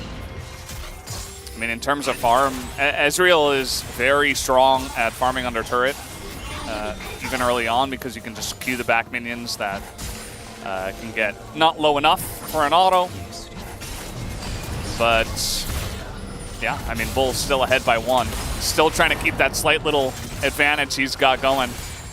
As Quantum clears out everything alongside of Bull and Cuz. Yeah, you can see them trying to set up the dragon. They're getting some poke down, but it's not that significant. But Prio has been achieved by Closer, and he just kind of walks down. Oh. Quantum looking for it, not going to hit the hook, and now Arrow coming out. He's dodging quite a lot, but dodge this, says Maokai. Now Cuz comes in like a superhero, like literally diving in front of the president right now. That could have been so bad, but Cuz just takes no damage. Obviously, the ult for the Jhin doing a lot more the lower health you are, so definitely Cuz saving his bot lane there. And FearX see this as a sign that they can go for the dragon. Yeah. I think is pretty valid. I think they should be able to. I think Cuz and Bull just trying to clear out some vision while they have an opportunity. Dude's doing the enemy wolves, as you do. That's a Garen thing, right? That's what you do on Garen, I'm sure. I'm turning to all my Garen knowledge, you know? Yeah. All the LCK games we've seen of Garen have led to this moment, where you have expert analysis on... Well, he got them. Yeah, he did. No, I think, honestly, it's just so hard to punish the Garen. I said this kind of before, the FearX composition doesn't do a great job of really punishing him or locking him down, so he kind of does have, to an extent, free reign to go and invade the enemy jungle and be annoying. Bulldog, very good at clearing waves. That's essentially all he has been doing this game, except for casting his ult that one time onto the Maokai. Yeah, all you really got to do, though. By the way, guys, I got an update that G-Sun actually trolled me. It wasn't just Briar, it was also Nefiri. Oh. So those two champs have not been played just yet. The thing is, though, right, they're new champs, okay? Those champs haven't been out for very long. Garen has been out for such a long time, and he's had to sit on the shelf. And think how many new champs have come out since then. Yeah. And Garen gets to see them having fun. And Poor Garen. He was left alone. Yeah. Very sad now. Yeah. I actually think Nefiri, like, it's fluctuated because she's had some buffs and nerfs, but there was definitely one point where she was super broken, and I thought we would see her mid, but I think she might have been disabled at that point. Yeah. Here comes Garen, spinning through the mid lane. TP's coming in, Maokai ultimate to deny, Jhin ultimate as well on the opposite angle. Zedge ult thrown into that backline, Execute taking quite a lot of damage, nearly goes down, but does survive, and Cuz just gonna dash over the wall, try to get away from this one, as now Dudu wants a little bit more. He's got Quantum nearby, but not quite enough damage to be put in onto either direction. As Crushing Wall does come down. And a hook, actually, this time from Quantum Ignite as well. Will he go for it? The answer is no. Oh, the snipe from Bulldog! It's perfect! Didn't need to go for it if Bulldog's gonna hit those. The range on that ability still blows my mind every time I see it. Oh. That's good. Stop the back. Yep, just be irritating, just be annoying. That's your goal. Quantum not coming in with the ult, which I think makes sense. A lot of turnaround potential if things went wrong. And Dudu didn't have the most impact that team fight, I'm just going to state it. You know, I don't think we've seen Garen potential yet, but I am also ready for it. I was so ready for him to do something. He did cancel Henna's ult. Yeah? Well, he didn't actually technically cancel it, but he walked at him and I made him cancel it. That counts. And then he silenced Cassante briefly. You know, who knows what Cassante would have done if he wasn't silent. I mean, kind of true. I'm always scared of what this guy is capable of. Quantum has spent a lot of time out of lane. He's only level 7. Compared to level 8 of Execute. Yeah, that's gonna, you know, we could look at the top side of the fight, but look at Dudu cancelling that Jhin ult. Really big impact on that. And it's actually kind of interesting how this one plays out. So the shovel comes in, but Cuz actually manages to sidestep it and then Q over. So very nifty sort of movement there. And as you can see, Dudu does silence the Cassante. And then watch for the grand finale here. Look at the range on this thing. So long range. And it does so much damage. Yeah. Okay, some more skirmishing. I knew Fearex wouldn't sit still for this long. Coming to game 2, firing. I was kind of thinking this game, are we going to see the Bloodsong Ash or are we going to see the Zack Ash, you know, for the more W poke? The answer is neither. We're going to Slay Ash. It's Christmas themed. Fearex want to be zooming. She does slow enemies. And also speed herself up. Yes. Okay. That's an ult. Just gonna press an R button, you know, why not? Yeah. Didn't do that much damage. Not this time. Combo that with some other stuff. You're gonna be dealing some boom boom. Yeah, using more abilities on a target does deal more damage. Yeah. Yeah. Especially when you hit them. Yeah. Yeah. Well, the Wei is scaling up pretty well and is closing up on the Seraphs, but isn't quite there. Should have it though for the Dragon in 15 seconds. And it isn't Infernal. Fearex already have 2. So if Quantum Freaks want to stop that, they need to cut it down. But also, the main thing is we have Infernal Soul, which means we have the Cinders. So when people die, they'll explode. The rings will come out like in Sonic, and it will be really enjoyable. Yeah. And I think that's kind of what we need. That's what Onx is most excited for in this Absolutely. game. You know, there's a few people with like 8 or 11 around that sort of ballpark. No one's got a crazy amount. Ooh, Cuz gonna miss on the ult here. And, you know, zones them away. Good job. Sapling also somewhat doing that. Bulldog is a really important part of this Quantum Freaks composition right now, especially because he is quite fed. So they need him to stay alive and do that range poke. and keep them away from this Infernal Drake. You just snipe someone from a distance, honestly. Like, Execute stepping up. I honestly feel like the Sejuani ult being down is pretty big. Yeah. If that landed on a squishy target. Quantum's okay, he's gonna curve that one around, gets the Maokai ultimate out here as Jin ults nearly takes out Quantum, and now they're throwing everything into Cousin. He goes right into Execute, just flashes away, as now he's gonna go down. They actually do follow up on that one, and now Quantum Freak's down a member. Fear X looks like they should be able to secure this dragon. Losing the Sejuani ult was a big hit, and it really allowed Fear X to be the one setting the pace of the engage. They take out the jungler, they get the dragon, and now looking towards that mid lane tower. Closer tries to look for something. The poke doesn't connect from Bulldog, and this should just be the mid tier 1 down. They're gonna extend. Oh. The damage is not quite there, and they do get another charge. A little side-to-side drift, try and dodge the Ezreal Qs, you know. Second tower achieved, so big win for Fear X, you know, a kill. Dragon, 2 towers. And they have 0 void buffs. How do they manage that? Crazy. Crazy. Yeah, so starts off with the Jingle in a perfect spot. No one to interrupt it, chunks out Quantum, and then so much damage from the Cuz. Cuz, like, dashes away and is forced to flash here, but he walks over the soldiers on the back end. There was just nowhere good for him to stand, if I'm being honest. And then with the jungler down, they kind of have free reign to focus out the dragon. And that they do. Quantum Freaks don't stay around for too long, but it's still pretty massive for Fear X. They're on now Infernal Soul point at this. But you know, we're still waiting. For the Garen moment. For the Garen moment. Surely, you can't just pick this champion, go up 30 CS and do nothing all game. There's got to be a moment in this game where the Garen pops off. I refuse to believe it. Please, Dudu, you have to show us it. He hasn't killed Cassante. I'm not sure he's even used Ignite yet, if I'm going to be honest. He probably did at some point. Well, maybe.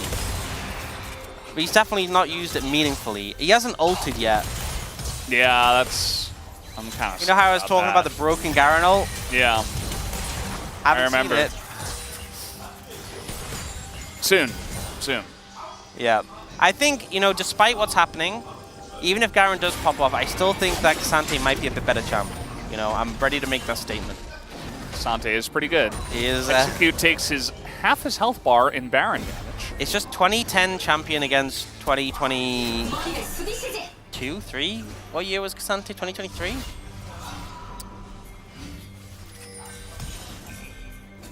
Don't struggle. Yes. We'll just go with ballpark, you know, it doesn't need early 2023.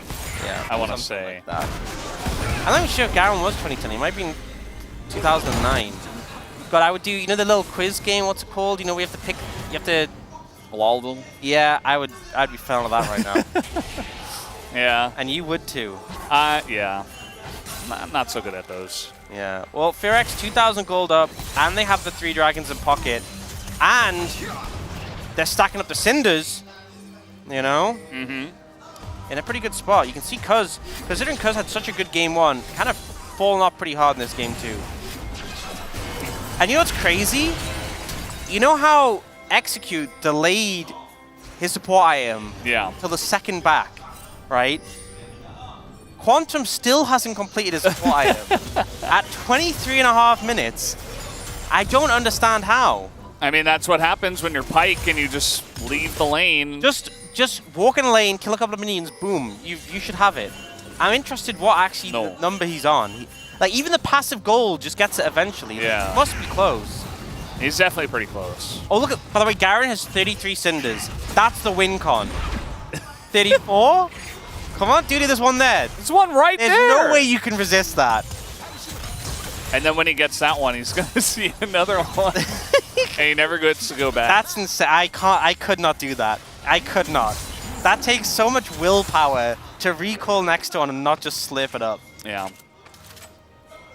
Oh, it's all about the timing, I guess. He wants to get to top lane right when that lane is crashing.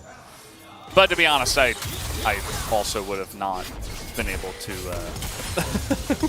resist. You could have just picked up cinders on the way to top lane, you know?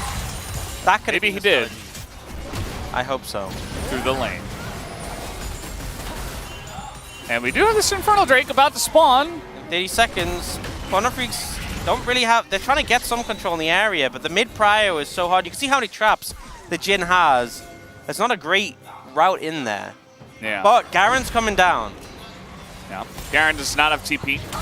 He is just going to run, and that's all good. It's all good and fine. He does run fast. He does. Oh, look at the Garen flank. Oh, no. Clear out all the traps. Oh, that's another one. All right, that's 3. Yep. I see. He's got a 4 sapling more. as well. Yeah. He's clearing a control ward. Yeah, I mean, in terms, there's a turret there, guys. Bulldog nearly died to a... Okay, recall now. Your turret. Recall now and you can get back in. Be quick, be quick, be quick, be quick. Someone put a ward down for him. I mean, you can't give up the Infernal Soul. At this point, Quantum's trying to hook a Cassante. I don't know about that one. That TP's pretty far away. He's long range, though. Okay, nice amount of damage. Flank is coming in, but... Dragon? Guys? Guys? Garen? Infernal Soul, Garen! He's going to be swept up, and he is going to spin away, and 3 people get knocked up by the Cassante, as the 2023 champ, definitely pretty strong. As Bull is going to be not sniped, he does flash anyway, as Infernal Soul goes the way of Fearax, and down he will go to Closer, who just assassinates him in the jungle. Yeah, so, still waiting for the Garen, I think is the assessment after that one. Fearax completely dominating that fight. And honestly, they got the soul as well. Oh, he's going to stop the back, yep. That is very rude. He did have to... Okay, well... All right, it's the second game in the LCK. Come on. He's trying his best. This is a lesson you learn game 2, right? Yeah. You know, I'm sure Barrel's done this enough times to learn. Yeah, so they kind of just, like, Cuz walks around the side to avoid the Maokai ult. But I'm not sure if he's waiting for Q cooldown. He just never gets in, and then Garen just kind of exists and doesn't do much beyond that. You know, I said that they would struggle to deal with this Garen. I think 5 people hitting the Garen is definitely sufficient. And here, actually some not so hot ults from the Jhin, all 4 miss. But Closer just decides that he'll do it himself. Jesus. Quite the burst. Yep. Didn't need Lichbane for that. 5-0 is here, doing pretty good. Yeah. Okay, well, we're going for a cross map. So Fearax are pushing top, and Quantum Freaks are pushing bot. Fearax have Baron. The ult. Is that going to interrupt anyone? Yes, it will. Oh, no. That's Sejuani that's not going back. Garen split push Wincon? I mean, this was going to go down anyway, right? They just got to try to fight over mid. Which The Nexus is going to go down. Nexus might go down anyway, so maybe they maybe they just think about game 3, maybe. You know, they are considering recalling for the Garen, but they're like, you know what? Let him have fun. All right, well, Cuz in a lot of trouble. And even the Sejuani, doesn't matter OP, these tank items are going to be, he's still going to go down. And finally, Dudu has decided, well, maybe I should go back. As, Garen! Huge! He doesn't even die! He doesn't even kill him! Oh, man. Well, oh, the Garen. They're trying to stop him on the Nexus. And the ult's going to sail wide for the way. This game is over. Well, you saw it. The first and last game of Garen.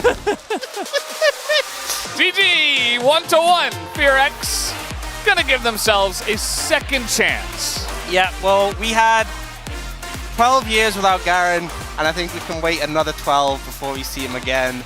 Fearax bouncing back well. I think there were definitely compositional issues with Quantum Freaks. I mean, even ignoring the Garen, I think they were definitely going to struggle to cut through the tanks, but the setup for team fights was better, and the Garen was just the icing on the cake, if I'm being honest. It was pretty funny. That was a great game of League of Legends. Very enjoyable stuff. Man, you know, I also appreciate Quantum going for the Pike pick. It didn't really work out, but I respect the attempt. 1.6 Cousin Quantum. Yeah. Yeah. Not quite the numbers they were looking for. I mean, the top lane was what it was, sure. I don't think we're going to be seeing Garen again, but that's just fine. That was game number 2, guys, and we are going to see what happens in game 3 after a little bit of a break in the space.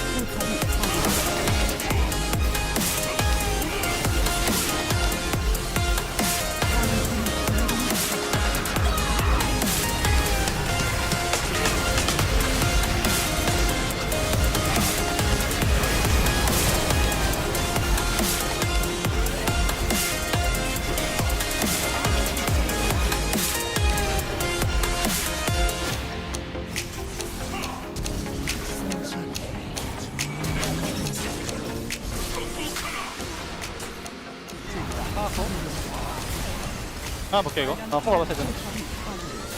하나 집온다. 타워 쳐봐. 천천히 피만 가리지 마 얘들아. 타워 치면 끝나니까. 가렌 집 왔어. 가렌 주시 가렌 노플이야. 가렌 노공. 가렌 노공이야. 오케이. 가렌 볼게. 가렌.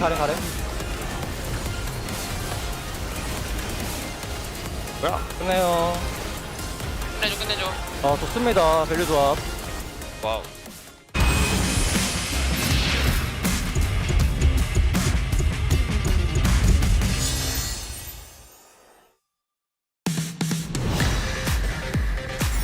And doesn't commit. Oh, now he can use it to defend Baron. Yeah, and now they have to face check, and Kingin has to try and run away. The seismic shove doesn't find him there. And these 80 carries just can't do anything. There's a knock up from Cuz!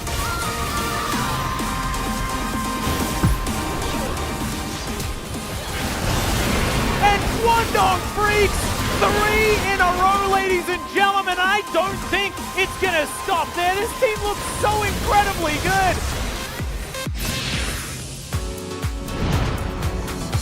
Very tanky and able to get himself out of there, but I don't know whether it necessarily worked out the best. Never let Peter drive again. Oh, there's the ulti from Zundin. Finds Dor, and then immediately he goes back. Zeka delivers him a package, but meanwhile, she was going down exceptionally low, and Viper picks up the kill onto Peanut. Sylvie's also going to die, and Zeka moves to 3 kills.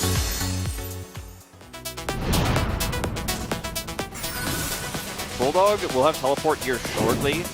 Kind of hiding off in the side lane right now, could threaten that turret and then join the fight if he wants to here to defend against this Herald. And this turret's so healthy. Oh, they had no idea. Oh, they just both got demolished there in the mid lane.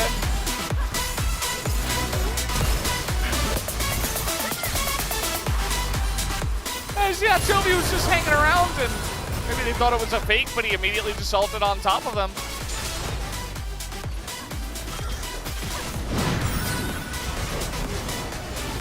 Can he get the 1v1? He's trying desperately. He gets some help from his team, but look at Bulldog in the backside. He's picking up pace. This is insanity. Our Quango freaks wins. Never mind, this is Cassante.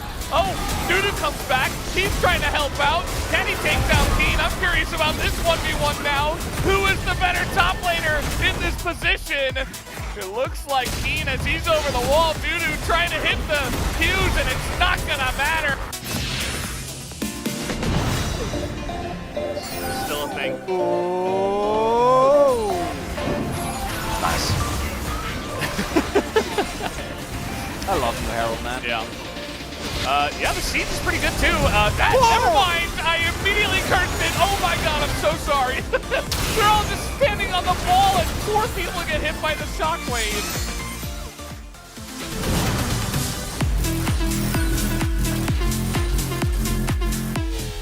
See if Priya can kill Owner again.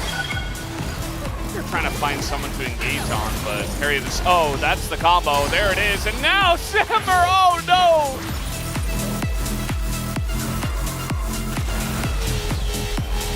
poor AD carry 2024. Yeah, he didn't last very long there. And now Faker's in the base. This is W.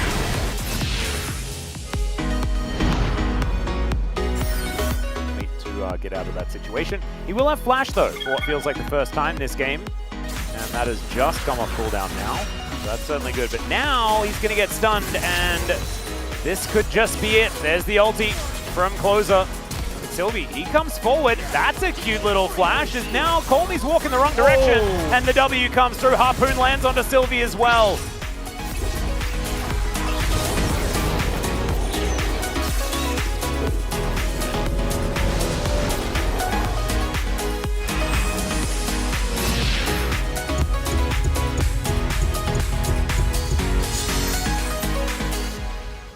I'm a fighter.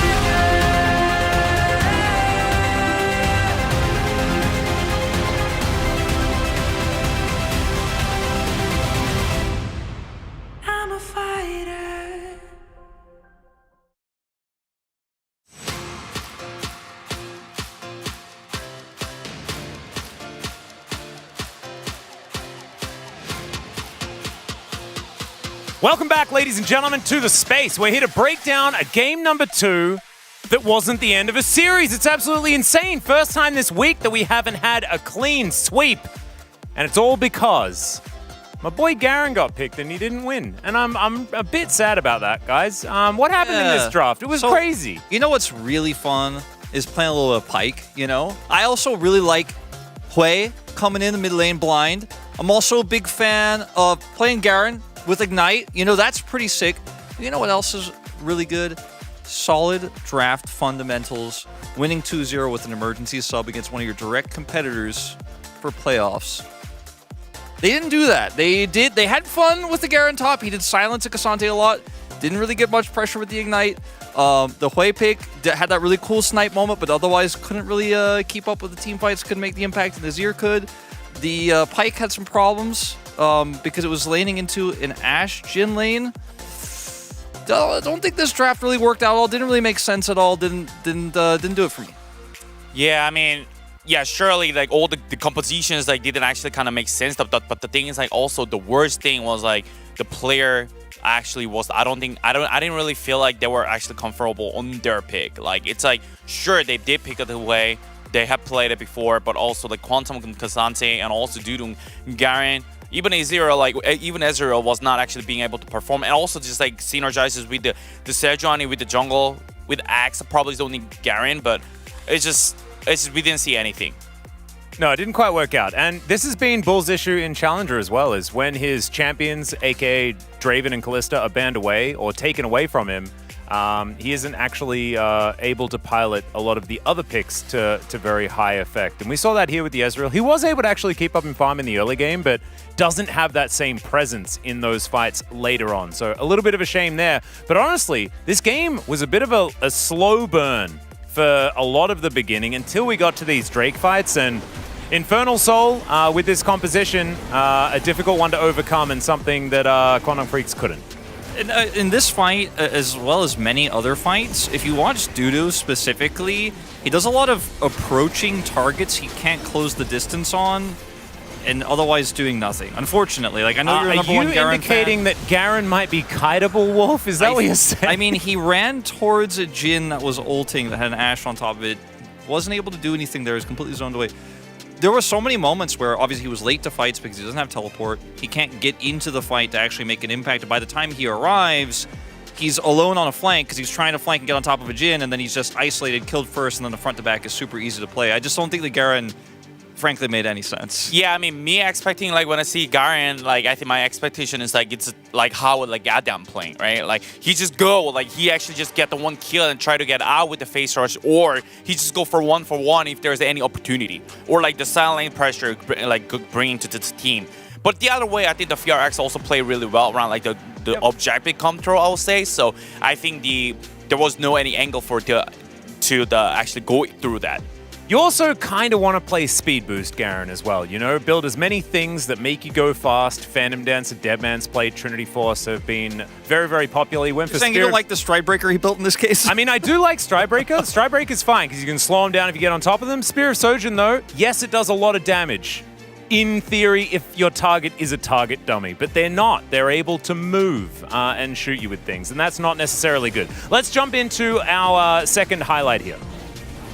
Yeah, I mean, you could see, again, Bulldog coming into this fight, trying to speed himself up a little bit late due to, again, on the side here, but he can't get towards anybody. And now they just say, okay, Garen's on the flank.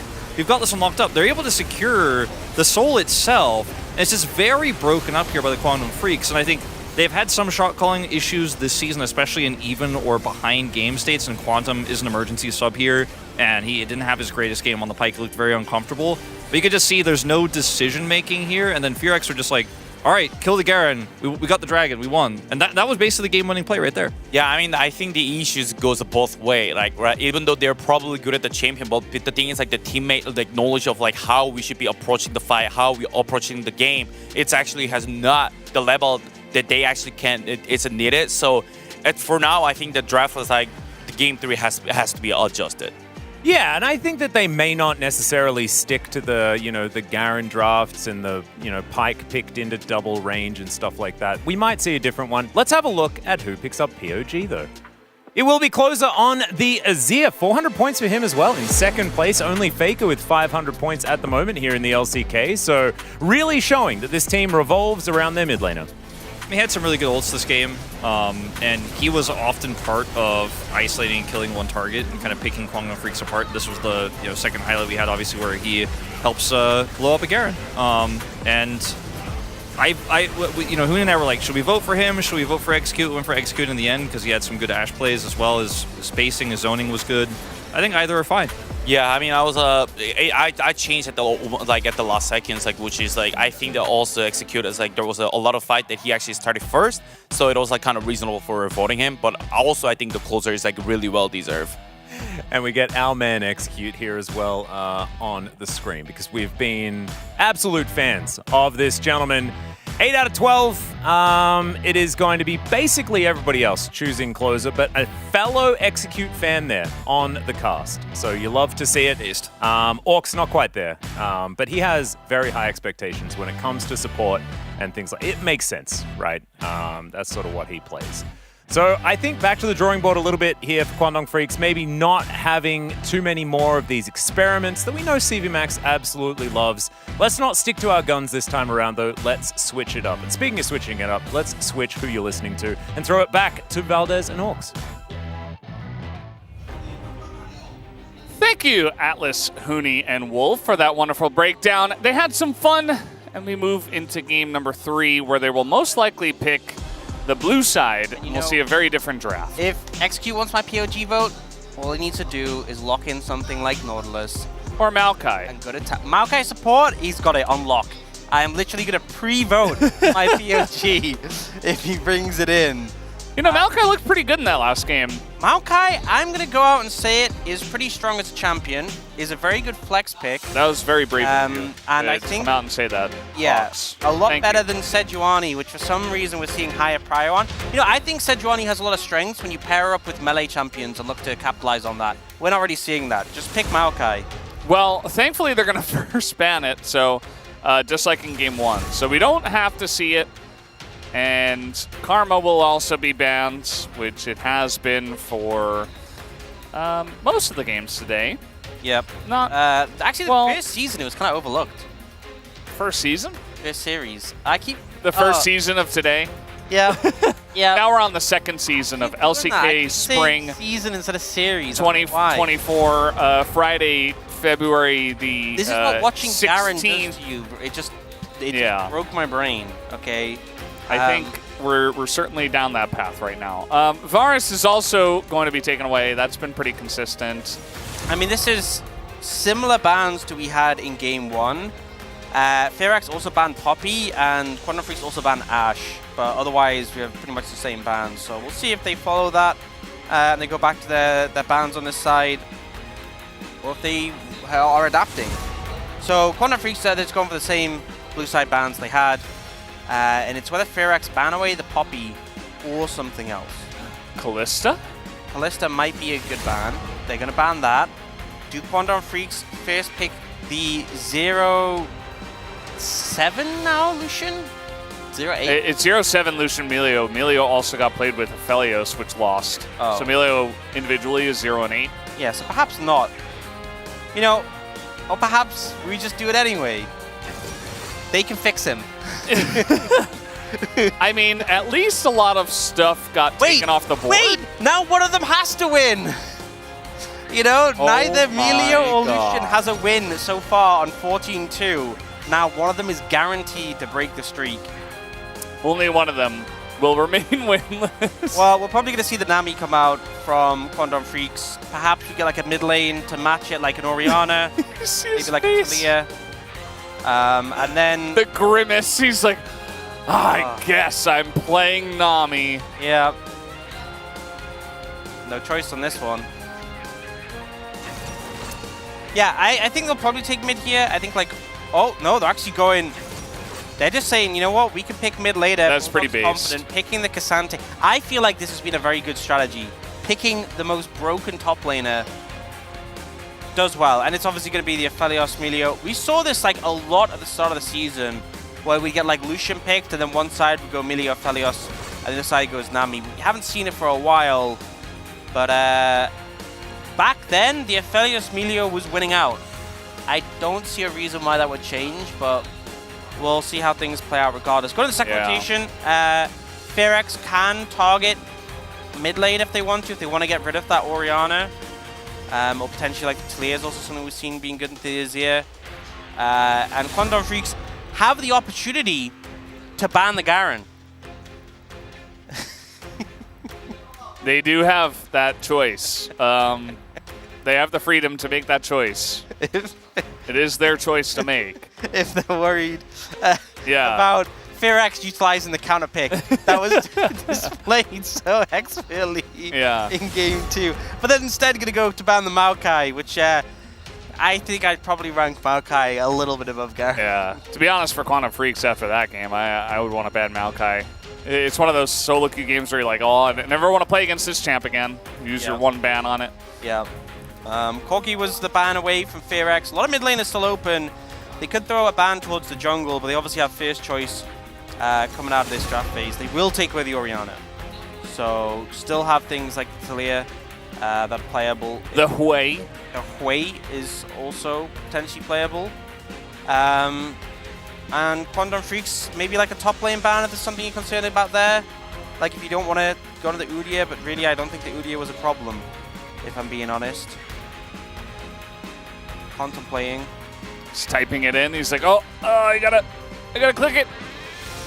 He did. And it is going to be the Udyr. So if you're going to bring out a spicy jungle pick, you could definitely save it to last pick. You could also just take jungle here if you want to prioritize something like the Poppy, which has been left open. If you want to have first choice, then you can leave top lane till the end and see more of the composition as a whole. Aatrox is obviously something that's open and available.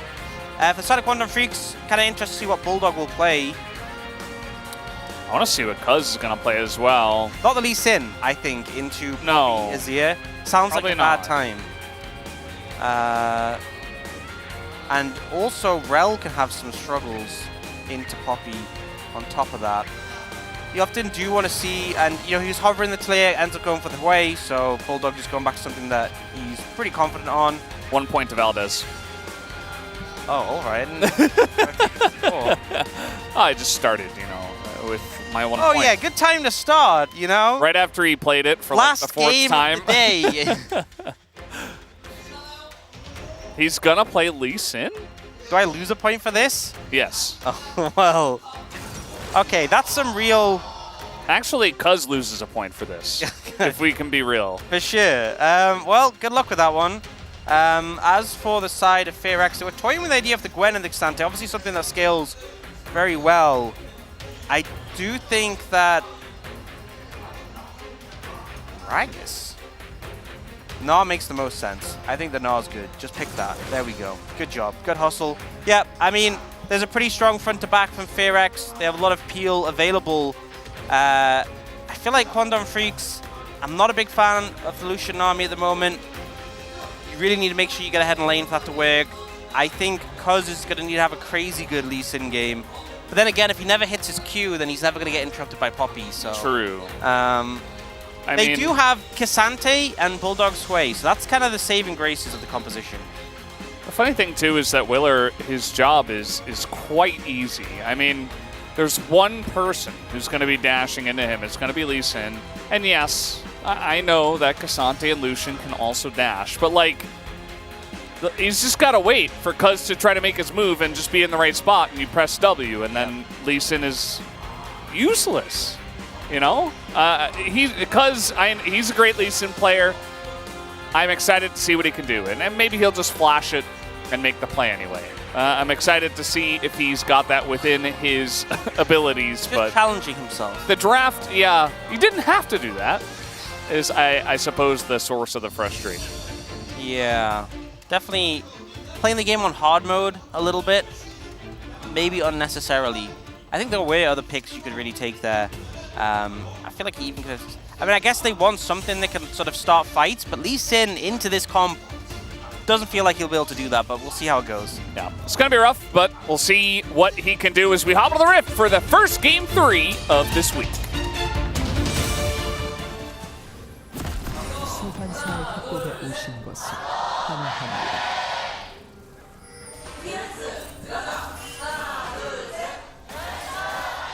미니언 생성까지 30초 남았습니다. Crazy this is the first Game 3 of the week. Yeah, I mean, it just happens sometimes. I remember there was that one time last summer where he went on like a really long 2-0 streak. Yeah. So it does happen, for sure. I guess the one matchup that probably shouldn't have happened that way was KT Gen G. First match of the week, but then KT just decided to stomp them instead. I just don't understand why more teams don't decide to do that. I think Quantum Freaks had fun instead. That's cool. I like that. Yeah, maybe a bit too much. Yeah, Quantum after, you know, I feel like CV Max got pretty excited, and maybe it was a chance for him to try to put his players under pressure. CV Max has done this in the past where he's like, you know, I'm playing for the future.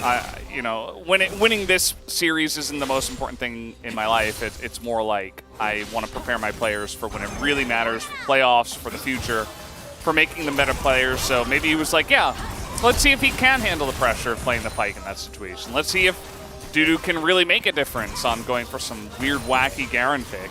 Let's see if Cuz... The answer was no in both cases. Let's see if Cuz can play Lee Sin into Poppy Azir. Yeah, that's the worrying thing. I feel like after Game 2, like, the mindset hasn't changed that much. Yeah, I will say, I am very sad to see Execute back on Milio. Yeah. That didn't have to be a thing.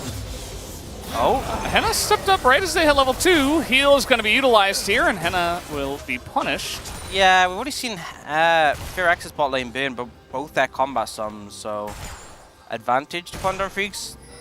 And it really feels like, you know, we often saw the Milio Aphelios would kind of walk up with W level 1 and just like out-trade with Calibrum.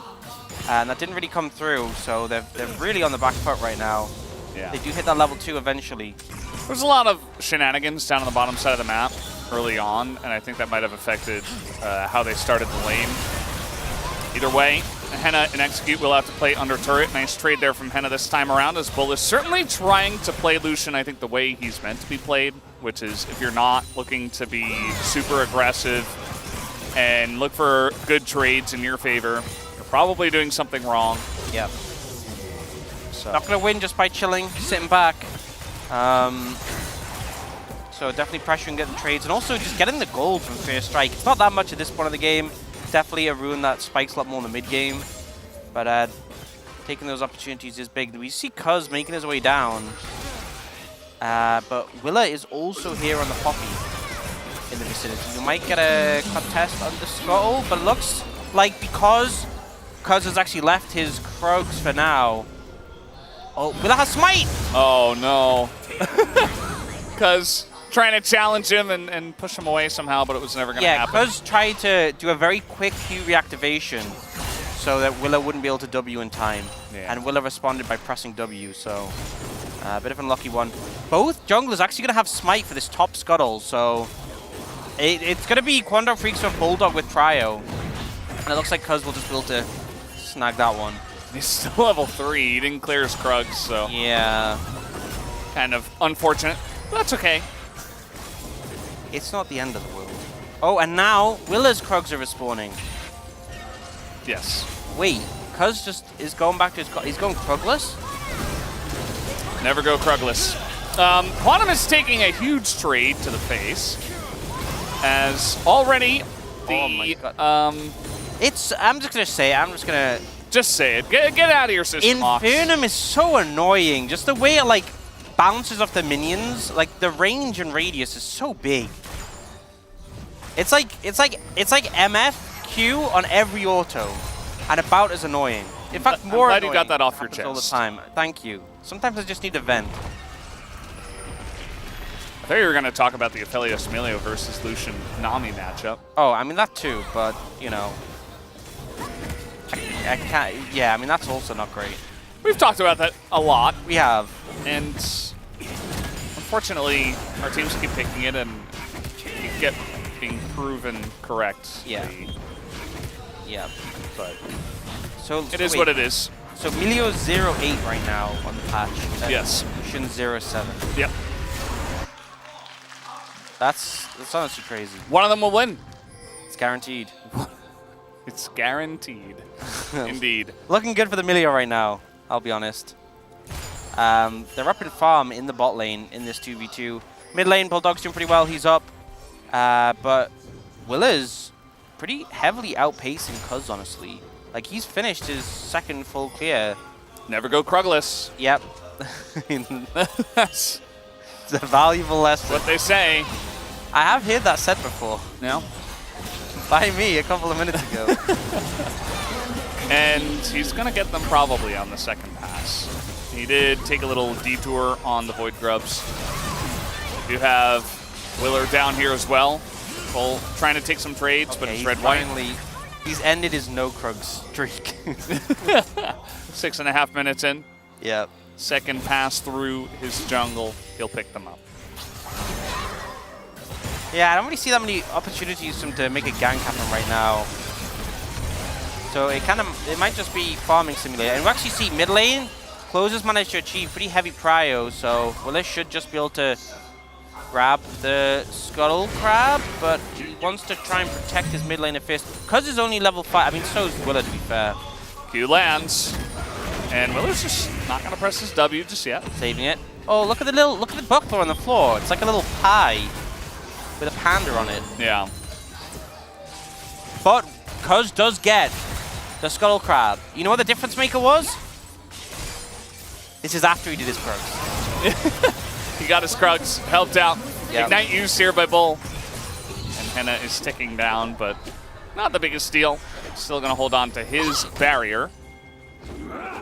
And he's still ahead in CS for now. Just a bit. You know, Wave's pushing in, so they'll catch up a little bit. But still, the fact that you're prio picking the Lucian and it's not feeling great in the lane isn't the best feeling.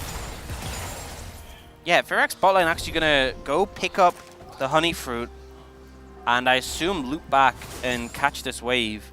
Try and ensure they have better wave state on Bull's recall gets stopped. Oh man, it's a heartbreaker. He's got like no mana as well. Like he has to reset. And now Ferox bot lane, I actually think they just got a plate off this. Yeah, should be a plate. And you see the trades up here on the top side. The CS is even, but Nar definitely has a very comfortable matchup into the Cassandre. Yeah, you can see Dudu buffering the W there because he's kind of concerned Claire might use the ult just as Smeganar is going to time out. Didn't actually get the plate in the bot lane, but did get the crash, so something at least. And it has just been quite a farm-focused early game. Yeah. Farming from every lane, including the jungles. Didn't really fight all that much, although they did cast some abilities on each other. So that was fun. That was nice. Nice and to have interactive. that again. Yeah. I think perhaps we may get something happen at this dragon. A lot of vision being set up by both sides. Generally, Infernal Drake is one of those ones you want to fight over. Yeah, usually. You can see Cuz is trying to look for plays, but there just isn't really a window. Yeah. Oh, and Bull's just getting outplayed by Infinum again. Shouldn't have stood there. And now Willer is going to get the drop here on the Cuz. Chasing him down, but the kick comes in. Henna has to flash away from Bull. Bull? But Bull took more damage, as now Willer's coming on in, and there's the knock-up, and from downtown he's going to miss the ult. Trying to go for that max ranger was Henna. It's not going to quite land, but they still have Mega Prio here after the trade. Cuz no ult. And Willer's just kind of playing bodyguard. They get the push in here. He's actually going to knock him into the wall. Nice amount of damage comes in, dodges the bubble. And now Cuz is also low on health. I think that means they can probably just go for the dragon off the back of that. They don't quite have mid prio, because he's going to try and heal up off these Krogs. But they definitely have bot prio, and enemy jungler chunked out. Clear also doing pretty good against this Cassante. Yeah. Crazy. You could just play Gnar instead of Garen this whole time?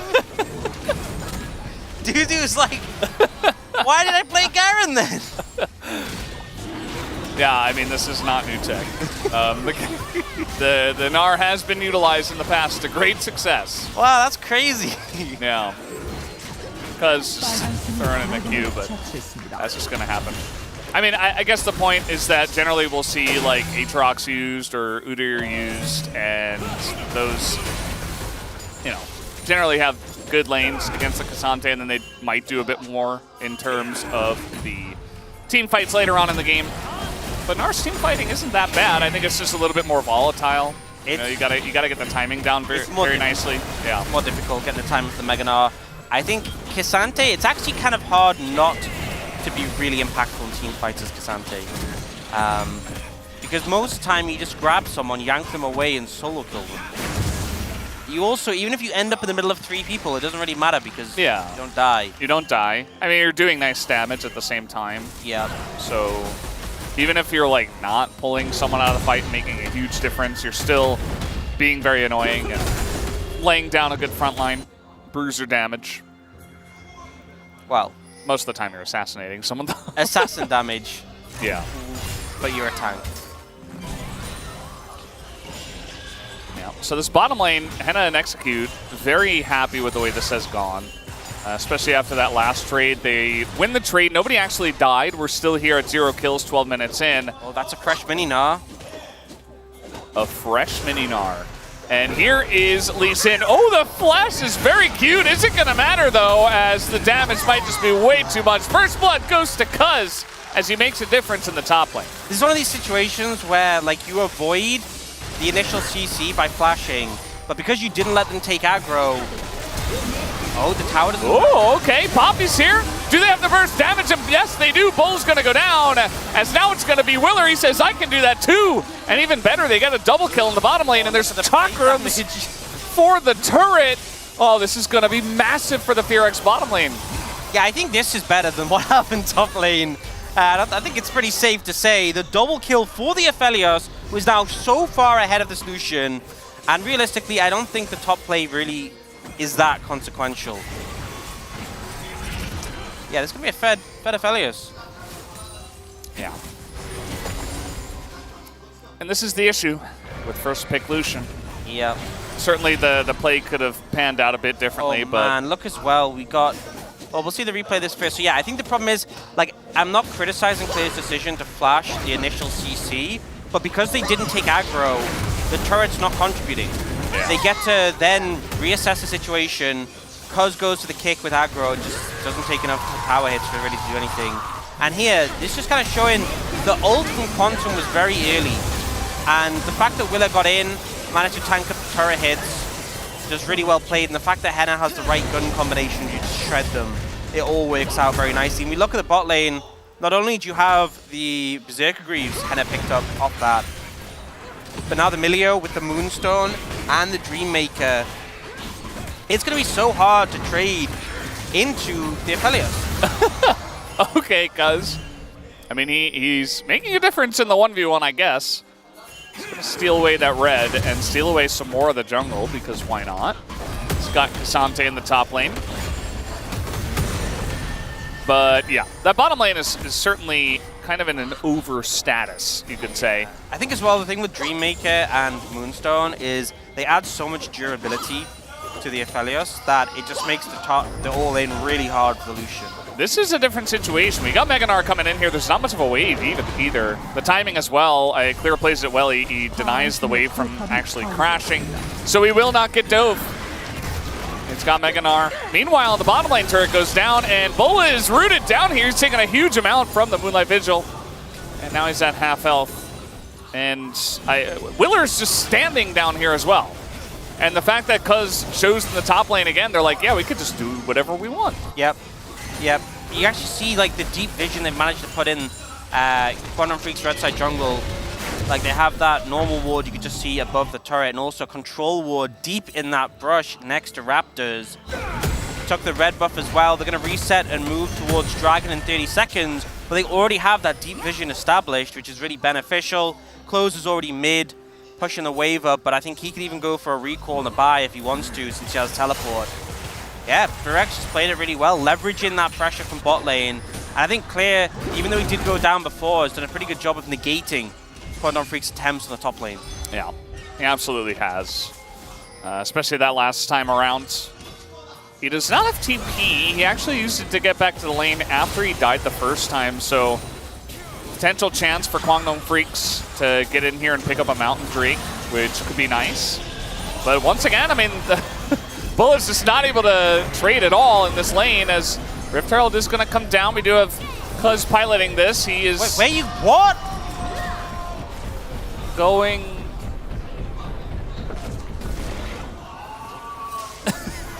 That's a fail. I don't know what to say. That is a fail. I don't know what to say. I have no idea. Like, okay, he didn't want to go in too deep. He didn't want to die. He had already committed to it, right? He's like, okay. Justify this. I'm just trying to give him the benefit of the doubt. He's like, rather than me dying, let me just kind of fail this Rift Herald test. And they shouldn't have let a blind man drive, I think. I guess so. I guess so. That was the mistake. You have to take an eye test if you want to get your driver's license. You do. And I think if he comes in wearing a blindfold, I think that says it all. It does look like Quantum Freaks have control of the Dragon area, so they're just going to be able to pick this one up. It is only their first Dragon, though. And in return, Firex just going to try and contest mid-prio. Clear didn't have TP. He's got it right now. Yeah. But he was about 10 seconds away, and Dudu coming down, definitely securing that one. Yeah. Used his TP for it, though, so potential play on the first Chemtech Drake. Oh, no. Yeah, we got Chemtech Soul once again. We got some shielding here on the side of Firex. Yeah. Trying to do a little helicopter maneuver, but just gets bubbled instead. Didn't really matter. Was just going to hold it to try to zone them away. You can see Bull trying to find an angle, get a heavy trade in. It's just so risky. He's Lucian. Yeah. Yeah.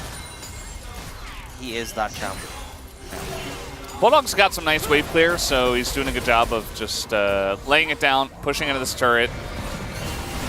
You see that Willer is getting on in there.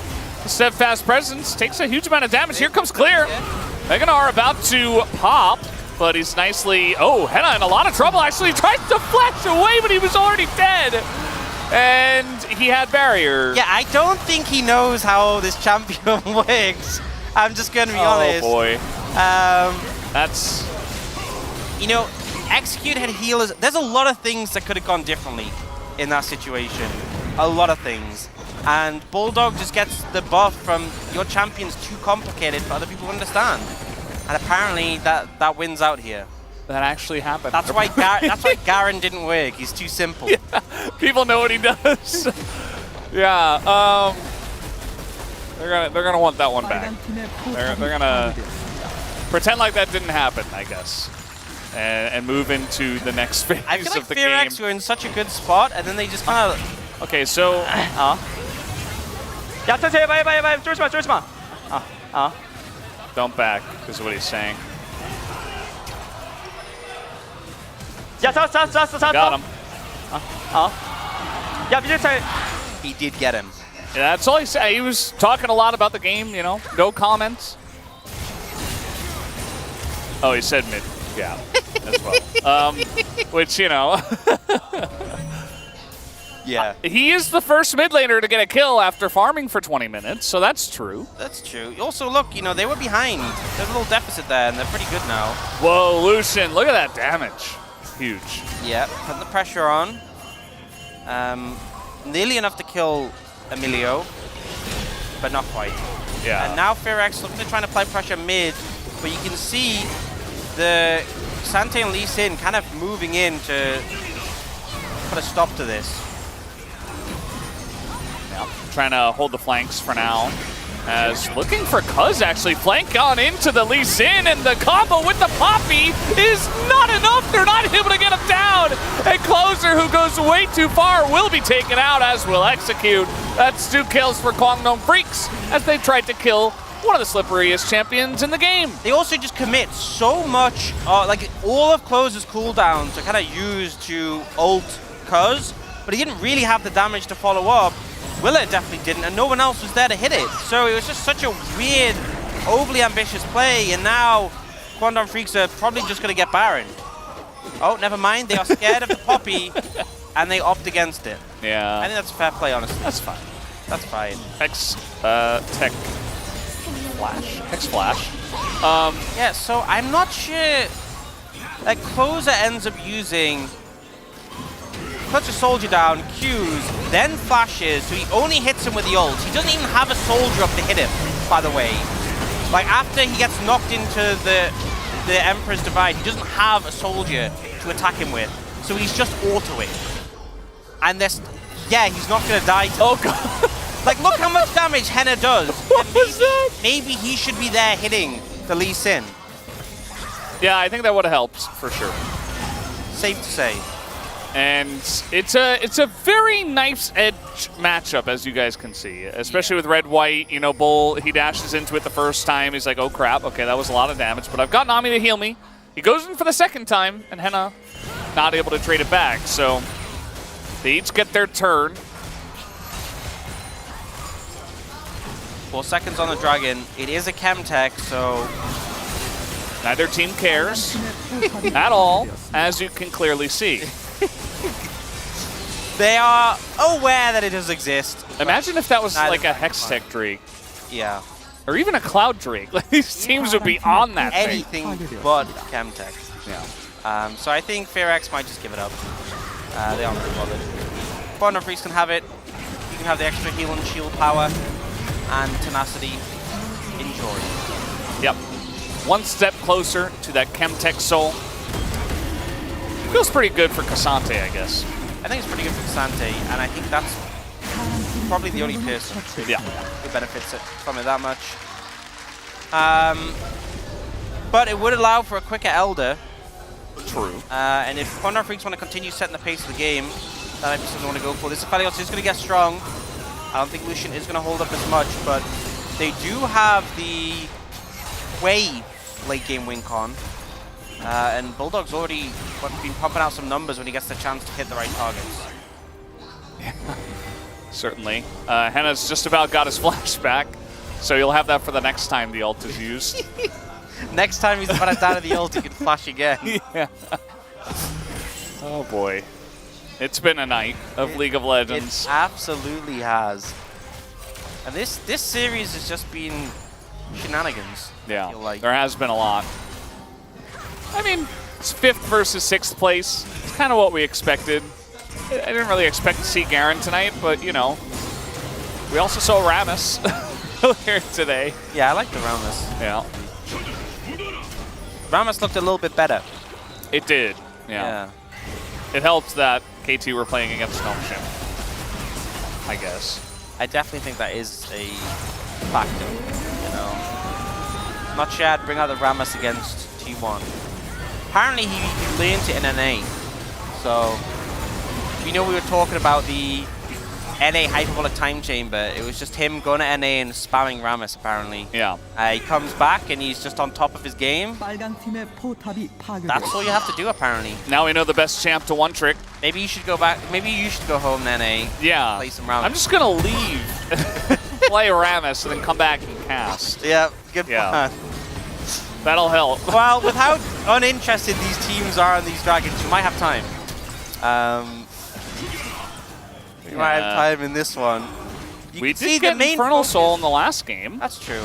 The main focus here just seems to be getting this mid-tier 1. Like, Quantum Freaks are trying everything they can to set up for it. And Fearx are just refusing to let it go. It is turned into an ARAM. Yeah, it kind of has. I mean, at this point, it's Hui versus Azir. They both got great wave clear. And so they both kind of joined in mid now that the pressure has been felt, and nobody's really allowing their turrets to go down. He had TP as well. I didn't see when he specifically TP'd. I'm not sure if he TP'd the lane and then walked over. I was busy talking about Rammus. That was more important, honestly. Yeah, of course. But I think he would do well to be in the side lane and be picking up some farm. He is there. He is there now. Yeah. Oh, but that means Quantum Freaks can send 5 people mid to ARAM.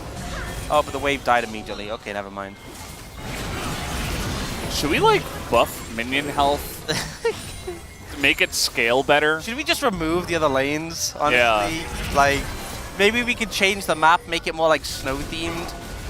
Maybe make it so the champions are random as well, so people don't always pick It's like a big drop off the side if you look. Oh, that'd be cool. That's yeah. Cool scenery, yeah. What would we call it? Well, I guess the drop off to the side is like everyone goes to the same lane. I think that's a good. Oh, everyone goes to the same lane. Yeah. Yeah. It's kind of lengthy, but you know, it's a bit of damage into Willer. Maybe like shouting cliffside. You know? Yeah. Because you want it to be like. I guess it's like the name of the map, right? Yeah. Is the name of the map? Yeah, shouting cliffside. Let's pitch it. And this, I mean, we're looking at it right now. You might as well play on the map. Yeah, really. Are they going to get this turret? I wonder. No, not man. Why is the game flat? Why is Gnar still here? Just stick him in the side lane. You don't even need him. He doesn't need to be here. He's not wave clearing. He's just sitting in that brush. Just stick him in the side lane. It's not essential. He was helping wave clear. Just. They're waiting for the Chemtech tree. Oh, man. Yeah. They just don't know what to do. There's such an important objective spawning in 40 seconds. The one that they completely ignored 5 minutes ago, yeah. I remember. They're stunned. They're like, what can we do outside of it? We can't give up any position until it spawns. I feel like Closer is like, he's running at them, trying to bait them into doing something. Look at that poke. I mean, you know. Quantum Freaks are utilizing the power of inaction. If you just don't do anything, eventually the other team gets antsy and forces a bad play. Honestly, try to bait Closer into try to ult in. That's what happened last time. Look at him! Look at him! Okay, Emilio. But yeah, that's what happened last time, you remember. Yeah. Closer, he sent it, and they were like, oh god, that works. That's a lot of damage. Yeah.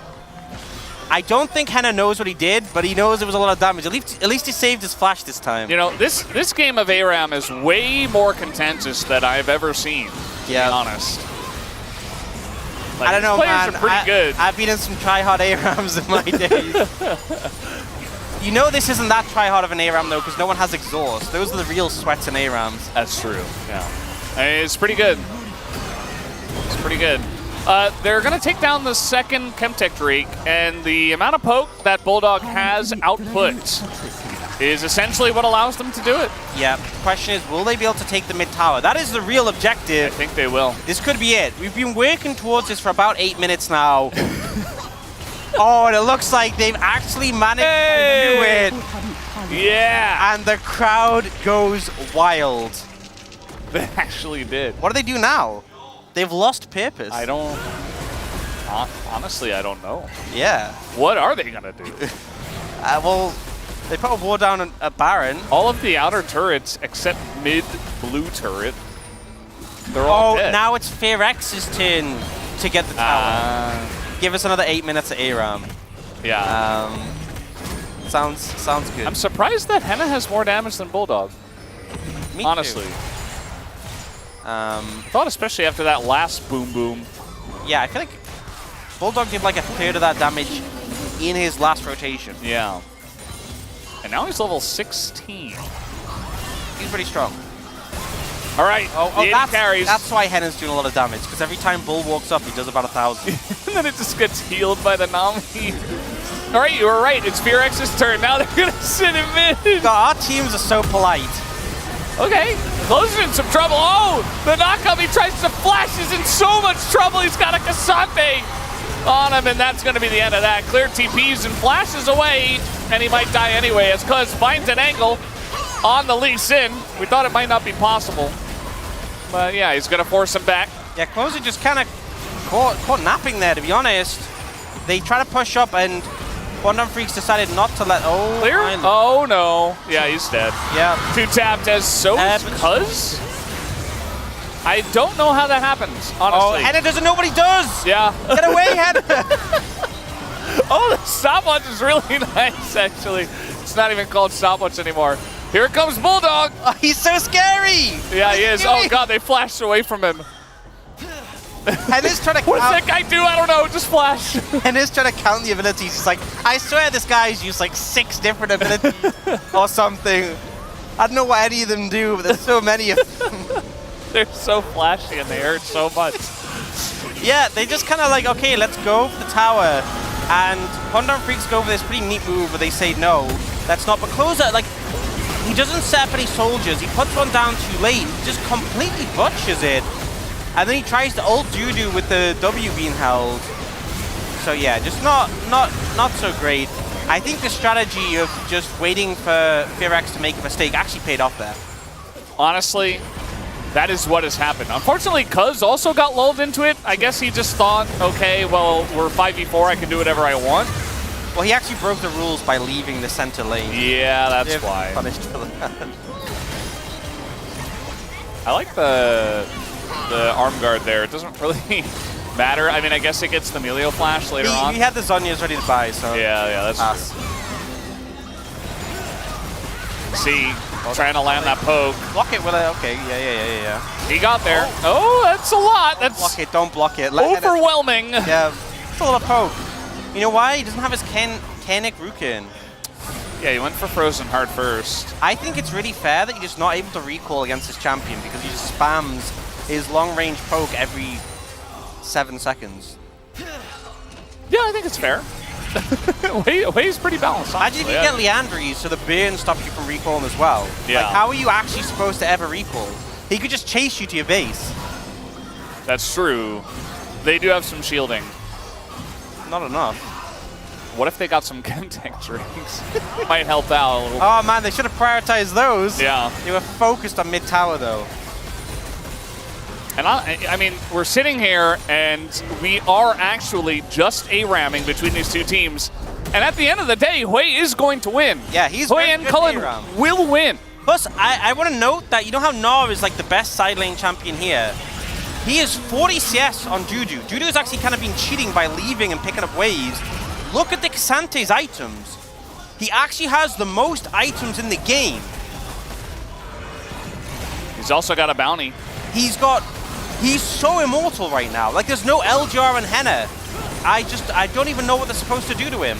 He's going to be literally unkillable. Well, you need an LDR. Before that time, I don't know if you can even fight. Fearx, maybe they actually do just wait for the Elder Drake. Yeah, I think maybe Henna getting some solo farm could be good. No. Because he's just sitting mid as Closer kind of farms the waves. All right. Maybe he got some of those Raptors over there. Yeah. Oh, wait, they're going for a Baron now. Ooh. When all else fails, start the Baron. Just running at it. God, there's a control ward in the pit. I mean, Cuz is doing the dragon. Yeah, let's just send it. Why not? Yeah, sure. Let's go into a Baron pit against Hui. And Cassante, oh God. Takes damage for sure. They've done a little bit. You know, that is red-white, and they got him down to 80%. As now the culling is going to do much more than whatever we saw against Cassante. And there's Chemtech Soul. So they're pushed away. They try for it. They say Cuz is doing dragon. We can surely do the Baron. And it didn't. That Fearx are like, never again. Back to mid lane where we are safe. Never leave the safe haven. And look, they've lost their mid tier too. Why did you tell them to leave, Brendan? I don't know. It's my fault. Henna, he got a last whisper. How big is that shield? Look at the Koenig shield. What? Did you see that? Yeah, it's what? It's like half his health bar. It's so ridiculous. Yeah, I really want to. I want to go back to the. I want to look Kasane. at Kasane again. I want to see how big that shield is. It's so silly. Not these guys. This is different from the Kasante Udyr game. I actually want to see the lane now because I want to look at the Koenig shield. Please, just for a second, we need to see him. Meanwhile, Quantum Freaks, you know, they're setting up vision. It's one of those Baron pits that is easier to clear out. Rebuild the towers. They haven't lost anything. It's on cooldown. Oh. Yeah. Oh, that's unfortunate. Yeah, I got cleared out before. Closer has gone for the Omega damage builds. No Lich Bane in sight. Yeah. It's just cool hat, cool mask, cool dagger thing. I guess it's a tooth. He's going to need a pen iron soon. Yeah. To ever cut through this Kasante. That's I funny. actually think like maybe the play pattern in the fights is just pretend he doesn't exist and try and kill everyone else and then deal with him. Do you think that Fearx actually as a team have decided we're going to wait until 4 items to fight? I'm serious. Maybe. Because like, look, that's the way they're playing. We'll get LDR and we'll get either Crypt Loom or Void Staff, and they're like, that's when we'll fight. And I mean, it's Hextech. It's Chemtech Soul, so I don't think they care too much about giving that up. All it's done is make look. They weren't getting through the Koenig Rukin shield anyway. What difference does it make at this point? Yeah. Maybe with the Void Staff. Please just show. You know we haven't seen Kasante. We haven't. Yeah. It's like a little teaser. They're hiding it from us. It's like, no, I won't show him. It's too big. I don't know. It's obscene. We can't reveal that live on air. Not safe. All right. Well, we're watching Bulldog clear waves against Azir instead. Yeah, we've evolved, right? They've learned about the side lanes at this point. Oh, going for the Baron start. There is a ward right there, and there's 2 trinkets now. So they know this is happening. The Kasante's moving over as well. Willer's getting close, but TP gonna be forced, and immediately Quantum Freaks say, well, we got his TP. Is that actually just like a 2,000 health magic shield? Yeah, I think it is, yeah. What? Look at it. It's ridiculous. Admire its size. It's so big. It's actually just silly. Nah, I feel bad for Closer. You're never dealing damage to this Kasante. Wait, he got an arm guard and then he sold it and he bought it. Wait, why are you... Oh my god, you need a pen item! Look at this Kasante! He sold the arm guard for the... Oh god, what... I don't even remember the name of this item. I don't know either. The nullifying necklace. Nullifying mantle? No. Baby banshees? Oh, what? What was that? Okay, Henna's had enough. He nearly killed them all just at the same time. That's the plan. Just kill the squishies. Forget about the Kasante. Just catch them off guard. They were sleeping. Just wait for 15 minutes and then flash on them. They'll never expect it. I mean, I don't think they did. Really, they were like, oh crap. I didn't. I jumped at that, man. Yeah. That was honestly a jump scare. Do Baron? Yeah, why not? Maybe. Just vision? Doesn't matter? Sante's TPing in. All right, they had enough. What Dudu does here. Surely they just... Okay, Poppy ults. They've got a chance. The smite comes down. Fearx, they get the Baron. Now, can they kill Dudu is the question. Can they kill Dudu? The answer is no. Henna's almost dead. The Nor ultimate comes in as everybody's in the pit, and now Cuz is just going to get in there as well. As Clear's doing a nice job to that backline, actually, and nobody has died in this backline of Fearx. As Cuz, he's going to land it, and he picks up 2. Finally gets the job done, as only Willer will survive. For now, well, that's a big shield. Looks like he's got that rune as well. Yeah, they didn't get through the Koenig again. They weren't even close. You know, they got his health out of it. Yeah, that looks okay. That looks really okay. Go on, Dudu. Yeah, they didn't get the Baron. Quantum Freaks. Willer retains the Baron, but they did win the fight, and Elder Dragon is up. Yeah. They can't end the game, so they're just going to take the Elder Dragon. I just want all the viewers to focus on Dudu. To specifically watch him and how much his health bar just doesn't really seem to move very much. He's just standing there, trapping them in the pit. You know, it looks like he's being hit by things, but his health bar just doesn't appear to move much. You see, Henna's like got red gun, and he loses like half his health. But even then, like, he still hasn't ulted, he still looks so unfazed. Poppy actually did some work against the Cassante there. Yeah, Poppy actually did work, but it doesn't matter. Yeah. You know, everyone, it's the fish in the barrel. Everyone else is just sitting outside, just free hitting. Yeah. Yeah. Should have abandoned ship. You see Cassante just run away. I think that's the play. Bait is teleport out and then just leave. At this rate, Closer's going to have a penetration item at 55 minutes into the game, so, you know, yeah, maybe then you can fight Cassante. At least we have LDR. I think the great thing is that he's built like Thornmail, Frozen Fist, and Ninja Tabby, and Frozen Heart. So he's got all these armor items, and then just the Rukin is enough just to completely counteract the magic damage. I want to see the numbers. Like, how much armor does he have when he's in combat with Jack Show? Like 500 or something now? Probably, yeah. It's going to be insane. They've got a Mountain Dragon as well. Just one, but still. It's enough. One recurred, one Mountain Dragon. They just managed to get him under half health in the last fight, which is when the Chemtech Soul activates, you know? And then he's taking even less damage. He's taking even less, and they still can't get through the recursion. All right, Elder Drake as the negative 3,000 gold Baron power play. Definitely not one of our best. From Red Bull is, yeah. And Quantum Freaks, I mean, they have the Elder Drake, but they're not actually breaking into the base yet. So, yeah. Yeah. The wave clears against the Baron, especially. I mean, Willer just goes to the one wave they're trying to push. And just one-shots it. And the thing is, we only have a minute of the Elder Dragon left. The Baron buff is gone now. Yeah, they might not even break the base. Okay, he pressed R.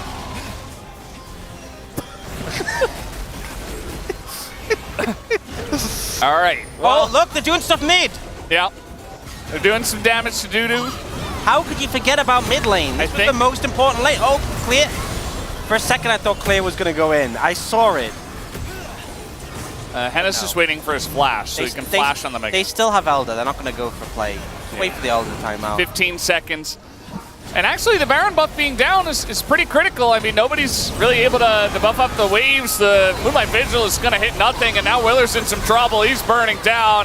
He's going to get some help from his friend Melio, as now Clear has decided he's going to frontline as well. And the Elder buff is gone. It is now gone, but they should be able to get this inhibitor at least. They're also playing around the mid inhibitor. Yeah, I think they're going to get both. Dudu looking for the knockup. He's going to find Henna, as Cassante will reign supreme by the end of it all. As the one guy who could do damage to the Cassante is now dead for 50 seconds. Yep, and he's still got half his health bar. Healed up a little bit. He loses the Chemtech Soul effect because of that. So, a bit unfortunate. You should take some damage from the turret, I think. Yeah, you should take a couple of hits. They're going to take the bot in here. By the numbers, this one. They're going to have to take everything out. 30 seconds on Henna. I think they can wave clear until the super minions start coming in. Oh, the kick! Oh, Cuz, he gets over the divide too. It's clean as hell. And that should do it. Cuz gonna finally say, yes, my Lee Sin is incredibly clean. And I will end this game, even if nobody else could. Even though they tried for a very long time. Didn't matter. Bulldog gonna pump those damage numbers. And Quantum Freaks will win game number 3. Yep, you know, it took some time. I feel like the fact it was a Chemtech Soul didn't do them any favors, didn't help them close that one out quickly. Yeah, a bounce back after a wacky draft in game 2 and a long game. I feel like both coaches probably going to have a look at that one and have some words to say. CV Max looked pretty happy to me. Giving Bulldog a big pat on the back. Well, happy with Bulldog. He is the mid laner, and that game was all about mid lane. That must have been the reason. It's safe to say. I don't really know where to go with this. Quantum Freaks, I think this was kind of the expected outcome, that have an edge over Fearax. I don't think what happened today was by any means expected, though. This was certainly a journey, and to anyone who has followed along with us this whole time, Thank you for being here with us during this. As Cuz will do the Cuz. Yeah, and reminder, he got his 500th game. Yeah. In this series, so pretty big achievement. Third jungler to do that. Bulldog does the Neela. Was it Neela? Maybe that's a Quay thing. I don't know. Yeah, he's painting with the brush. Oh, okay. Wait, he paints with a brush?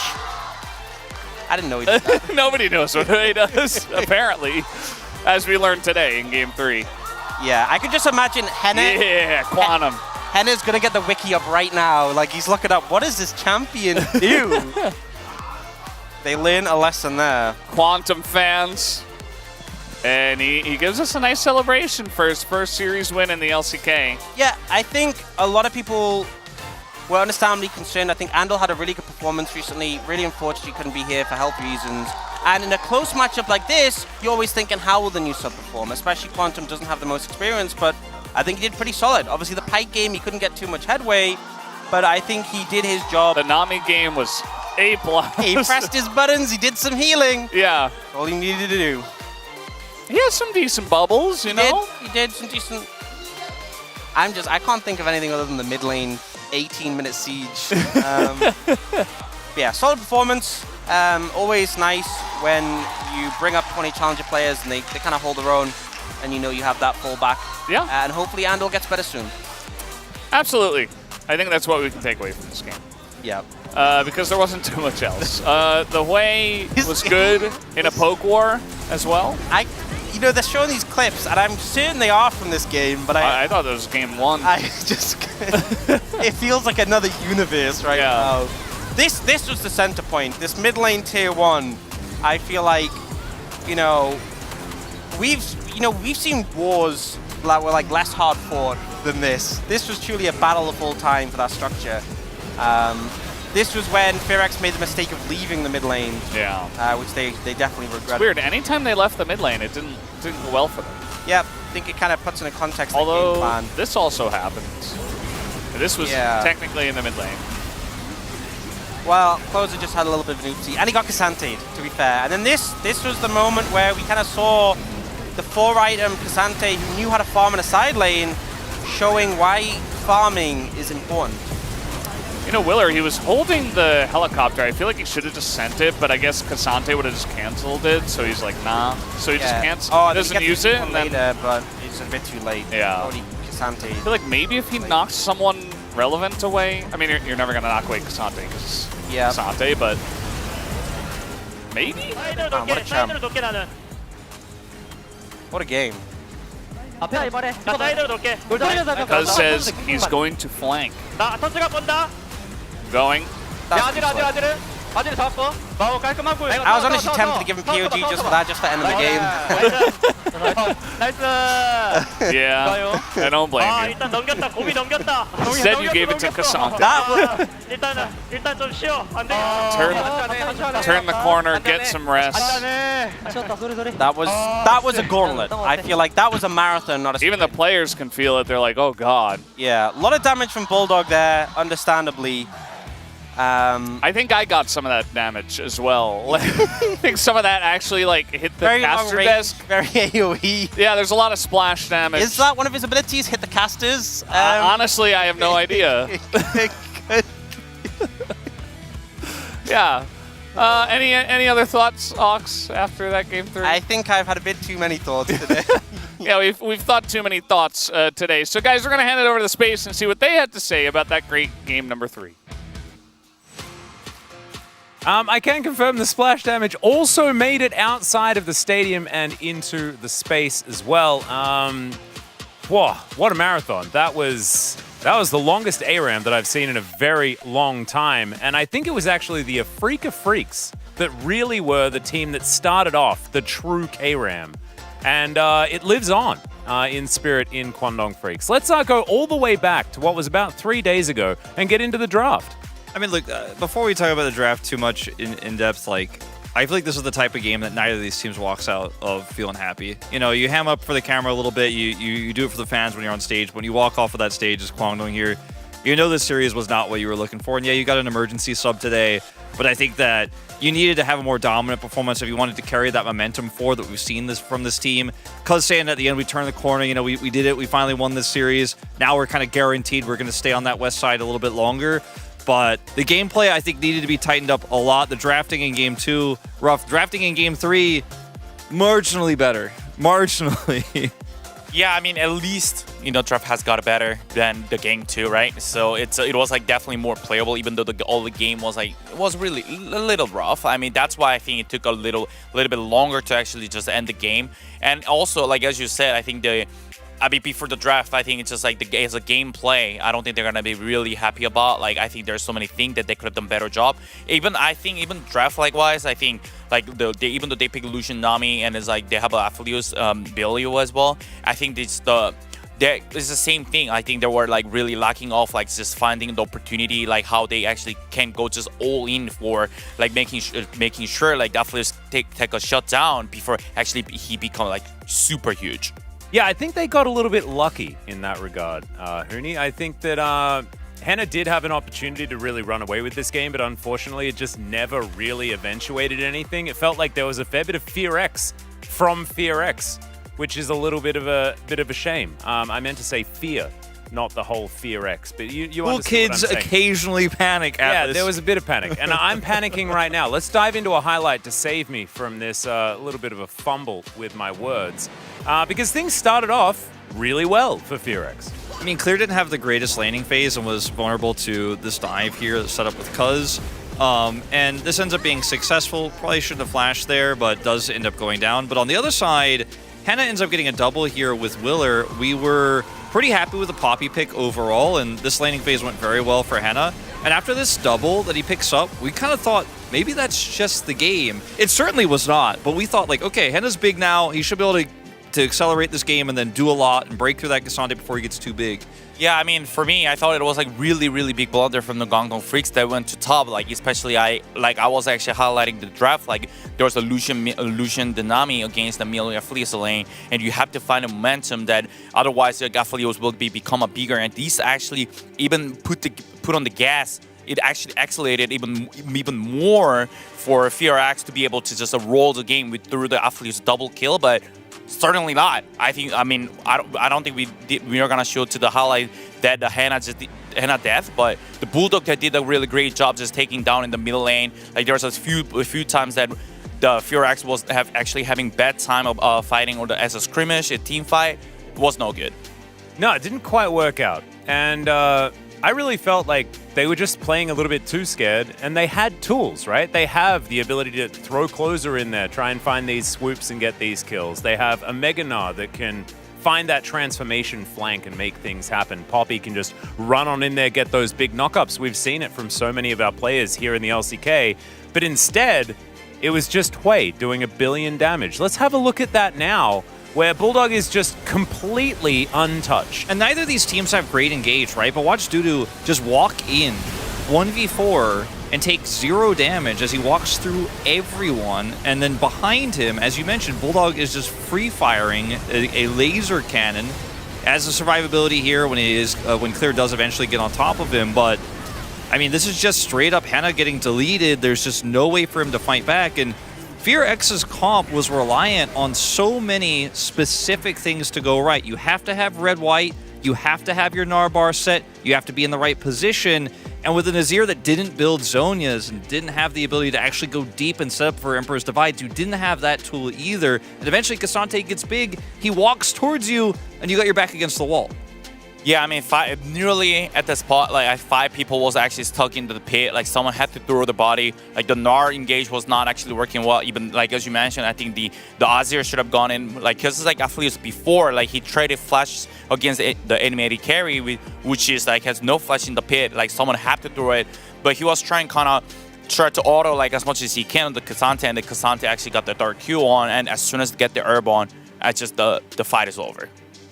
Yeah, And didn't really find too much good news from there, to be perfectly honest. Let's have a look at who picks up the POG on the side of Kwangdong Freaks, though, as I have a feeling there's a Hui in our future. And there it is. It's going to be 100 points going over to Bulldog, and finally, the Hui is going to work out. This one, I mean, where there's a will, there's a Hui, I guess. I was gonna make the same joke, but you were able to do it first, Atlas. I think it was on all of our minds, and at this moment here from Hannah, like unfortunately many in this game were not great. Like, and I think Bulldog did a great job of punishing Hannah, and obviously when he had the great front line that Dudu provided for him, it was really easy to play it out. And it doesn't matter if you get 2 kills in the early game and you get to be a Fed Aphelios if you can't actually utilize that gold well. And then Bulldog, on the other hand, scaled up and did utilize his items well with a great front line, and Kwangdong Freaks were just the better team today, even though we had serious questions about the draft, serious questions about, Lee Sin into Poppy. And media got a little bit confused about who to vote for, but otherwise it was a lot of mid lane votes. There was also some Dudu votes, and I think shout out to him. He had a health bar of massive size. I couldn't really comprehend just how tanky that guy was, but he did a lot of standing in top lane and killing minions when they were supposed to be A-ramming, and I think that that's cheating, so I think throwing the POG over to Bulldog makes a lot of sense. What do you reckon, gentlemen? Yeah, I mean, he hit the Q at the clutch moment, which is like, it's really fine to do it, and also I think the Bulldog, like more so I think it's about the zone controlling, the positioning wise. We skip a lot of time about the Drake because since the game was like really, really long, but I think the Bulldog was doing actually such a great job. Certainly was, and now we can hear from him because it is time for the interview, so take it away, Jason. Thank you very much, guys. This is Jason for the PUG interview translation. We are here joined by Cuz and Bulldog on the side of Kwangdong Freaks after their victory up against Fear X. Congratulations on the win, guys.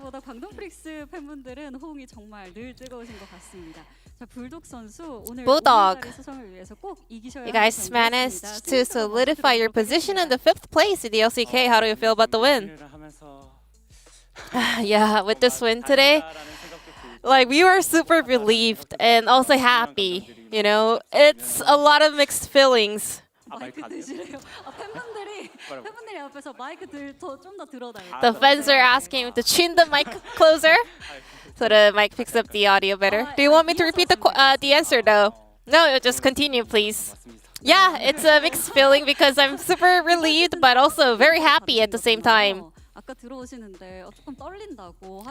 And you mentioned before the interview started, you were a little bit nervous because you won the first PUG of the week, so congratulations on that as well. And because we have another thing to celebrate today, you had your 500th LCK game today. Congratulations. You're on the 3rd place in terms of the total games played as a jungler in the LCK. How do you feel? Over the course of that time, I have learned so much things, and I'm so super, super grateful that I got to have so much fans supporting me. And I want to say thank you to all the fans, and I want to, hit 600 games soon. And today, Quantum played, subbing in for Andil, just about a month after he debuted in the LCK CL. Was he nervous today? Looking at his face, I don't really think so. But we also did our best to make him feel comfortable. We were trying to give him advices. I was like, you don't have to, feel the pressure to make a lot of calls. Just follow our lead. And if you have anything in your mind, let us know. But if you're not confident or comfortable talking to us in game, you can just remain silent because I know you're a rookie, so don't feel too pressured and just follow our order and lead. I also told him to just, do your best. Because why did you not play Lee Sin so far? Because you are popping off on Lee Sin in that game. And we were able to see some of the content from Kwangdong Freaks that it was actually CP Max that made you feel confident about playing Lee Sin. What did he actually tell you? Yeah, he did tell me you are really, really good at Lee Sin, so don't feel afraid to pick that champion. It's not because of you if you lose on Lee Sin, it's about the game, so just feel confident whenever you get to lock that in. And I think that really helped boosting my confidence on that champion. And Bulldog. Well, despite the defeat, everyone wants to know about the Kwangdong's drafting. We had the first ever Garen game in the LCK history by Dudu. Tell us about the pick. This champion got buffed in this patch, and we thought it was a decent pick. He's a good champion into a certain matchups on the top lane, so we thought it would be a decent choice for us. Then are we gonna see more Garen games in the future? I would say 100% for sure, because Garen is actually one of CV Max's favorites. You know, he's into those weird picks like Teemo's and stuff, so anything is possible. Even Teemo is possible. And Bulldog. Game 3, Henna's Aphelios was getting super fat as we headed to the later stage. However, Bulldog, your solo kill was the game changer. So let's take a look at this replay. You are able to see that angle and make that kill happen.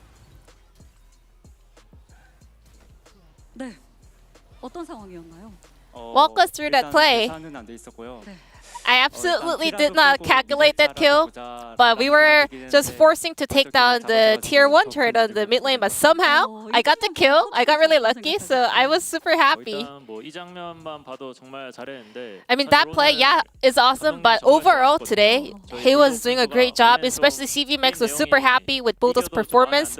Sometimes he's unhappy, even though we win the game, CV Max, he sometimes he's not really happy with the performance from Bulldog, but today, CV Max actually told Bulldog, I thought we had 3 veteran players on our team. I don't wanna make you super confident with this one compliment from CV Max, but I also wanna give a shout out to Bulldog today because that was awesome. And Bulldog just promised that he will not get ahead of himself too much with this compliment. Tell us about the Hui pick as well. I played so many Hui games on solo queue, and I kind of realized this is really good, and I think I'm kind of good at it. So yeah, we decided to stick to Hui mid champion. Is there any tips on using the Hui combo maybe? Well, you just gotta play a lot of Hui games to have a high mastery on that champion. Practice makes perfect. Bulldog, I think you are on even stronger form right now. Did you go for a special practices to kind of step it up, maybe? Not really? I don't see any big difference, to be honest. So you were good since always? I don't know. What about your cuz? What do you feel about his recent performance? I think maybe since yesterday, he was really focused up, and his game knowledge has become so much better, and he's really alert in terms of game reading and stuff. But not only him, but today Quantum, Dudu, and Andil as well, they are all just doing a fantastic job these days, and I wish Andil get well soon to be on stage with us again. And Kwangdong Freaks, your final opponent of the first round robin will be OK Saving Spank Brion. What is your resolution? I am very, very confident that we will continue our winning streak, but we will not let our guards down. Please keep supporting us. And Bulldog? Just like I mentioned earlier, I don't want to get ahead of myself just because I had one good game today, and I will keep working hard. And this will be the end of the interview from the Kwangdong's POGs, and back to the space. Thank you. Thank you so much, Jisun, for that interview translation. Great to hear from both Bull and Cuz. And of course, Bull for the very first time this season, because he's been having a bit of a rough one, gentlemen. I think it's been pretty clear to say. I know, Hooney, you've been a little bit critical of Bulldog. Yeah, I mean, it's just not right. The meta that I don't think he's really fitted. Even started with the Corki. There was a lot of things that I think he probably need to be play more the meta champ.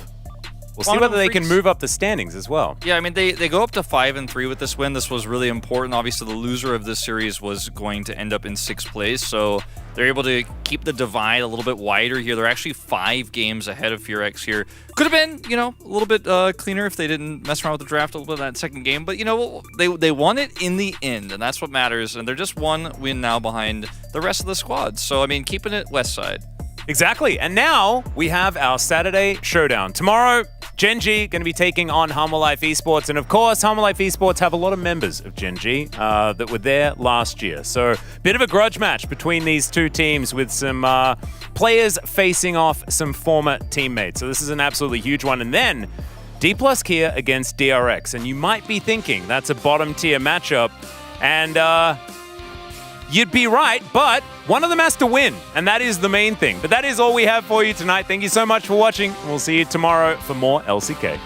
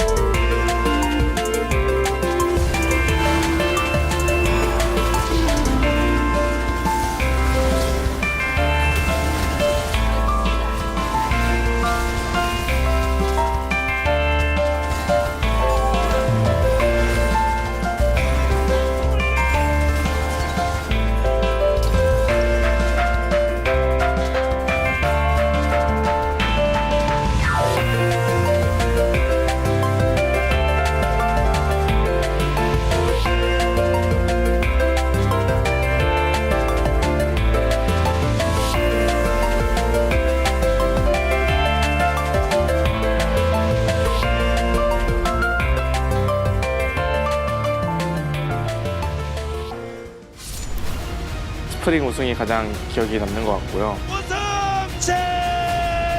작년에 좋은 기억 가지고 있는 팀원들을 상대편으로 만났는데 제가 잘 혼내주도록 하겠습니다. 이미 뜨겁습니다. 페이지와 딜라이트는 정신 똑바로 차리고 잘 받아쳐야 될 것 같고 젠스가 쓸어가고 됩니다. 동부학살자가 아니다. 하나생명 이제는 확실히 달라졌습니다. 한중이 형 잘 잘해줘요.